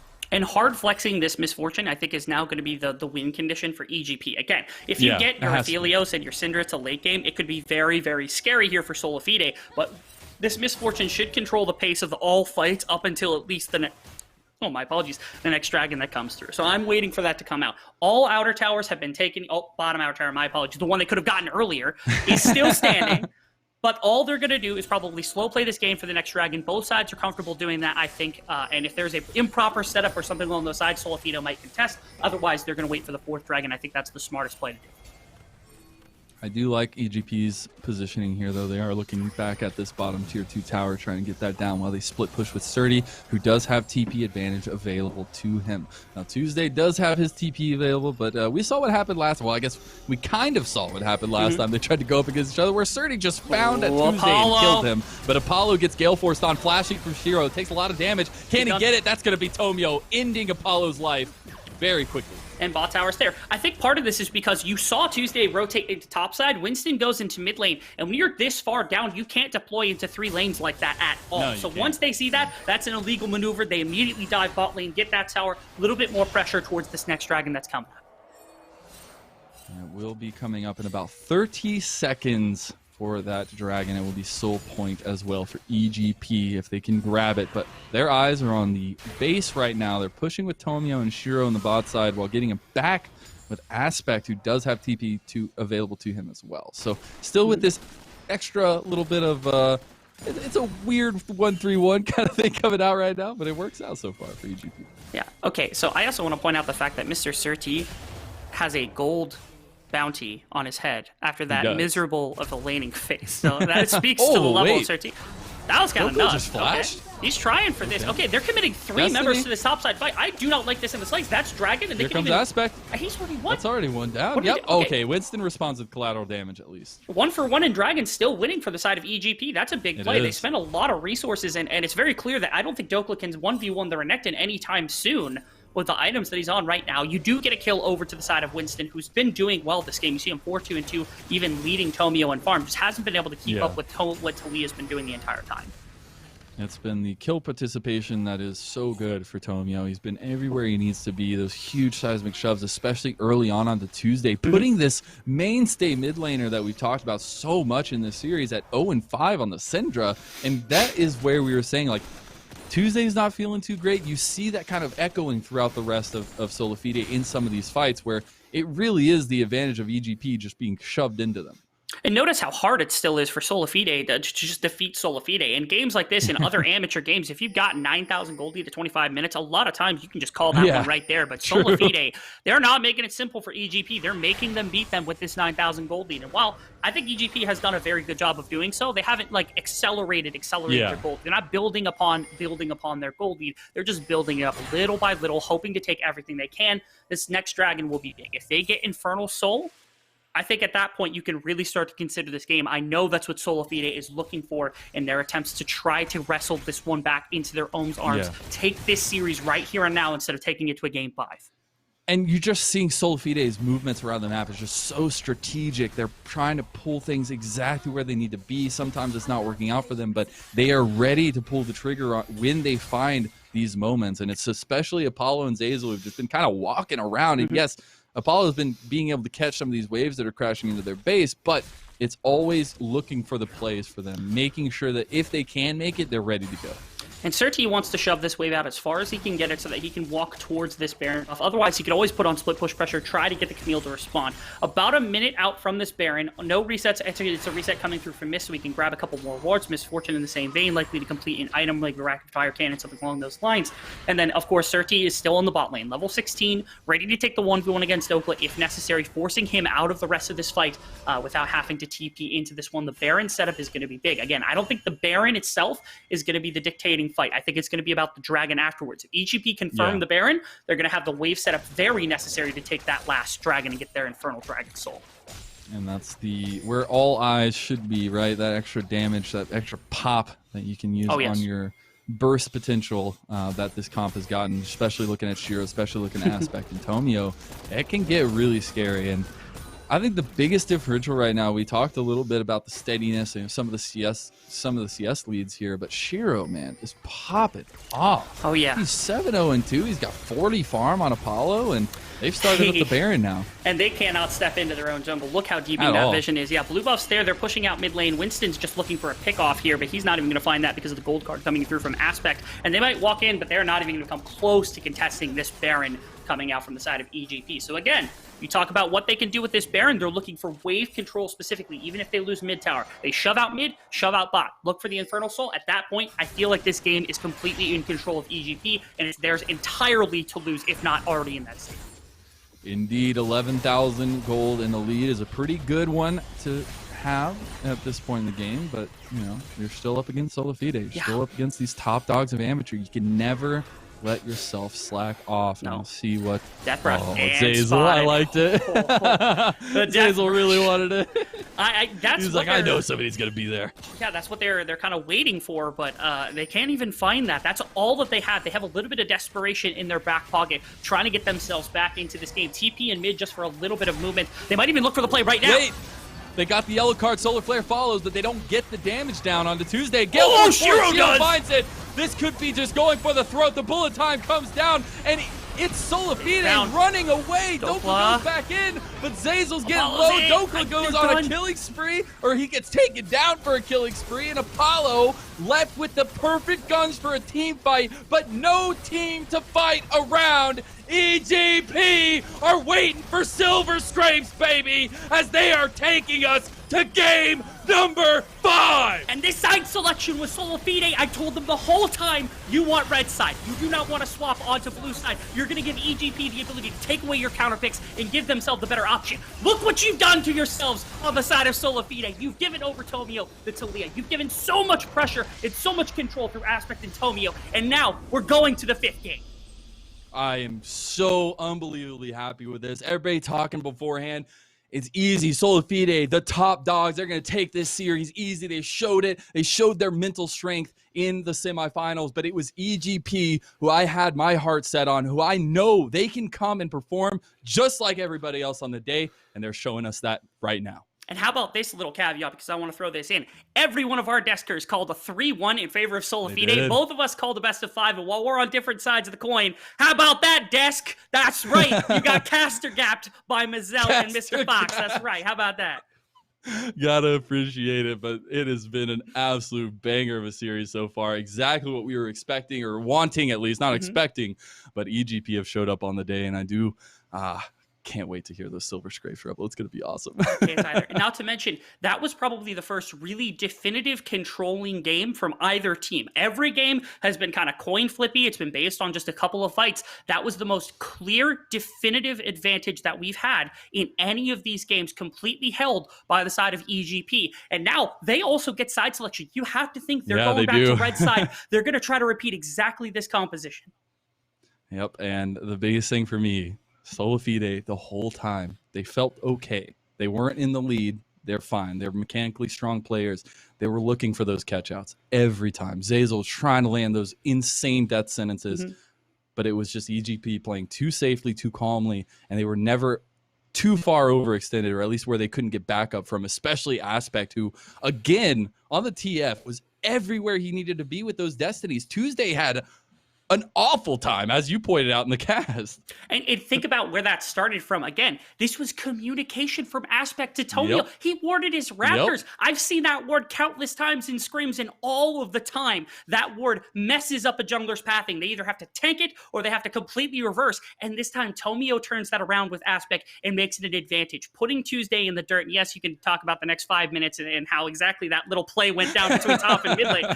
But either way, that's what set the pace of the game. Putting Tuesday in the dirt, making sure to control the map, getting Shiro ahead so that they're on this high-tempo early composition when they've been succeeding on exactly that the entire game and the entire series. It's what gets them this win. Man, Aspect's got that pulse pumping right now. He is performing so well. This little mainstay mid lane that we were saying that is so integral for the way EGP want to play. They need that solidifying presence there in the mid lane to be able to play to these side lanes. One thing about this game that I was so happy about is we got to see so much action on the bot side of the map, which was not something we saw in the other games of this series. No, we did not. Yeah, for the first time ever, we didn't get 2 scaling picks. We didn't get the Senna. We didn't get anything like that. We didn't get the Ezreal. We certainly got the Misfortune. And again, Shiro on that pick looked amazing. In fact, actually, there's a number of picks. I mean, do you ban Talia? Do you ban Twisted Fate? Do you ban the Misfortune? Like, what are you banning here on the blue side? Because I guarantee you SolaFide is going back to that blue side after that performance. Indeed they are. We'll have to see how that all comes out and get the big brain analysis from the analyst desk on the other side of this break. We'll be right back. Can be very dangerous in the right hands, get you into the backline relatively easily. Bot lane, Shiro got exhausted. They're really far up. Here's Tomio to punish. Yeah, Tomio has showed up here, and Zazel going to be the first to fall. Apollo trying to get some damage, trying to get one more kill. Can he get it? The heal comes in clutch. Apollo dies. Double extension, and Tomio is shut down as SolaFide have taken advantage right now in this moment. They do lose their topside tower, though. They've got to try and make something happen here. The flash comes out from Dokla. They get the collateral damage on top of it. One more attack. Oh, he flashes! Aspect, you're too clean! And now they're losing so much pressure on topside. They lean into this by shifting Zero and miss. And now, what do you get? You get 1 kill for the on this iteration of the map. Now, speaking of it, Destiny gets called down. You see it come through onto Tuesday. He's used it point blank on the Tuesday, like every single time. Tuesday gets seismic shoved back, and he just dies. And now the question is, he's got to make sure that they do not lose this fight. Baron about half health here. TP will be completed They're by committing to Doko. it. Can they find something? Look, it's the Severum, or it's the Chakrams as well as the Infernum here. Surdy goes forward. Moonlight Vigil into the pit. Not going to do too much. Solar Flare responds. Baron getting very low. It's taken away by EGP. And they're able to fire. It's taken away by SolaFide. But EGP take the lives of Solar. Got the yellow card. Solar Flare follows, but they don't get the damage down on the Tuesday. Shiro finds it. This could be just going for the throat. The bullet time comes down, and it's SolaFide running away. Doka goes back in, but Zazel's getting low. Doka goes on a killing spree, or he gets taken down for a killing spree, and Apollo left with the perfect guns for a team fight, but no team to fight around. EGP are waiting for Silver Scrapes, baby, as they are taking us to game number 5. And this side selection was SolaFide.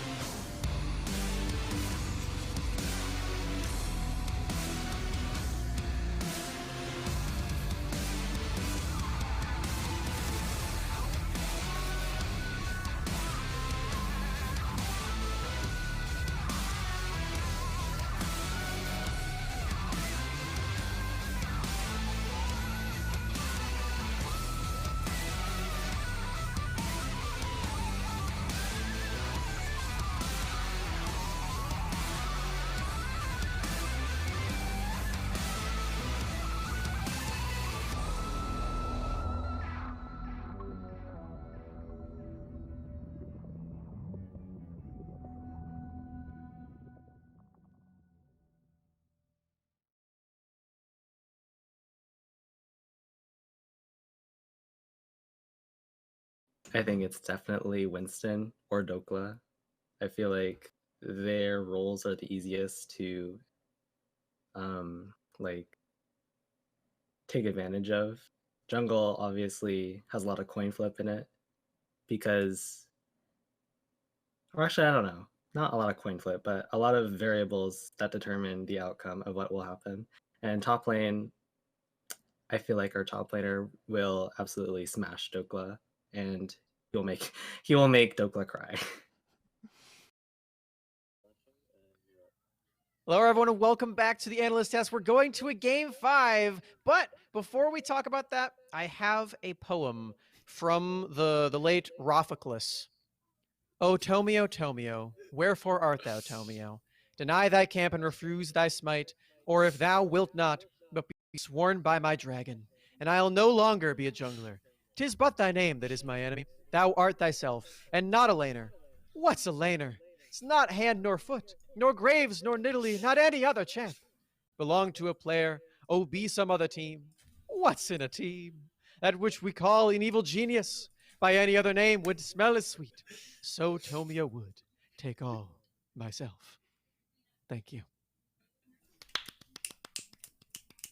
You're supposed to snap, Josh. I can't Come snap. on, have you never done?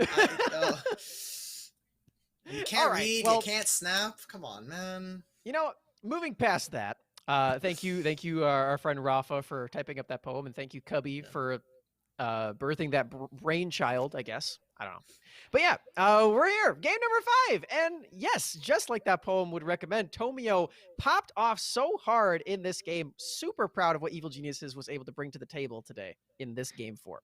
Yeah, but I want to start off by saying that for the first 10 minutes of the game, I was really excited because both these teams were playing the game in a textbook fashion, and it looked exactly like the high-level kind of play that I've kind of been expecting of SolaFide this entire time, and I'm now coming to expect of Evil Geniuses, because it starts off simply with the fact that you look at the lanes, you have Twisted Fate Talia, and there's a Syndra in the mid lane without a cleanse, interestingly enough, and they're able to just punish the lack of summoner spell super cleanly.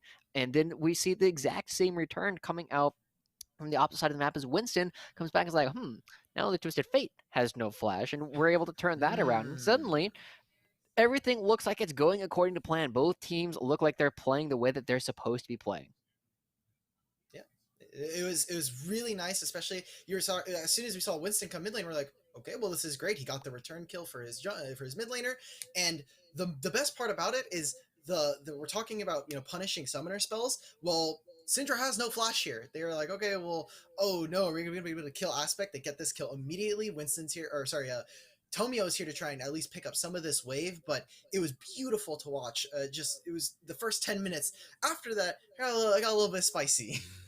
Yeah, I mean, just like you guys were mentioning, excellent 2v2 play there in the mid lane from both sides. Just some really nice flash punishing coming out from both of these guys. And yeah, we were just sitting back. We were very impressed. Like, wow, this feels like we're back to watching LCS right now. This is where these players came from here for SolaFide. Little bit short-lived, though, as we get further and further down into these clips, guys.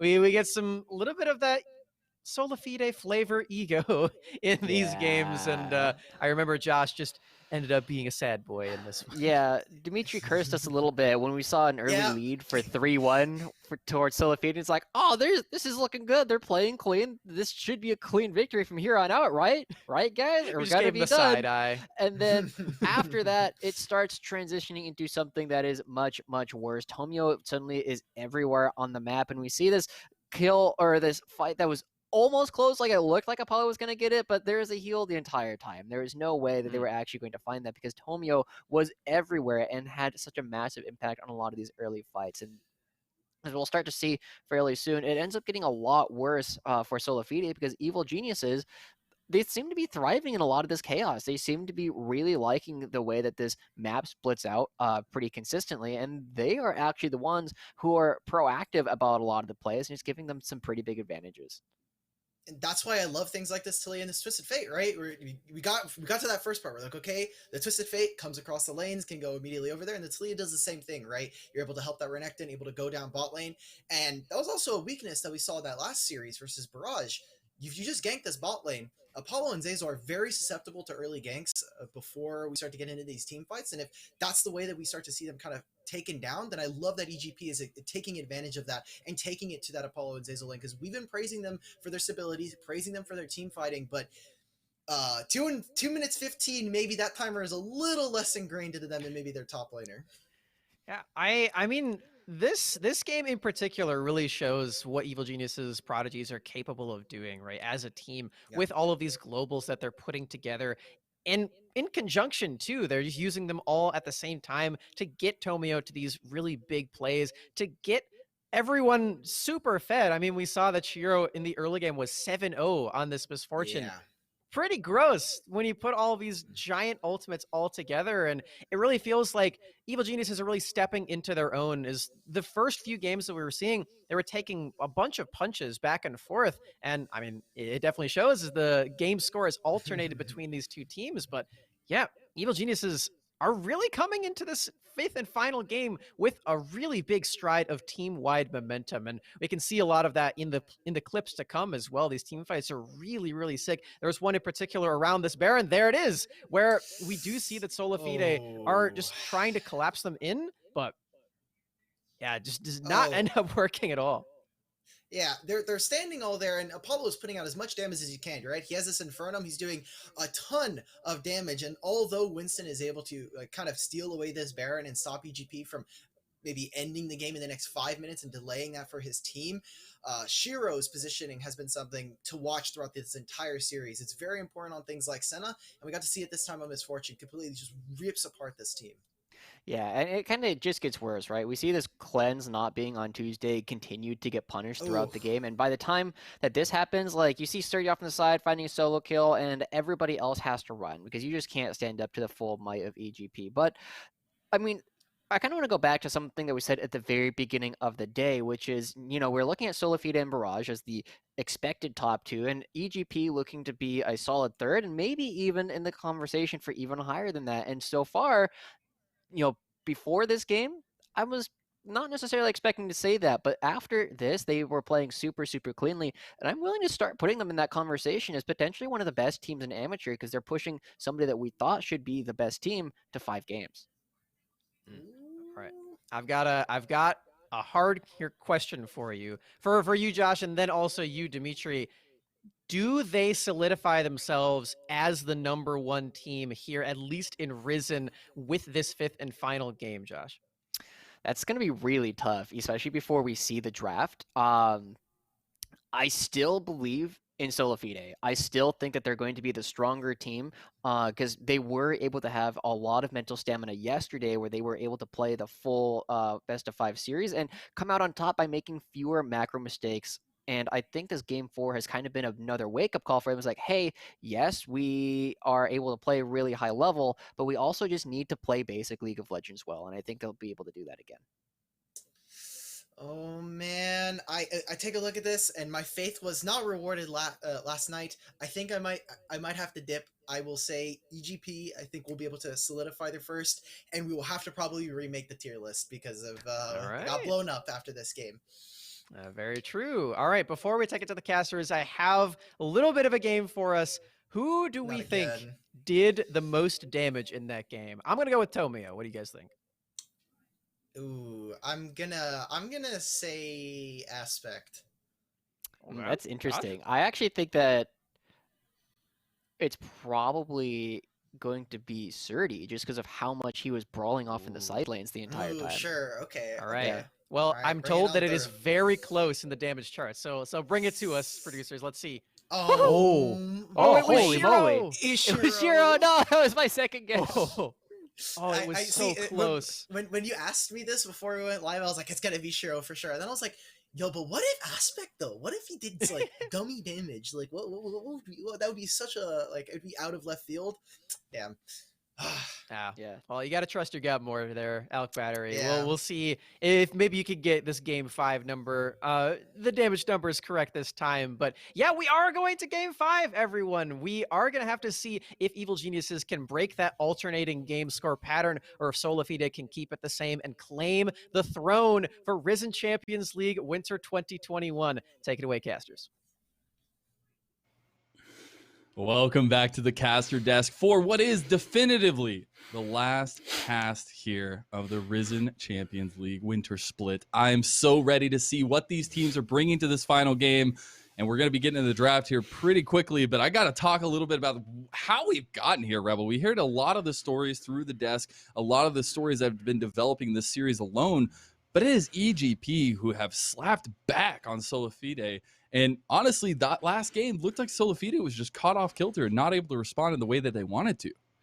I think in order to really understand the story, we got to take this back to the beginning of Risen so long ago, about a week and a half to when oh my God, SolaFide's it's so long. started.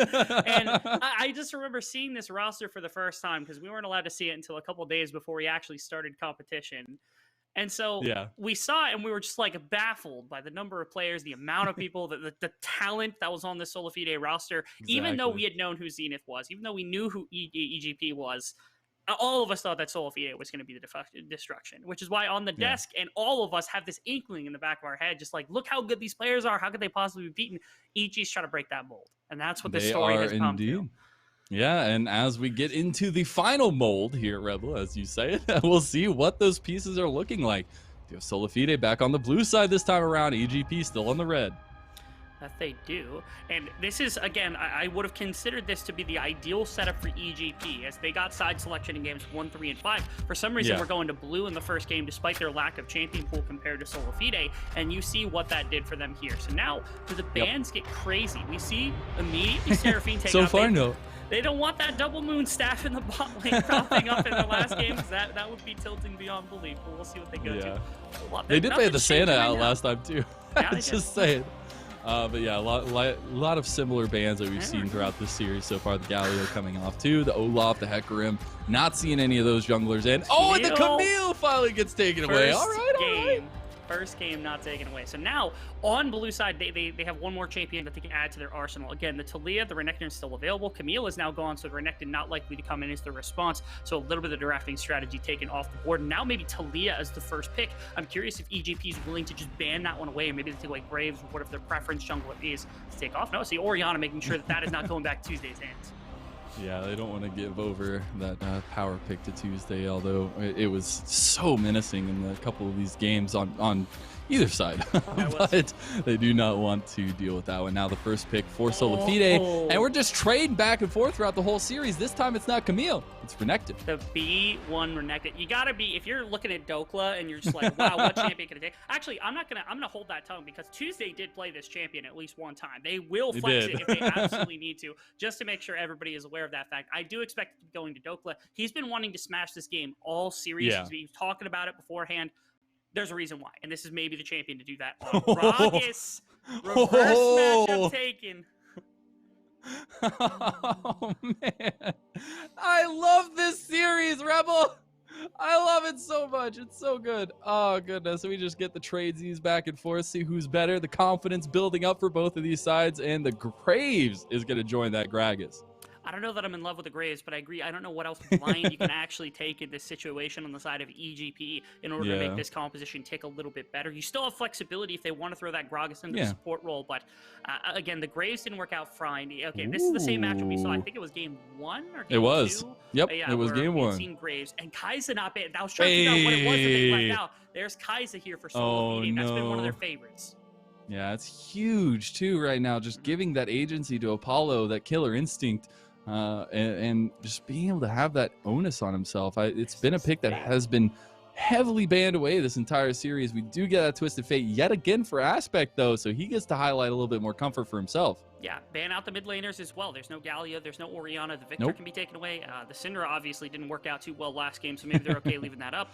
I was a little curious. Maybe now thinking about it, Talia might have been a fine pick at that number 2 slot, because I don't know what you would have picked into it. Maybe Kindred or something along those lines from SolaFide, but I think it could have gone unresponsive and swapped into this type of composition. Either way, it's going to be ADCs taken off the board here from SolaFide. You got to think Miss Fortune's going to be the second one here. You have to believe, but I would like to say that Winston had a pretty good performance on the Lilia in game number 1. And it was, definitely not to the happiness of Tomio. Now, we do get that Lucian final ban on Evil Geniuses. intriguing as a potential flex between the mid and the top. Yeah. Again, if they're afraid of Tuesday potentially flexing that, they don't want that to be the case, or they're afraid of something that could come out here. Again, ADC might be their grab at this point because they can still save that Gragas flex between top and support if they absolutely need to. And again, Misfortune's available. That would be my thought. Okay, they just blind the Alistar. Go ahead and take that one instead. So then that means that it'll be up to Zeyzal to decide what he wants to take into that matchup. And they still do have to worry about what the ADC is going to be. And at this point, I guess it's fine saving it. They just really wanted to get the Alistar in there just in case, you know, the Alistar combo with the Kai'Sa could be very strong. Ooh, it does look like SolaFide want to go back into what Tuesday was rocking last game, which it actually didn't go well for him at all. And now they're just going to pick it up, having the confidence in Tuesday. You got to appreciate it.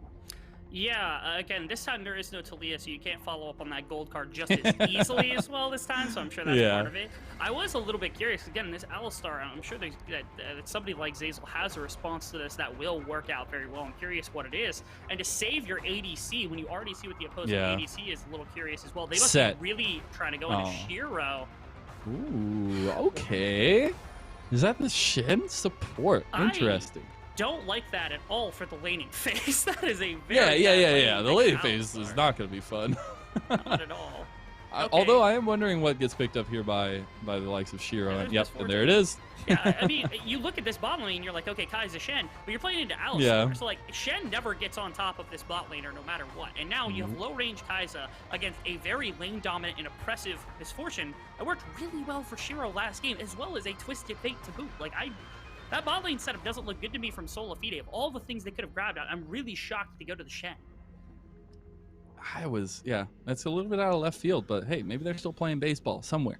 But it is a very interesting composition. Not pieces that we've seen for these guys in this series, at least, besides the Syndra, the Lilia. The Renekton hasn't been picked up by Dokla yet. He's going to be getting it now. The Shen coming in for Zeyzal is something a lot different from what he's played. He had the Thresh, he had the Galio, now the Shen with a little bit different playstyle, but still that global map pressure later on in the game that you were highlighting to still lends to the style that they want to play.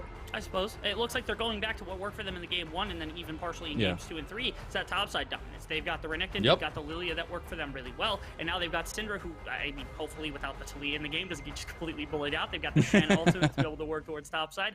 Maybe that's the intention here. I don't know exactly how that works, but again, if you're playing a bot side on the side of EGP, I feel like you're doing a lot better than if you're playing a top side here on the side of SolaFide.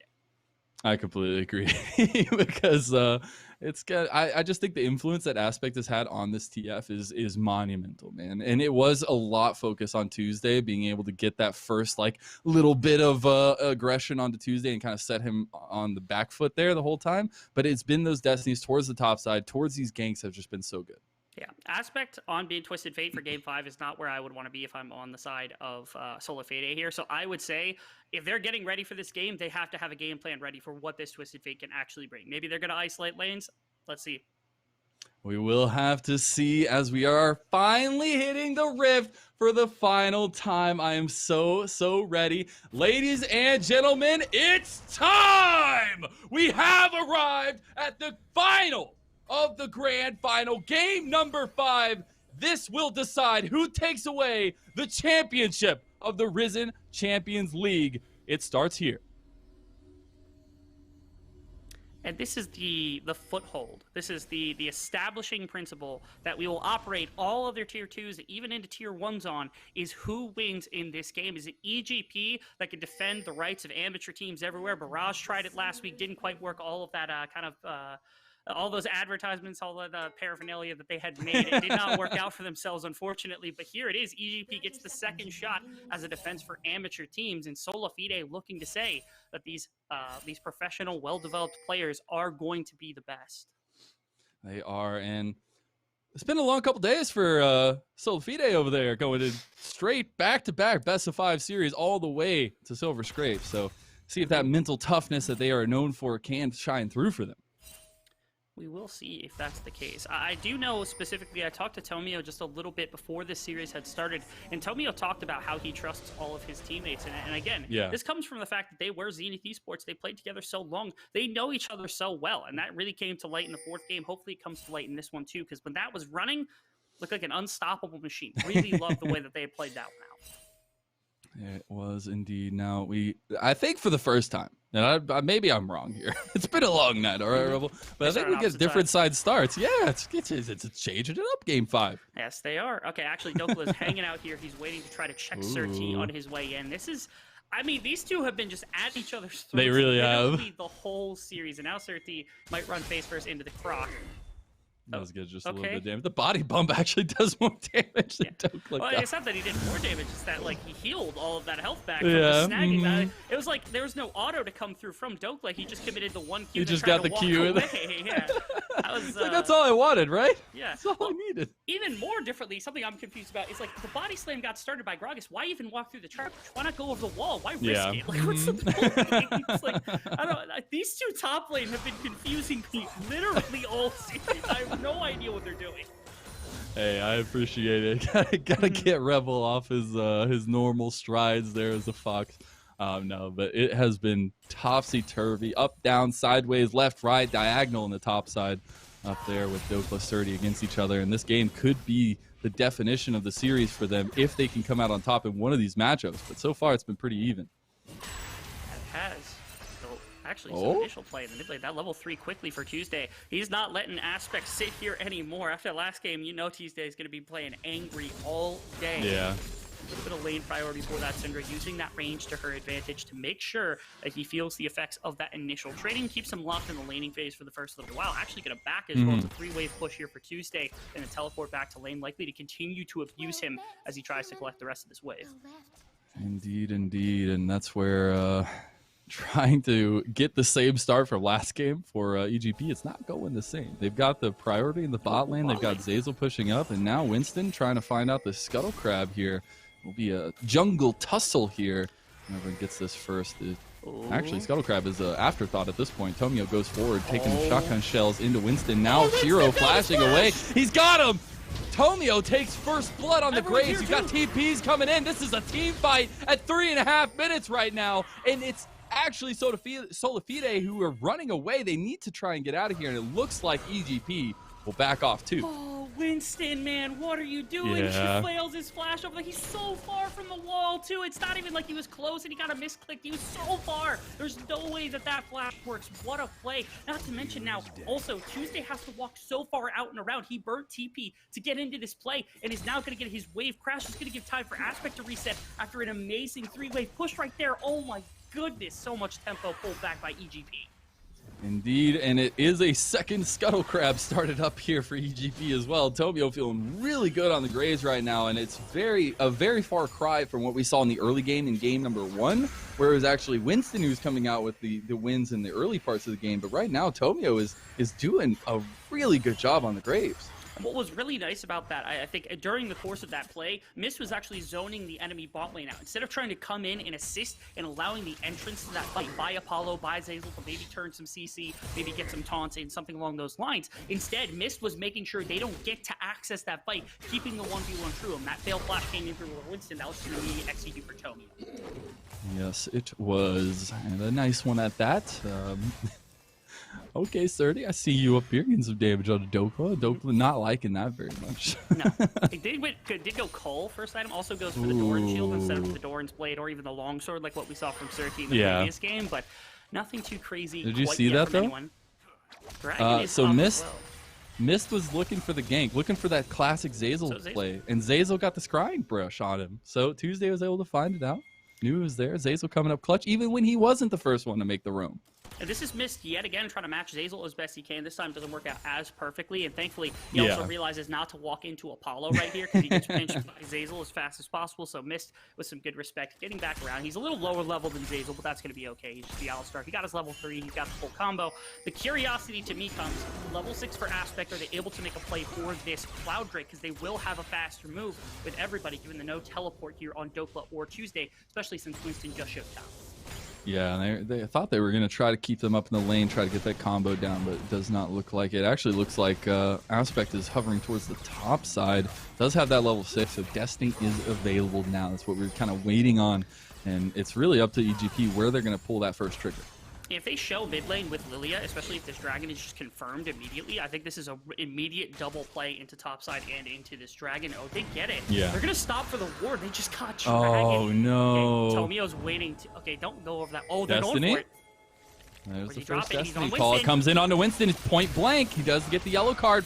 Tomio flashes forward for it, but they've got Tuesday following up. They really want that so kill. close. Aspect is going to try to go for it. He flashes forward. He gets the kill, but it's going to be Tomio who falls too.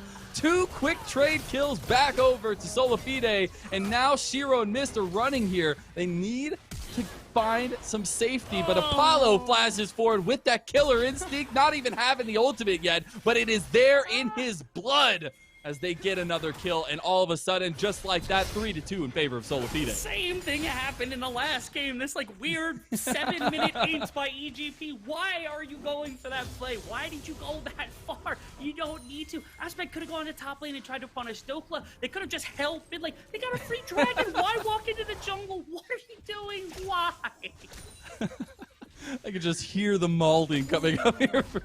It's like, it's fine in a couple games, but you're game 5 now. Come on.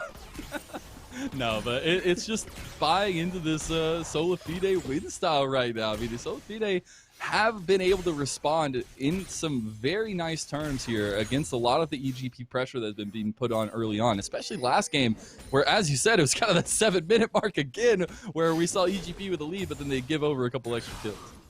Yeah, okay, so at the current setup, you have Winston, who's pretty far behind. That's a pretty good thing. Also, Aspect's still able to move around a little bit. The big problem this game is Tuesday and Apollo both have kills. They both started into this game on the right foot with enough damage to set up this composition for the fighting that they're inevitably going to look for. It is also going to be just a straight-up board drinker onto Dokla in this Renekton matchup, so you know he's going to be looking for the team fights as well. That's their setup. That's what they're looking for as best as possible. So the next few minutes, I'd say the next 2 ultimates for Aspect are going to really heavily shift how this mid game is going to go. Whether or not they're going to be able to pull this back and control the way they did last game, or if they're going to have to give up a lot more map pressure to SolaFide. And you do see more focus here in the bot lane for Mist and Shira pushing in that lane. I thought maybe we could see Tomio come down, but the wave stage is just not in a place where it'll be beneficial for him right now, so he's just going to keep farming up. Ooh, Rift Hero play though. Yeah, a little control of topside here, and no potential play onto the bottom side quite yet. Instead, it's just going to be Tomio taking it back here and now. Aspect might be able to spot this out. He will have that ultimate coming up soon enough, but I don't think there's anything they can really do because Gragas is shoved under. Their bot lane is not going to be able to rotate fast enough. Yeah, this might just be a free Rift Herald heading over to the side of SolaFide. They find a little bit gap here where Tomio ends up backing. It is a kind of slow process, but it seems like Lilia should be able to snag it.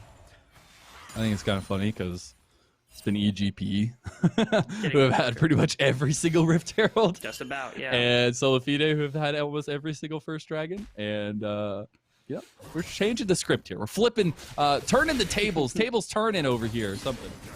Just a little bit, yeah. And especially finding that here, especially as Winston, where you're so susceptible in this jungle right now, is a big deal. Because you had obviously priority with Dokla, but if you have Twisted Fate and Surtees able to at least match what Dokla does, especially when your bot lane has first move, that's why you saw Shiro Mist start to creep up towards mid lane. That could have gone really poorly. That's what happened in the previous game with that Rift Herald play. Now this time it's pretty safe for the side of SolaFide. They can use this to get some plates and everything else. Dokla has some serious nerves of steel. I would have popped out of the bush. Like 30, no. But Dokla stays calm, cool, and collected, stays in the bush, doesn't get spotted out by Surdy, and now we'll just continue farming. Yeah, would have been nice to see some craziness in top lane, although we have gotten 1 kill for Dokla. It hasn't been the same focus in the later half of this series, which I find so interesting for both of these teams. Yeah, I think what it was is that SolaFide found maybe that it wasn't working perfectly, especially when you take it to the late game, and EGP was finding the same thing, where these games are going so long that this top lane type play, if you're not accelerating the mid game immensely, then it's just not going to have the same effect as trying to play towards your ADC, towards your bot lane, towards your mid lane, anything like that. And so that's, I suppose, the reason why we've kind of slowed down this whole top side narrative, especially towards these top laners, now that they're drafting things like the Renekton. We're at least leading down the path that heads to a giant climactic finish, especially if we're going to be looking at the late games where we set up Apollo, Shiro, these late game dominating ADCs, all this kind of stuff just leading into it. Maybe they've listened a little bit.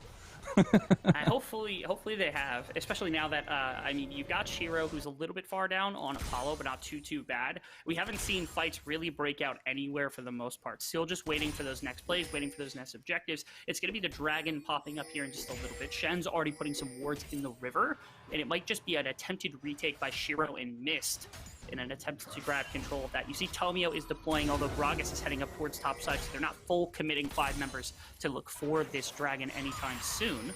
Winston's trying to help Tuesday grab some mid-priority so Aspect can't just move freely. He's going to have to sack some minions, but... Oh, they've got all members coming here from EG. Zazel's already in place, though. There's the Rift Herald used by Winston. Needed to get that off here, just to get a little bit of distraction going. They have this vision on the side of EGP. I missed just using the Hex Flash to get a little bit of extra pressure there. Oh, Gale Force forward. Tomio looking for the kill. That's going to be the Lilting Lullaby used. Collateral damage didn't do enough damage there. Mist uses the knockback on Tuesday. Here comes the TPs, though. As Dokla is all by himself over there, getting knocked down by Surdy and Aspect. Is he going to be able to get out? The gasket was used.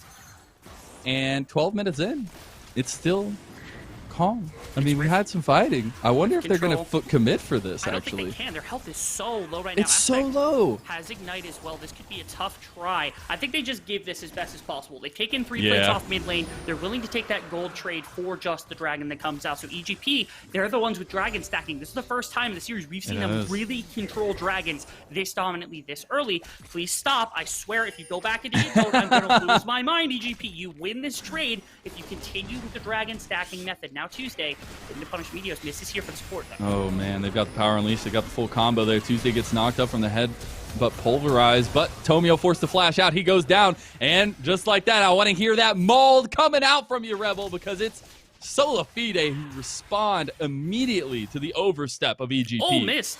Kind of doing it. He's actually dodging out. I know. He's got his cow shoes on. Oh, yeah. Just a little too early. Timer had to be so close right there. It was. Yeah, not going to be able to find it. 2 things. First off, what did I just say? Do not overextend. Second, look at this exhaust. That is a useless exhaust. He just used his whole combo to burst him out. What did he use it for? To slow him down so he get his combo better? Like, there's no reason there. Mist, just walk away. Try to walk out through the top side. Do what you can. Or knock Tuesday away. Maybe open up some space for your Grace. But do not waste that exhaust right there. There is absolutely no reason for that to come through. So, wasted Summoner Spell. It's not the biggest skill in the world. I'm just a little bit molding after the fact that they did just burn all of the momentum they had gained through that Dragon play yet again. Typical EGP strategy. It's fine. They're, again, going for Shiro in the late game. They just got to make sure SolaFide stay in the game, right? Yeah. I hope so. Which has not been a problem for SolaFide so far. I mean, they find themselves up in gold right now. They have gotten a couple of kills. Yes, they've lost 2 Dragons, but we've seen how much that really matters in this series. And so I feel like SolaFide are still feeling pretty confident, and Zazel's movements have shown me that. Yes, they have been moving around the map in the same way that we had in the previous game. And again, I would have thought that the Shen would not be a very good matchup against the likes of the Alistar. I thought this would have been a lot more bot side focus from the side of EGP, but here we are, where you haven't been able to find anything into the likes of the Kaiser Shen whatsoever. So now another game where we get the switch. Oh, yeah, we get another switch here. Rift Herald's going to be coming up in just a little bit of time. I assume that was the reason coming out from EGP, making sure they could be up here on time. Renekton has 2 of these kills that are giving the gold advantage to SolaFide. The Gragas is a little bit behind, also building full tank. So right now, I think the Renekton is far more valuable, and that's the intent here. If you have to TP into this fight, which neither of them have, you're still going to have an advantage in the first path of the fight here for EGP without that Renekton being around. Yep, and we're at 15 minutes. It's such a different feeling in this game, I feel like. We've been yelling our heads off for like 4+ hours right now, Rebel. Now I gotta take it calm. I don't know if I can do that. Should I just start yelling at like any moment? I feel like that's the feels right now. Oh, look at Aspect. He's getting all those minions. Oh my god. Yeah, it will be a second Rift Herald, though. Actually, something important for Winston. Yeah, you're going to be able to grab that. And again, the top side got pushed in here, so you're not going to be able to move with Shiro and Mist. They're looking for the fight, though. Aspect and Surti are here. In fact, actually, Dokla is not going to enter this fight because there is no TP around whatsoever. So this is a reclaim of the pit. It should be a perfectly legal grab here from the side of EGP. They're going to snag away this objective. I doubt Dokla can respond with enough of a tower. Surti is heading back top side. In fact, they just need Tomio to solo this. I want to say that I love the friendship going on between Mist and Tomio right now. They took 2 blast cones together, perfect synchrony. So, you know, it's fine. Ooh, nice headbutt over the wall against Hazel. There's the Destiny coming in. The Hex Tech is going to be used as well. Tomio's just down. Apollo finds him, kills him too. Aspect going to get power unleashed on him. He's looking for the kills, but he's all by himself now. A double kill to Apollo. He's starting to get some gold on himself. Shiro is forced to flash. Mist is going to buy some time for him to get away. Using a nice little headbutt. Mist is going to flash over the wall and get out. Dokla was looking for it on the back end. Could still find it because of the greedy back from Mist. Dokla's going to walk straight into that bush. Doesn't get the slice and dice down, but does get a little bit of damage. There's the Void Seeker. Is he going to find it? Shiro and Mist versus the world right now, and Dokla's looking for the damage. One more will do it. Dokla on a killing spree. And I feel like this was greedy from EGP, not committing more than one member to try to take the Rift Herald and then turning off for this fight. You see this right here, where Winston tries to come back in because he knows there's just one. They go in here. The missed ultimate from Shiro is humongous as well, not really accomplishing anything, and now everybody's just getting burst down because everyone's here much faster from the side of SolaFide. And then from here, it's just running down Mist and then grabbing the Rift Herald as well. But again, if they leave 2-3 members here, if they put Shiro here, if they put Twisted Fate here, and they're able to put more damage into this Rift Herald, they just take it. Like they're able to grab it, but instead they try to get everything. They try to get waves, they try to get priority, and they try to get Rift Herald at once, and it bites them in the ass. Yo, Apollo has the Rift Herald right now. Wonder what they're going to try to do with that in bot lane. See if they can get anything going. We do have our 3rd dragon of the game coming up, and Tomio is positioned to start it up and immediately does so as soon as it spawns. This is sole point for EGP. Will SolaFide have a response? This is the attempted win condition from the side of EGP, where they're looking very intently to try to find this Dragon Soul as fast as possible. They're going to get this 3rd mountain completely uncontested. They're at a 4,000 gold deficit. That's not great. They're going to lose this tower mid lane. That's another bit of gold and a bit of pressure also taken off the map. But EGP does have that mountain soul that they can look for in just 5 minutes' time to potentially get them back into this game. They're actually tripling down here onto this mid push with this Rift Herald drop. All 5 members now here from EGP, though. Don't know if they'll be able to follow that Rift Herald up to get the tower, but they do get a nice charge onto it and will back off. They will. Able to push them off. They get a bit of damage into the mid tower inner, and then of course the outer tower goes down as well. But you're willing to take that trade if you're on the side of EGP. Slowing this game down, going for that mountain soul, I think is your best shot at this game actually turning into your favor. The question is, can they get any gold back or anything back on the map entirely with this Twisted Fate, with this Graves, anything like that before the next dragon fight? Because right now, SolaFide, they're probably just straight up stronger as long as they have the proper setup to take the 5-on-5. And if we could get a toggle the gold, especially, I know it's not too much, but it is starting to develop on key members here, especially looking at Dokla, has completed the Score Drinker. They are going to go in. There's the Stand United, the TP, everything coming down on top. They miss the slice and dice, but that's the carry's already gone. It's Tomio getting very low. The flash forward, he dodges it though. The feet are too good. It is Apollo picking up 1 kill. They are actually getting the tower on the bot side. Double knockup though. Winston is able to find Tomio, and EGP are scrambling, but they've actually found the fight. Aspect goes gold, and he gets one of the kills. A double kill for Winston. He runs away, and it's chaos in the top side, but 2 members fall for each side. Yeah, Apollo getting this tower is what's going to be the main difference maker here, but EGP, you know that they're not backing down without a little bit of a fight. It's so hard. He's so big with this ultimate. Oh, that double taunt from Zazel. It's difficult. Yeah, that was gorgeous. Somehow, Tomio, though, he gets out the back of this fight, dodges just about everything for so long, and now look at the health bars here on the side of SolaFide. Everyone is so low. No one wants to step up and start tanking. Big flash from the Gragas here also to find a little bit more damage. Oh, Winston in the back. Shiro able to slow down. That big Zonies as well, able to get something. Winston, unfortunately, so fast with that passive, walks out of this fight. Yep, and did find Tomio on the back end of that. So it was a great choice by SolaFide as well. And it does look like we actually had another pick. Apollo get picked off in the pit there. As I'm sure we'll get a little view of that. Yeah, I'm going to guess this is just a straight up gold card kill because he's pretty squishy actually. Looking and waiting, there's nothing going to be happening in the mid lane. I'm waiting for that dragon timer because that's the only thing that matters whatsoever in the remainder of this game. If that goes horribly for the side of EGP, it could be a mess. If SolaFide gives it up, that might be their way back into this one. It might be their contention point. Only a 4,000 gold lead. It's big, but it's not completely insurmountable at this point. This is Aspect finding his way on the bot side. Nice gold card. And it's just Twisted Fate things. Yeah, not much to do. Apollo he's just stutter stepping. Oh, no. Look at that spacing. Oh, he got one. Right there. Yeah. goodness, that was one of the cleanest solo kills I've ever seen on a Twisted Fate ever. Perfectly walked outside the range, no auto attack to come back from that, and then the rocket belt, my apologies, used to confirm that kill. Too clean, too clean. Aspect looking really good on Twisted Fate, which we can expect. We've talked about how good this guy is on this pick specifically. He has a very specific champ pool that he just excels at so well, and this is one of them.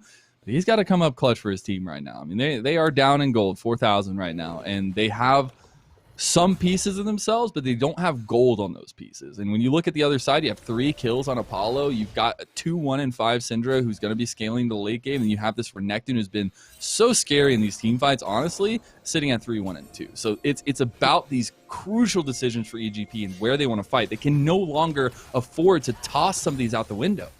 They just backed, and they're looking to push out into the river as best as possible. Apollo and Zeyzal are not going to make it easy for him pushing through mid lane, which is why Aspect is doubled down here. In fact, there's no one at all on the top side of the map to respond to Dokla because they simply do not care what Renekton does. Even if he takes that tower, they'll take that if it stalls him out from coming into the fight or trying to find something. Tuesday, no shoves. Not going to find that stun onto Tomio. And now, like I said, what they're looking for is they're trying to capture the river pressure as best as possible. Gragas collapses an entire wave in a bot tower, might actually take that bottom tower at the same time.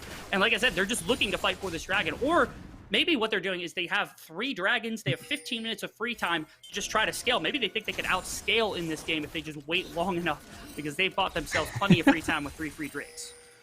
Yeah, at least that's the thought process here, but maybe they will just commit to it. You did have Surdy commit to the top side. Dude, they both top laners sitting on TP, though. So, you know, the call will be there if the fight needs to go down. And we've seen that's how a lot of these fights have been going. It's just like, come on down, join the circus. Let's see who dies. It's just a wonderful time for sure. I feel like right now, EGP should be looking for a perfect set. And if this dragon is not it, don't take it, because you can absolutely destroy yourself right now if you give them an additional fight. When nice W from Tomio is going to stall that fight out. Dokla's looking for something, but here comes Aspect.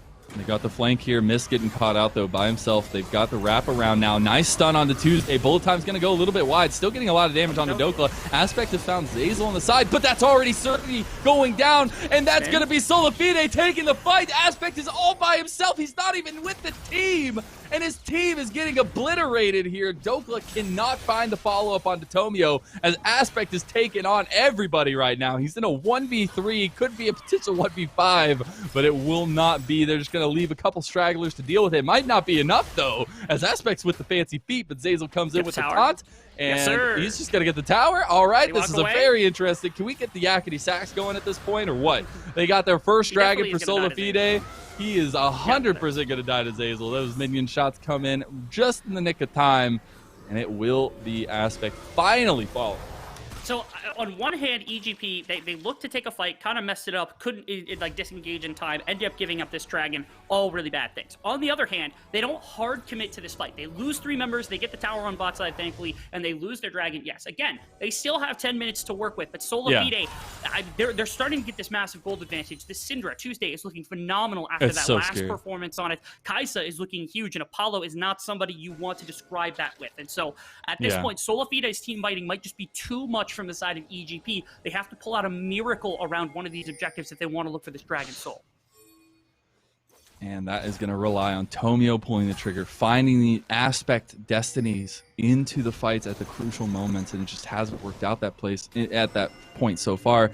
Another thing, Apollo has been clutch with those Gale Force procs. I mean, yes, he has the killer instinct as well, but to be able to follow it up with the Gale Force too, and I believe we're going to get a little replay of some shenanigans on the bot side, brother. They threw all of their champions into this one. They were looking for the choke point here for Shiro. That right there, I think, was the attempt. The flash from Tuesday baits out that ultimate from Shiro, and that's wasted now into the bottom lane. Ooh, Zeyzal missing the taunt because of the flash from Aspect. And you get the knockback. Tuesday gets taken down, and Zeyzal's left in a 1v3. He's going to be able to get the taunt out, though. Can he get out? That's a flash use as well. And they get 1 member at least for EGP. Yeah, gorgeous ultimate from Surtees sets that up. He pushes him back into the gold card range of Aspect. Dokla split pushing on the opposite side, so he will respond with the tower in exchange for that kill onto Tuesday. Oh, God. Oh, Shiro's you here. See the gold difference? You see the gold difference in the ADC position? That's 4,000 gold almost. That's pretty for insane. Apollo. That's insane. You're getting there. That's what we're talking about. It's not an easy champion to have to give up that big of a lead, and certainly this guy is not one of the ones that you want to give this big of a lead to either. I completely agree. Yeah. Yeah, I mean, this man is absolutely insane. And he's been doing so well in his positioning, at least for the most part, in this series so far. And it's going to take a little bit of extra effort here from SolaFide to finish this one out. As we do know, EGP do not go silently into the night. No, they do not. We learned that from games 1 and game 2, and even game 3 for that fact, simply because they refused to go down at any point. And again, they still have that looming Mountain Soul that still could actually put them back into the performance of this game. Again, not the perfect Soul. If it's Infernal Soul, it's very different. That could actually win them a game. Mountain Soul won't win it for them, but it at least gives them a chance to have some of them wear that armor, remove some of the burst, and potentially look for those fights that they've been missing out on up to this point. Yeah, try to bring down that gold advantage a little bit with the extra shieldings there. Not going to be able to take items away, but at least some damage will be soaked up there. Now Dokla is in topside jungle with Zazel and company. Try to find something up here, but they might have found themselves in predicament. I love this, though, because Apollo's just waiting for the killer instinct, and now Tomio's caught. That's going to be a big bullet time to get them off of it, though. In that choke point, that was huge. Shiro saves Tomio's life. That he does, able to take a lot of the health bars off the side of SolaFide as well. I don't think they can Baron off this. I don't think they have the damage for it, unfortunately, but that is at least a little bit of a shift. They were looking to push Vision into the enemy jungle, maybe look around the next dragon to shift Baron for that Mountain Soul, thinking they could take the fight afterwards anyway and then just push down towers with their gold advantage, but here they're not letting them have that on the side of EGP. So yeah, a minute and a half until the next Mountain Soul comes up. I don't think Baron's going to do anything here for the next couple minutes, so it might just be another 5-on-5 attempt. That's why you see Surdy in the bot lane pushing this one out, trying to get his wave in the right position to aggress against Dragon. You see pings coming down the Baron right now. It's probably just a little bit of vision game wanting to be played by SolaFide, but they are hovering that objective up here. Looks like they're starting it. They are. Again, this is the trade that they're looking for. They need to get quite a few towers. I think this is still advantageous for the side of SolaFide. Again, they realize they probably shouldn't be doing this. Instead, they're going to go compete for that mountain. So I think that's a much better choice on their part. They win the game. I think so too. If they continue denying these mountain drakes. They win fights around this. They don't necessarily win if they take Baron and give up the Mountain Soul and have to compete for Elders at that point. So I like that they shift away from that. They're not baiting the team. They're not going to fall forward on the side of EGP. Everybody knows what everyone's all about, and it's about this next drake. God, I wish I could just hear the communications for EGP right now. I just want to hear the thought processes going down in a situation like this where you're down in gold, but you've got this soul point available to you. You've got to press up in all this vision that they've set up. It's got to come down to a few minute sentences that are going to make the difference. That will Winston. Has you to get the Zonius gold gold card. They find him.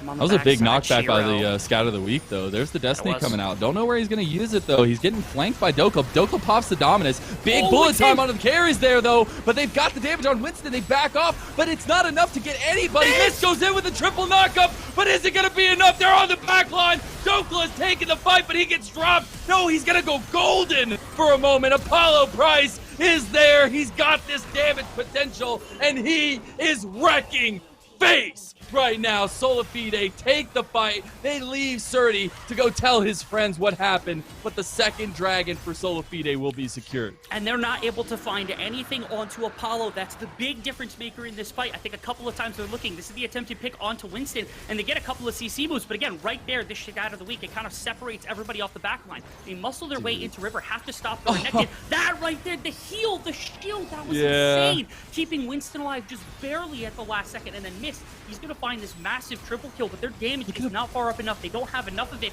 and eventually getting taunted in the middle of that fight cost Shiro his life. And then look at that, Dokla just taking his way through the rest of this team.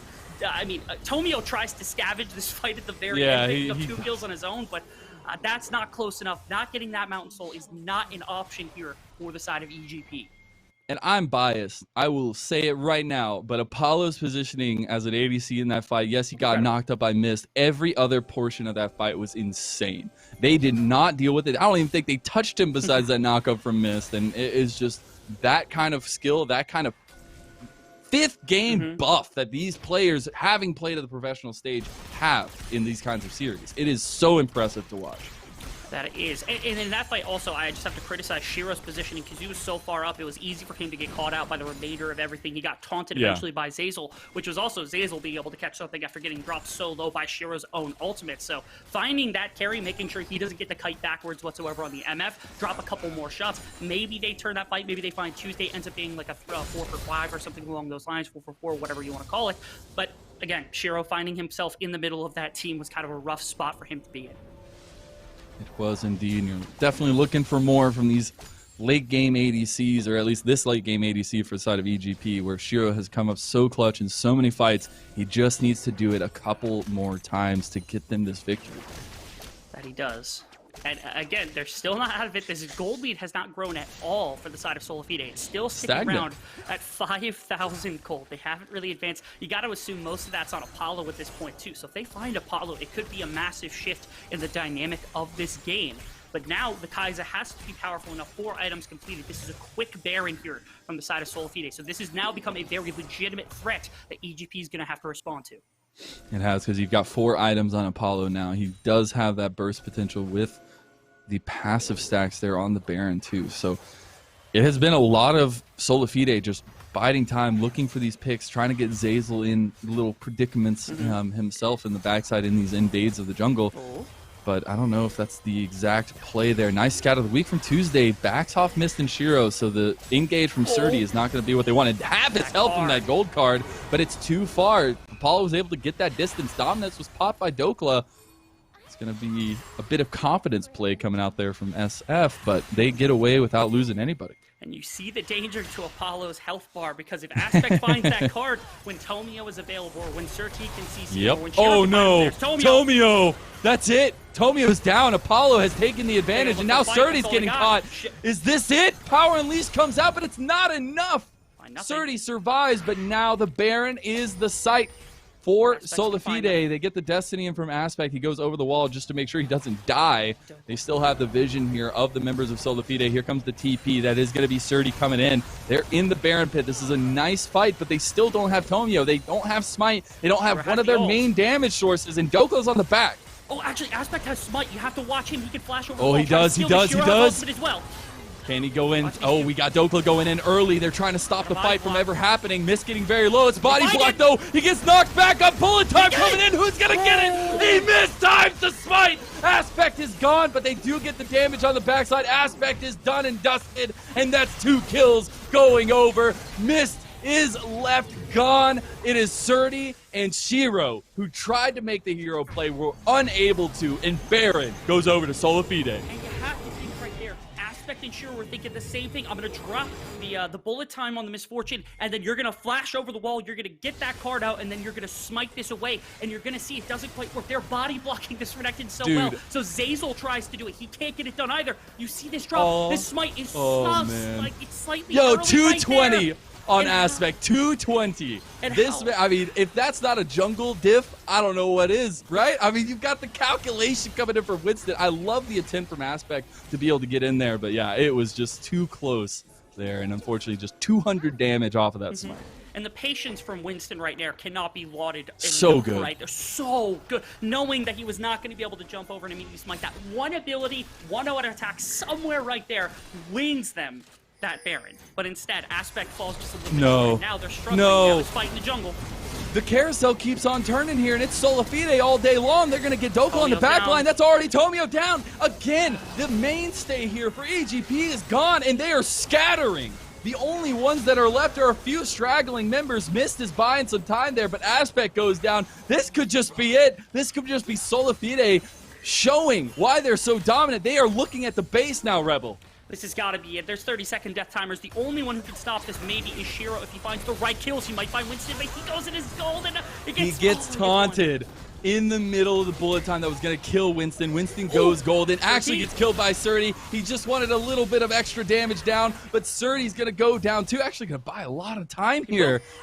He killed Winston and now survives for a little bit longer, but the base is still in tatters. The inhibs will fall, at least 2 of them, in favor of SolaFide. The very close defense right there from the side of EGP, but seriously, so close to SolaFide, just taking that game right then and there. Able to be stalled out a little bit, but they're still in more than definitive control of this game. Double Mountain's going to be triple Mountains here. First Baron, 10,000 gold lead. SolaFide's game to win yet again, and right now, it's not looking like EGP has the play. They're looking for a TP, but I don't know if this works. They baited the dragon here, and Aspect used the TP to come in. Zeyzal's getting caught. He's down. That is an unfortunate positioning error from Zeyzal, who's just trying to get the vision down on these guys. Destiny comes across Tuesday. Nice sidestep from Aspect. They get the kill. That's a shutdown for Aspect. Okay, they're still fighting. They're fighting very tooth and nail right now on the side of EGP to scratch just anything that they can. This is the dragon. They didn't This is it. Can they get the dragon here? No, get Dokla's backing. He does have TP available. The dragon's just going to burn. Dragon's down. That's Soul. I thought they'd taken dragon. I thought they were moving into the jungle. I thought they were leaving that. No, they play. They were baited catching it. the That's left what I side. was saying. They stopped it. They baited. They Okay. started it, and then they walked up into the jungle to wait for them to come in and try to take the fight, but they weren't able to because Zaza went down. What in the world are they doing? Just take the dragon, SolaFide, please. You win. If you just take the dragon, why give them the stat? Oh, painful. They're still in commanding lead. Mount Soul is the most ridiculous soul of all time, but goodness gracious, you can't give them avenues in like that. You cannot. And now Elder Dragon on the table in 5.5 minutes. You do have a Baron coming up 2 in 2.5 minutes. So a lot of objectives, but a lot of time until those objectives. And that's something that we've seen has been a big theme for this one so far in game number 5 of this series. You're still looking right now at Apollo to be just that #1 carry. I think this game's going to come You down are. to aspect. I really do. I think if he finds that gold card onto Apollo and they can follow it up and kill him, that fight might be winnable. That game might be winnable, but you have to position perfectly. You have to find him. His Guardian Angel now might have QSS, might have abilities to stop that. Onto Tomio, Oh no. they find Oh one. no, not Tomio's looking again. for it. Not again. Apollo just painful. eliminates Tomio for the 3rd time in a row.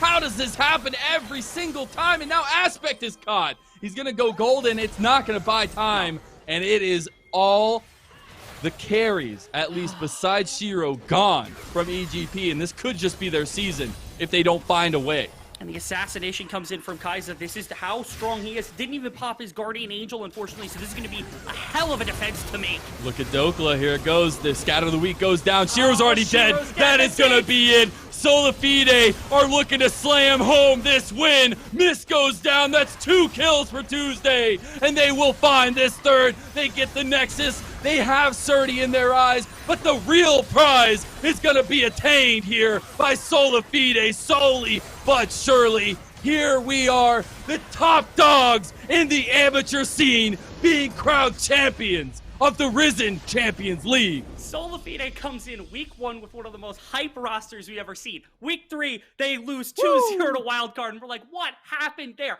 Last week, or yesterday, my apologies, they lose to Barrage, or they win against Barrage in a Fest of 5, and now taken to another 5th game, and they're able to eke it out and prove that they're the #1 team in amateur right now.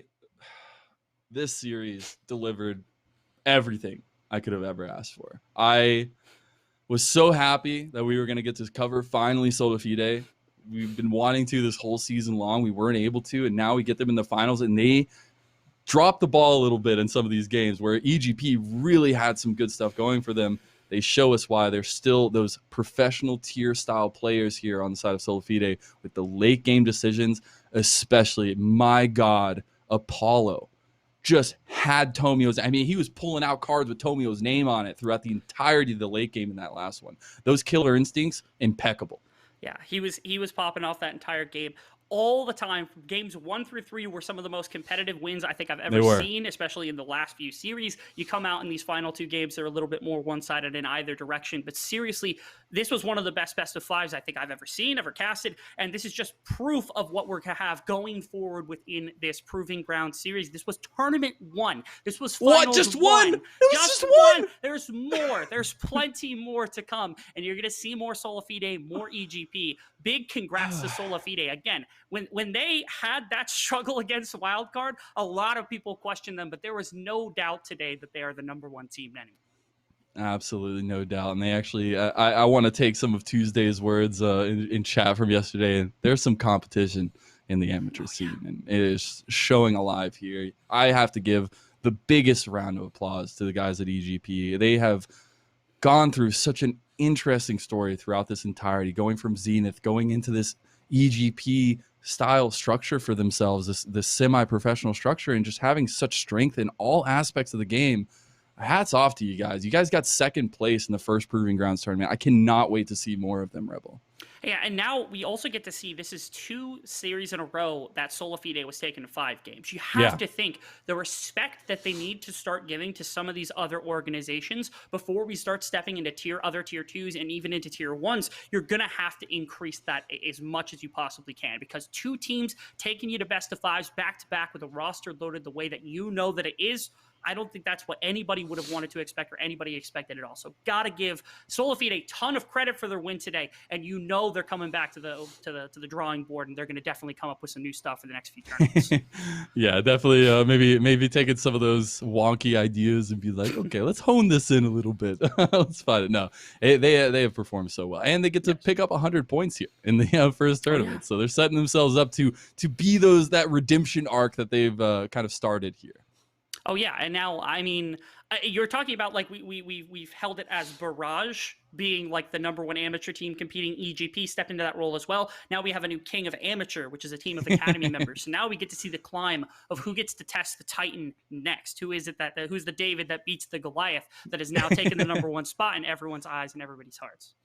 And what's funny is like, as you were kind of highlighting too, like after that wild card game, people had their suspected thoughts about this roster and how seriously they were really taking it and how far they would go. And it ends up that they are these beasts that we know they are. They just have to make sure to show it up to us. And as you said, my biggest question now is who comes in and who is in that next tournament that's going to be the ones to give this competition that Tuesday and the rest of this squad want. I think that's a great question. And I think there's going to be more teams down the line. I think there's going to be new teams down the line that are going to be able to push some of the top teams. And the most important thing is we kind of travel towards that tier 1. I'm very excited to see what these teams can do against academy teams, because you will eventually get to see the exposure to the bottom 4 academy teams coming into those tier 1s, competing against EGP, competing against SolaFide, competing against Barrage and all of these other top guys to see what they can do against some of the best. Yep, and that's what the end goal, right, is where you get to start facing up those academy teams. I do like that SolaFide have already been scrimming all these academy teams. I wonder what they're going to feel like if they actually get to take that step against them. That's what I'm super excited for. It's just so much League of Legends, and that gets me so happy, especially because I get to yell over them a lot. So it was an absolute fun time to watch SolaFide rise through this entire tournament here. Feels like it's been months. Feels like we've been building up for this to years, Rebel. But it was literally a week and a half ago that we started all of this, and to have it all come to a conclusion like this in such a banger end to the semifinals and the finals. I'm a happy caster.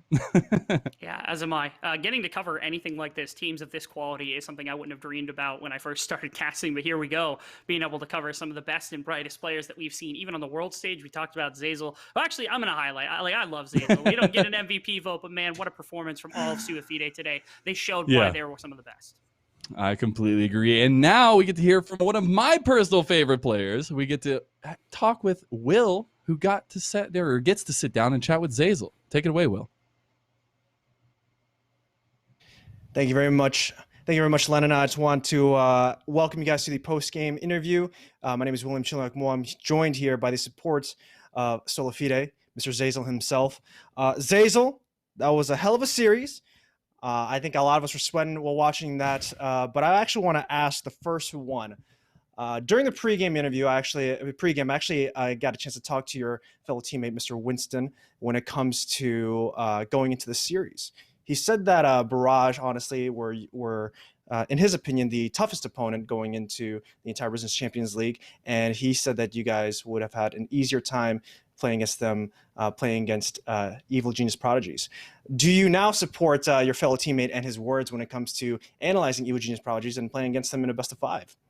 So I'd agree that they're easier. I think both were, I'd say, quite a bit stronger than we expected. I think part of our issues stem from, these are actually our first time playing these guys, because we basically don't scrim amateur teams, which it turns out it actually kind of backfires, because we come down in here in the depths and there's just some wild stuff going on. Camille priorities through the roof. And we just don't really know how to deal with it appropriately, so it takes us a few games to adjust. But in my opinion, there were certain drafts where we just couldn't win the game. where we couldn't win the game, and there were certain drafts where I felt that they couldn't win the game. So, for example, Game 5, I felt like their chance of winning the game was basically the matchup and the drafts. They would have had a very low chance of winning that game. All right, well, for sure, man. Of course, sometimes drafts happen, but of course, as players, you guys have to kind of play through with that. Game 1, you guys definitely had a lot of control in that game. But I want to fast forward because Game 1 is whatever. Game 2, you got some mad flack from my boy, Mr. Joshua Joshi Howard. I don't know what y'all were doing. Can you just walk me through what the communication was in that game too? Because it looked like y'all were limit testing a bit.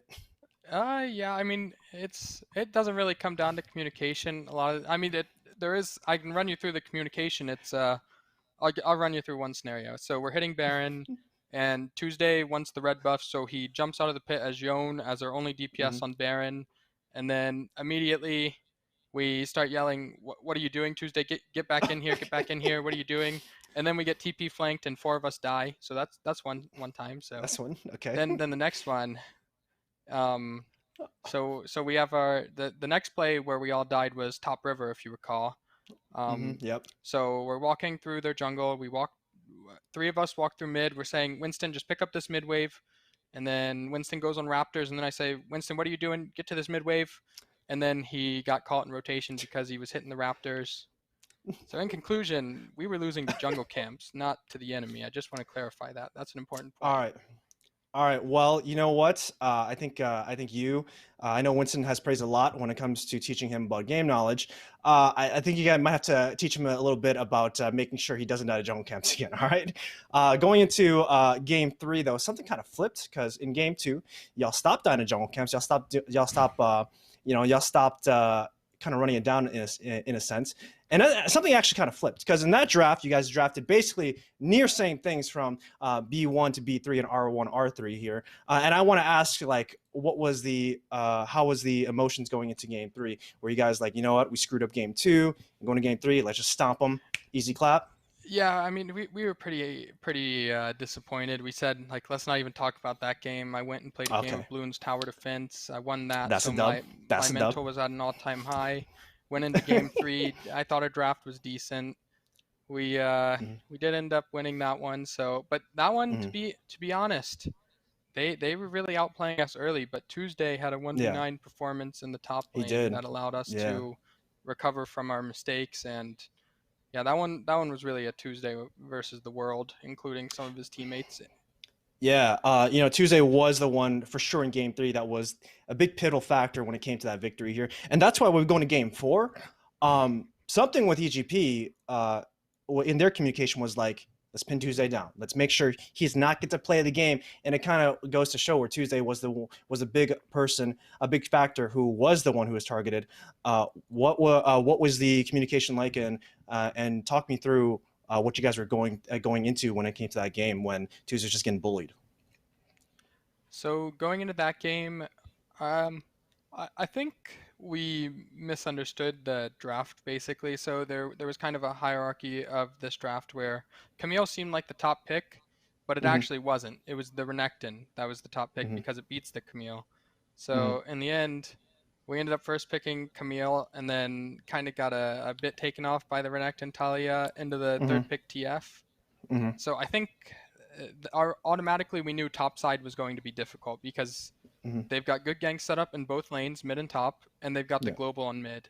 So we knew that game, it would be difficult for our top side to get any lead at all.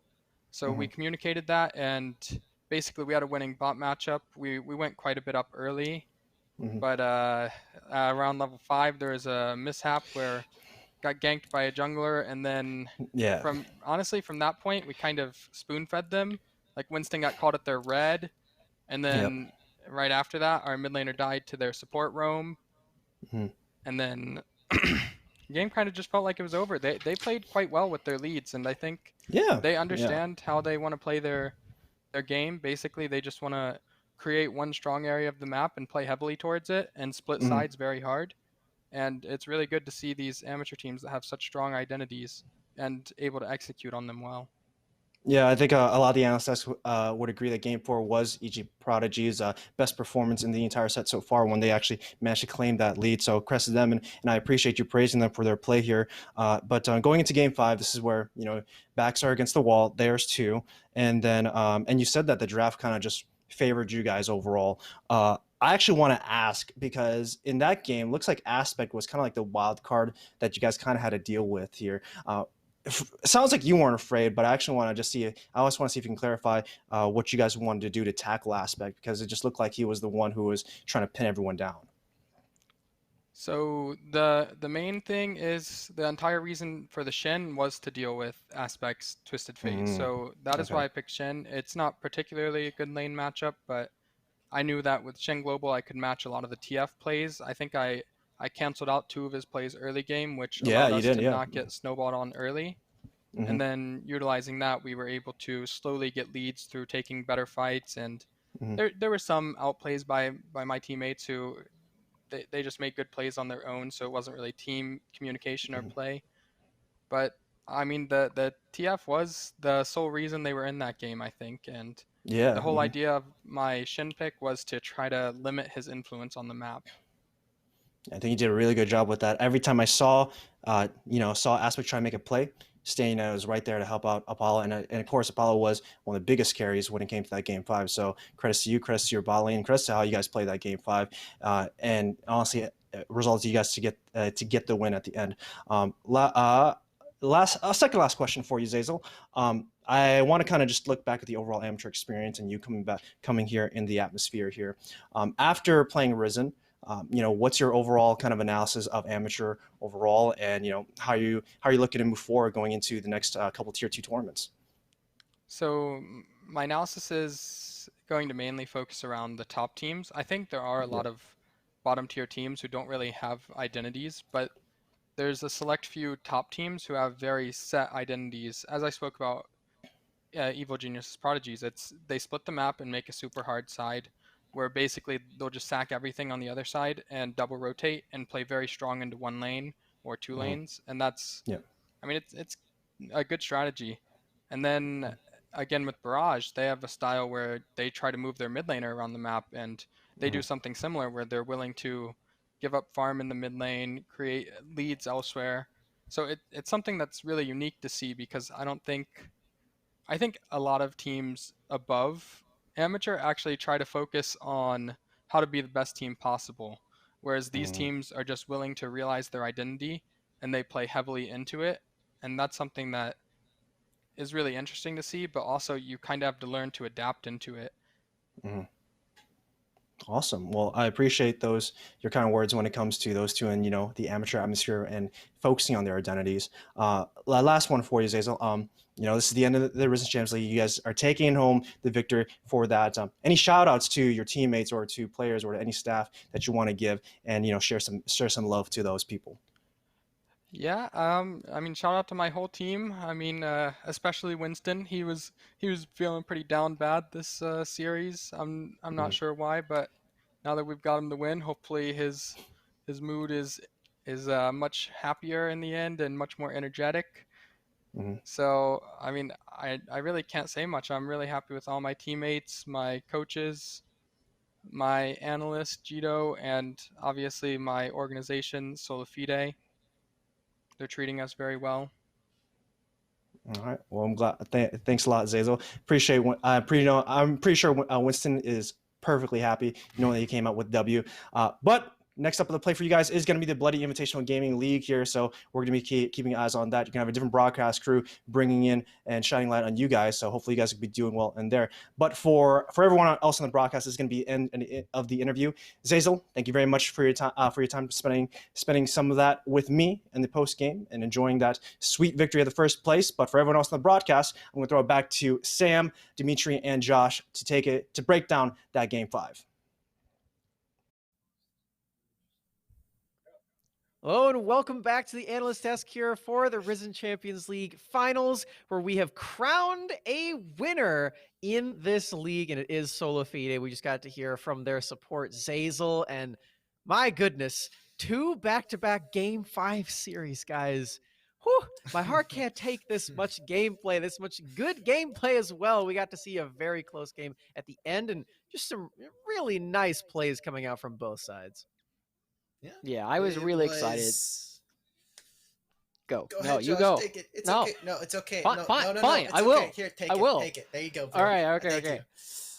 This was the first game where I was pleased with the way that the gameplay was going throughout the entire game. And I think that really speaks to the way that SolaFide is capable of playing. And Zazel touched on it a little bit in his interview that sometimes the amateur teams throw too many curveballs. And I think that's true for the most part, but there's also a lot of curveballs that they're throwing themselves, and showing that they can just reduce the variance in these games and just be better players throughout the entire thing is something that I think that they can demonstrate, and they did demonstrate in this game. They demonstrated a little bit earlier today, and they also demonstrated it as well in a couple of their games against Barrage yesterday. So it's definitely something that they are very capable of performing.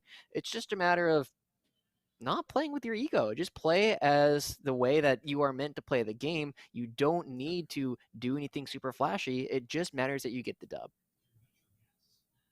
A win's a win. That's Win's Josh a said win. it nice. A win's a win. It's all about replication. How many times can you make that play happen again and again and again? You know what else a win is? That's 100 Proving Grounds points right there, guys. That's a lot of qualification points there for SolaFide, making their way up to the Proving Grounds main event. But they had a very long and strenuous journey to get there, as we have so many clips to show you all from that last game. And when I say so many, I mean so many. There was just so many different plays that happen across the board. I can't say so many enough. It's highlight real time, and it's coming in through for multiple players. Apollo Price himself. Turns out Apollo's really good at AD carry. Yeah. Instant killer instinct. And this was the kind of play, this Kaisa kind of exemplifies what we want from an AD carry right now in Proving Grounds. Willing to go in, knows their position, and is just very empowered to do so. We're seeing another fight where they're kind of just going through it, but throughout this game, we got to see a lot of great plays, and honestly, some really beautiful macro from some of the teams here. Always getting something across the map. I know Josh loves his hanging piece reference. Never really just getting something for free and someone just dying without something else being traded across the map. Whether it be an objective, whether it be another wave being slammed that someone else is unable to catch, they recognize that maybe, hey, Apollo's taking bot turret, we're going to kill out your top side and get a control over that. And this Dragon Pit was another insane team fight. Yeah, I think one of the big things for me is even though we have all of these fights and you see plays within them, you never have a moment in this game where you can imagine the players going like, hey, check this out. Because whenever you start a play with that, you always know it's like, this is not actually a smart play. It might work out because you play really well and or your opponent's misplay, but it doesn't. This is just a game where SolaFide, we're like, yeah, we're going to move up, we're going to play standard. Sometimes that means, you know, things go slightly out of hand, but we're going to be able to react to it, and it's why they constantly came out ahead during all of these. So by the time they actually started having to make some of these larger dives come through, they had the resources to actually make them successful. You know, I am a little bit offended that you're quoting me from our ARAMs earlier on the check this out on the play, but you know, I'll forgive you because you're absolutely right in this game, right? We're seeing so many of these just team plays that we were asking for SolaFide to pull off all throughout yesterday, all throughout today, and they do finally come together. This is the scary team that we're seeing when they do come together with all of their mechanics that we know these 5 players have. This just happens, and you get game 5s like this where you just see beautiful play after beautiful play. Yeah, and they're working together, right? This was the thing that we were kind of making sure that SolaFide were checking you in terms of accountability. Can that happen? The Baron play that we just saw, this one right here, they're making sure that other members may be executing, but they're working in tandem with each other, which is the most important part. And we said it before, I'll say it again, I'll be the broken record. They're able to not only punish, they're kind of working, you see where it's Dogla and Zazel as a pair roaming around, making sure to take over for advantages across the map. And EGP were there to kind of punish that. We see that right here, right? I mean, you're seeing TF punish this. They're kind of going a little bit aggressive for the Dragon, and that's where they get Mountain Soul, and that's where I know a lot of people are like, oh, is EGP probably going to win this game? That might be that win condition. We're going to game 6. Buggers. No. 2 days in a row, 2 nights in a row, game 6. Oh, yeah. I mean, I would love to see another game of these two teams. And speaking of these two teams, we have started today with a conversation of whether or not Evil Geniuses would really carve their name into that top 3 spot, maybe top 2, maybe top 1. I think it's fair to say that SolaFide have completely dominated that top 1 spot, but the conversation after that is really ambiguous with Barrage and Evil Geniuses. I know that last night we were hyping up the Barrage SolaFide matches, the true finals. This one really did live up to expectations, and I believe for some of us here, it actually surpassed them. Yeah, I mean, everybody on the desk, and I'm pretty sure Lennon also agreed that this was going to be a 3-1 across the board. And it was going to be, hey, well, EGP can maybe take a game off of SolaFide. That wasn't the case. We had a lot of back and forth between these two teams, especially once we got towards that 3rd, 4th, and 5th game. I'm looking at this. I think this was our true final. I know Barrage also played a really great series last night, but I don't think we got this level of clean gameplay for this extended period amount of time. If I'm looking at this, I'm actually like you said, I think this exceeded a lot of our expectations if we're being truthful, and this was the true final, namesake and all.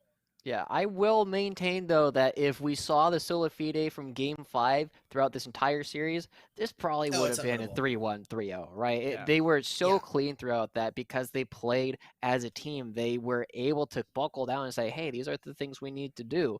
And that said, I don't want to discredit Evil Geniuses because they actually had some really good plays throughout the game, especially Game 4 where they took it very, very handily. I think this is a situation where Evil Geniuses, a lot of us were kind of expecting them to be good, but not this good. And I'm excited to see them move forward as potentially the most successful LCS organization currently in the amateur scene. The distance that they have traveled from UPL Winter, going up against Just Random, or just winning UPL and being the new branded EGP to now has been fantastic to watch. And I'm, like you said, I'm incredibly excited to see them come into big in the rest of Proving Grounds. The question now, gentlemen, is who would win in a best of 5 between Evil Geniuses and Barrage?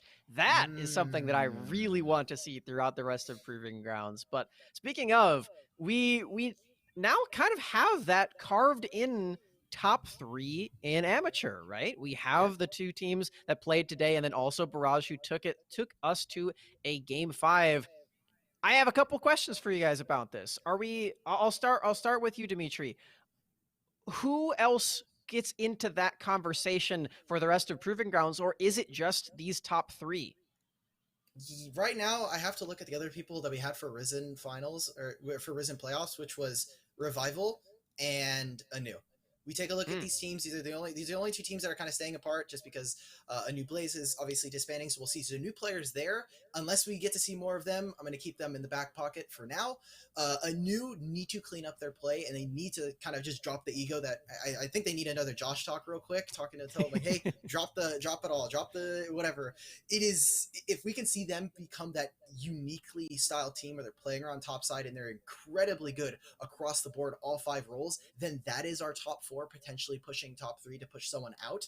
But until that happens, I'm looking at this, and it's got to be Revival if they're going to. They have a long journey to go before I think they push top 4. All right. I think that answer is sufficient enough to move on to the second question. I think this one is the one that everyone is really looking at, hoping that these teams have the answer to.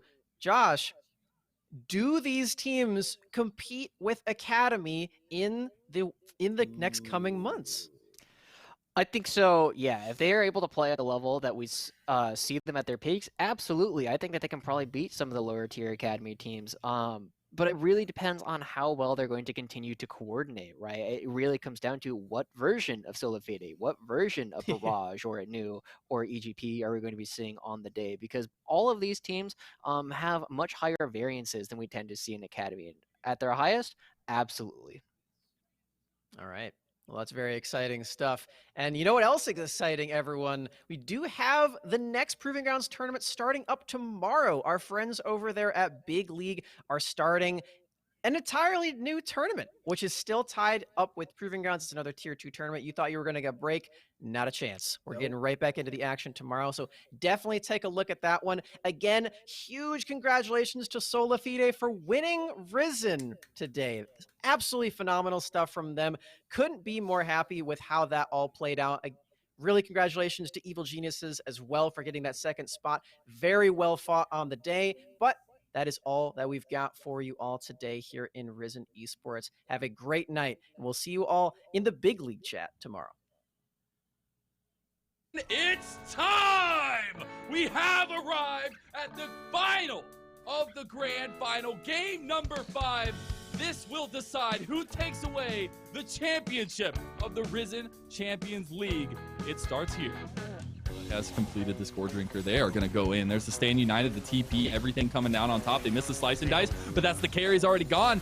It's Tomio getting very low. The flash forward, he dodges it though. The feet are too good. It is Apollo picking up 1 kill. They are actually getting the tower on the bot side. Double knockup though. Winston is able to find Tomio, and EGP are scrambling, but they've actually found the fight. Aspect goes golden. He gets one of the kills. Though there's the Destiny coming out. Don't know where he's going to use it though. He's getting flanked by Doko. Doko pops the Dominus. Big bullet time onto the carries there though, but they've got the damage on Winston. They back off, but it's not enough to get anybody. Mist goes in with a triple knockup, but is it going to be enough? They're on the back line. Dokla is taking the fight, but he gets dropped. No, he's going to go golden for a moment. Apollo Price is there. He's got this damage potential, and he does. Can he go in? Oh, we got Dokla going in early. They're trying to stop the fight from ever happening. Mist getting very low. It's body block though. He gets knocked back up. Bullet time coming in. Who's gonna get it? He missed time to smite. Aspect is gone, but they do get the damage on the backside. Aspect is done and dusted, and that's 2 kills going over. Guardian Angel now might have USS, might have abilities to stop that. Oh no, not again. Not again. Apollo just eliminate. It's gonna be attained here by SolaFide solely but surely. Here we are, the top dogs in the amateur scene, being crowned champions of the Risen Champions League. SolaFide